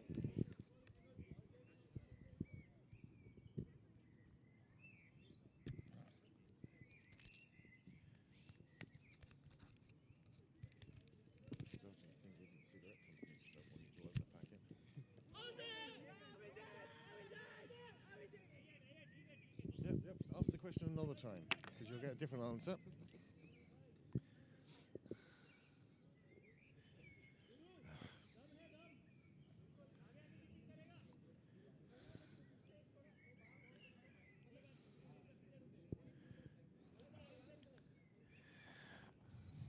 Harsh once again, just taking his time, getting himself right, asking the bowler to wait, getting set.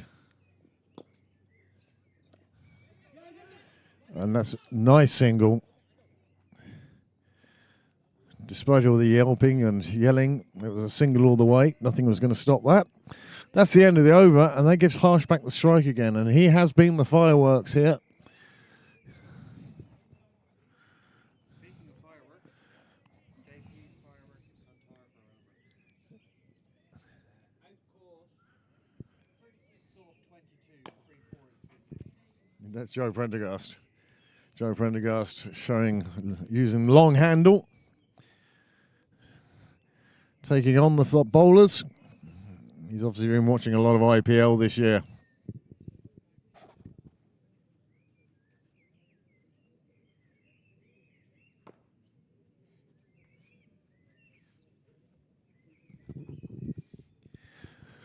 So 17 runs required, 4 wickets in hand, plenty of overs to go.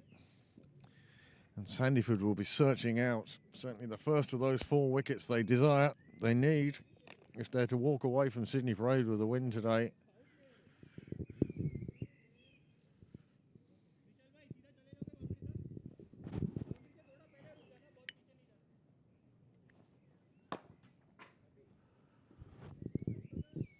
Our next broadcast will be next Saturday, where there's the choice of 2 T20s, early afternoon, later afternoon, seconds and the fourths. Your commentator on that occasion will be Prasanth Nair and friends. Anybody who fancy coming down next Saturday, having a go at the commentary. I will be heading out to the park to watch the first 11 playing in Phoenix.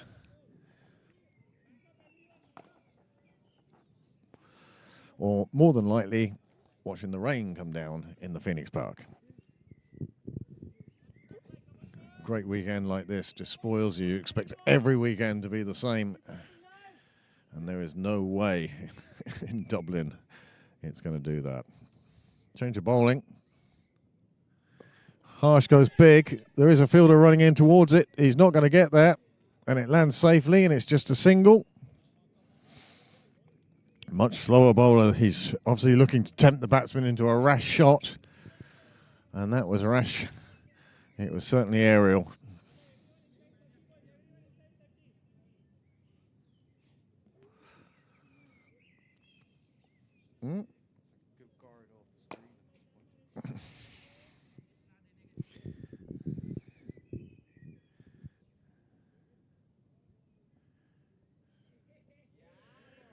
Well, just keeping a watchful eye on the first delivery faced. Not a bad idea.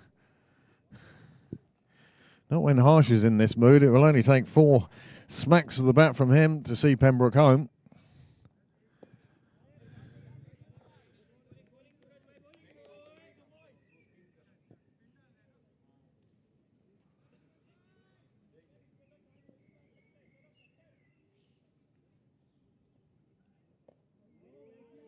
Very watchful defence, but why not?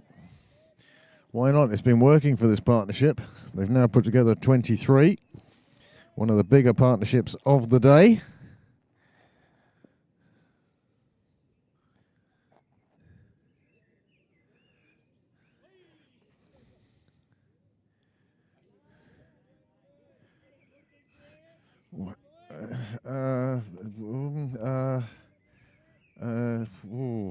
An ill-judged attempt at a man-cat. Let's call it that.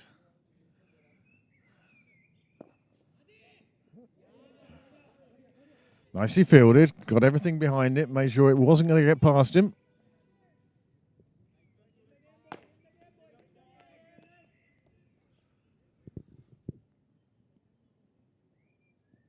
Oh, that's going to be a big appeal, and he's given him, and that is the 7th wicket to fall, and suddenly Sandyford feel they're back in it. 16 required, just 3 wickets to go. That wicket score on 94. And suddenly it's getting very tense again. Replay curse strikes again, because I had the man card queued up to replay. And the next batsman out to the middle, James Cresswell. James, the previous captain of this side.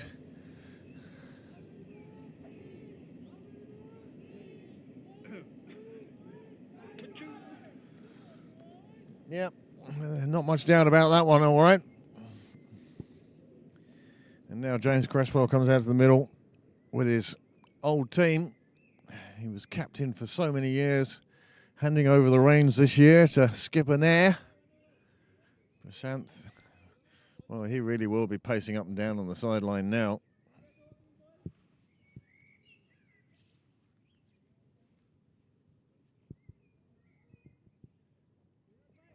James coming in at the unfamiliar number 9.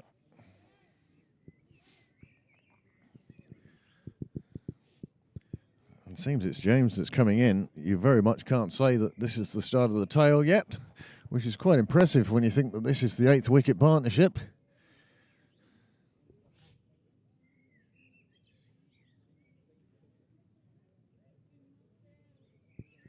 But this game could swing either way still. Just 16 runs to be eked out anywhere. Keeper putting a helmet down on the pitch, risking the 5. You'd even take that at this stage if you were a Pembroke player.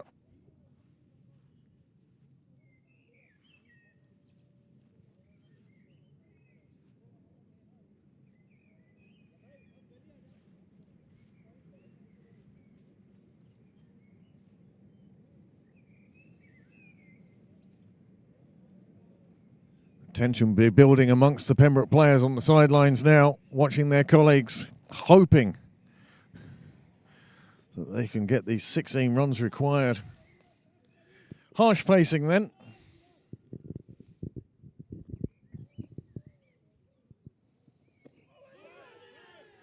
Well, it wraps into the pads, which brings a lot of appealing, but I feel that bounced outside, pitched outside leg stump, and the umpire was quite right in having nothing to do with that.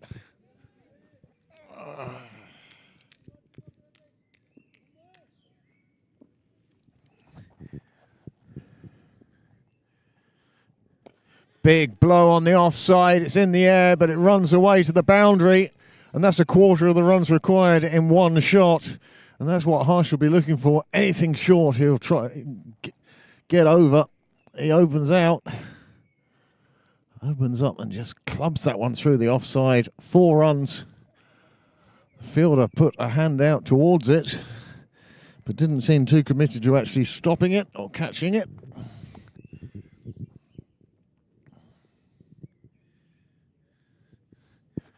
$12 more for victory, 2 more to get to triple figures. What a game this has been. It's ebbed and flowed all day.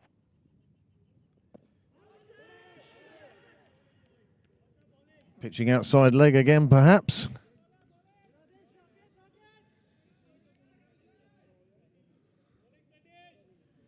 And suddenly, you can see that conversations are slowly dying out on the sidelines as people's attention is grabbed by what's actually happening in the middle here.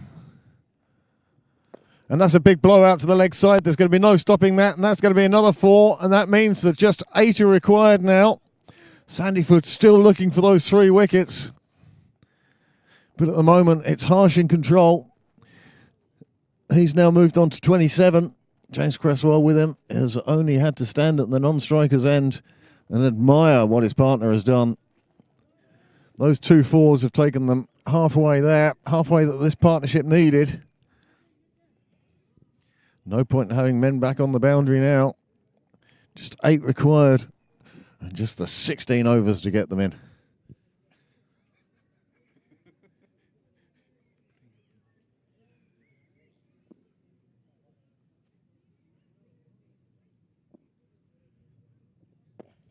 Another one clubbed out onto the leg side, and because they've got nobody in on the single now, it's a very easy single for Harsh to take.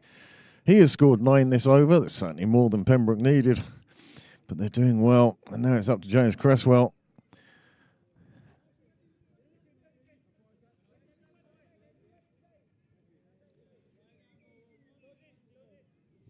One ball remaining in the over, says the umpire. Cresswell's job really has to be to keep this out.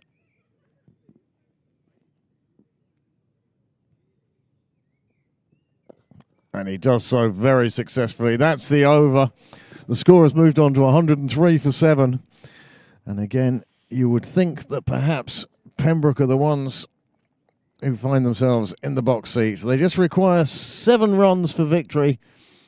And they have just 15 overs to get those in. But more importantly, from a Sandyford point of view, they're looking for just 3 more wickets. Could still go either way. A lot resting on Harsh's shoulders now. No pressure then, Harsh. It's all down to you. The whole game, the whole weekend comes down to what you do now. Luckily he's not listening to any of this, so. How many people are listening to all this?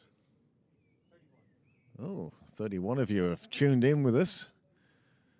Once again, once I hear that figure, I'm going to say, could you like and subscribe to this channel and help Niall, reward Niall with 1,000 subscribers by the end of June. Well, just 8 runs required now. Harsh is in the box seat. It's basically down to him. They've kept the slow bowler on. There could be a catch here. Can Harsh control himself? Or is he going to go for the glory? Plenty of guys fielding in for spots, basically for the miss hit.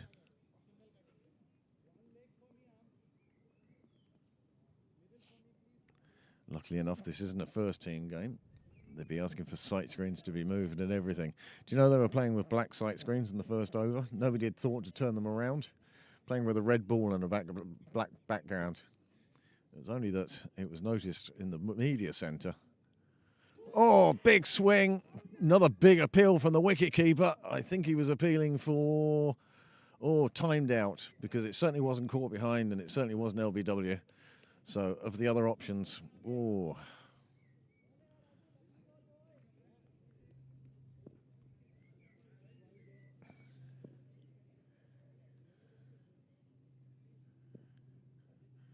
That's big. It's in the air. There is a fielder running to it. He's not going to get to it in time. Oh, there's going to be a run out. They're both at the same end. They've gone to the wrong end. And he's safe. How are they safe there? They weren't talking to each other. They weren't communicating. They weren't listening. My replay won't be long enough to do that justice. Oh, that was just... Oh, let's hope they were having a chat, because look, you see they're both down at the same end. Then the ball gets thrown to the wrong end. Then it gets thrown to this end. The bowler misses it, and then finally he gets home safely. My, that was a shambles. At the end of it, Pembroke find themselves one blow away from victory.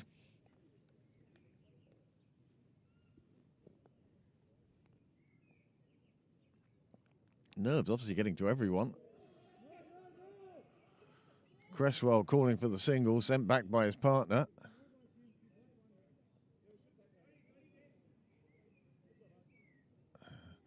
No ball signalled.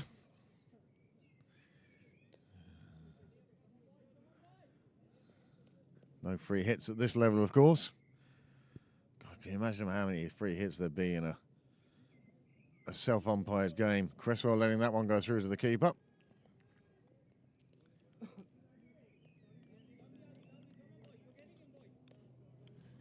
Still encouragement for Sandyford. They feel that they've got the number 9 batsman. They don't realise that James was the mainstay of the 5th batting for many years and just finds himself in that position now this season under new captaincy.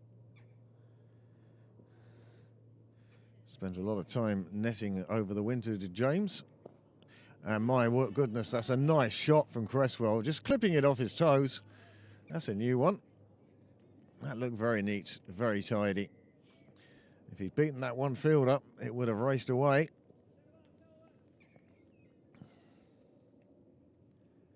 Very upright in his stance. Bat held vertically. Bowler deciding to come around the wicket. James just opening up his stance a little bit. Back to the upright. Bat held high. Clips it round the corner. Nice shot. Keeps picking out the fielder. One ball remaining in the over. The field seems to be getting tighter and tighter and tighter. They're squeezing up. They're trying to take the space away. They're trying to stop the singles. The thing is, Pembroke won't want a single here. They want Harsh facing the next over.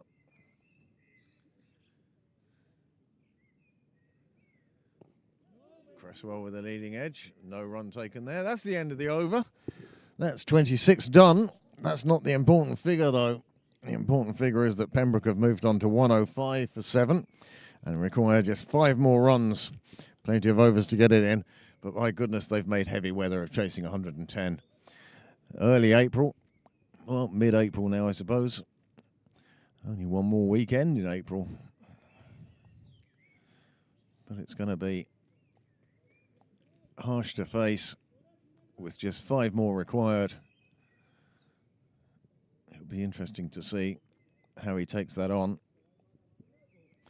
If he waited for 2 overs, I suspect he'd get it in wides.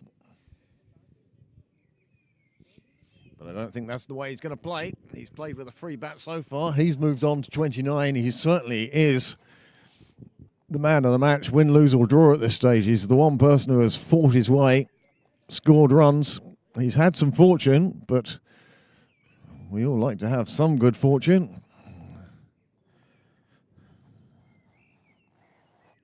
He's probably used up all his for the year. That'll be it. Won't score another run. Wins the first game and then nothing. A lot of years I played cricket, that's what happened. Great first game, thought, oh, this is an easy game. And then spent the rest of the summer proving it wasn't.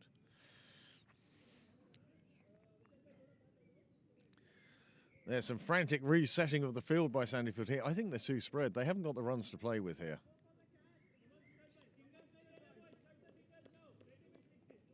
People are too deep and the singles are gettable.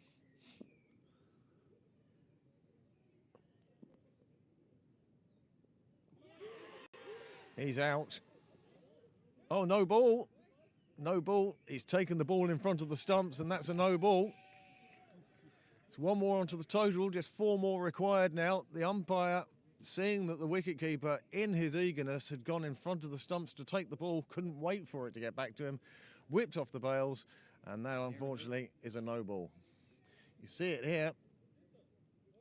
Harsh has missed it, and the keeper has gone ahead of the stumps to get that ball. He couldn't wait for it. His impatience has cost him, it's cost his side, and maybe it's cost them the game. That would have been a big, big moment.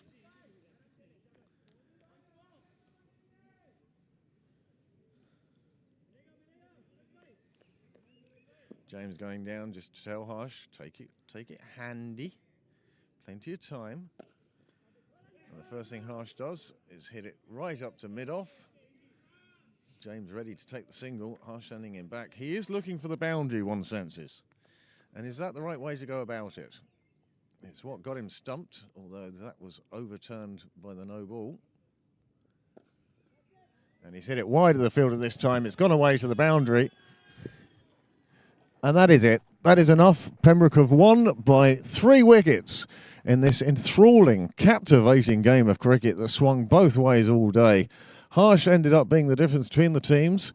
He came in and scored 33 runs, and that 33 basically was the difference between the 2 teams. And Harsh is player of the match. 33 not out.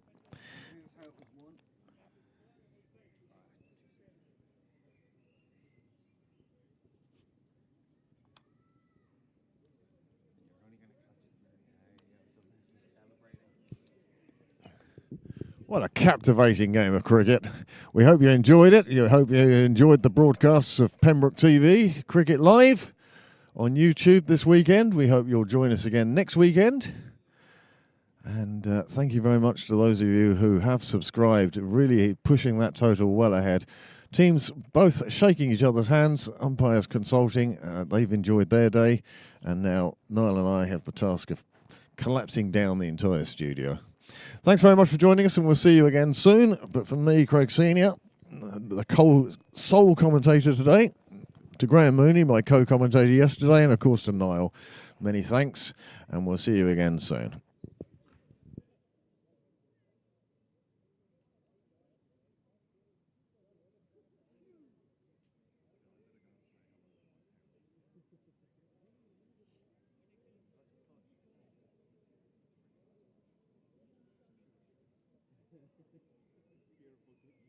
Keep you going.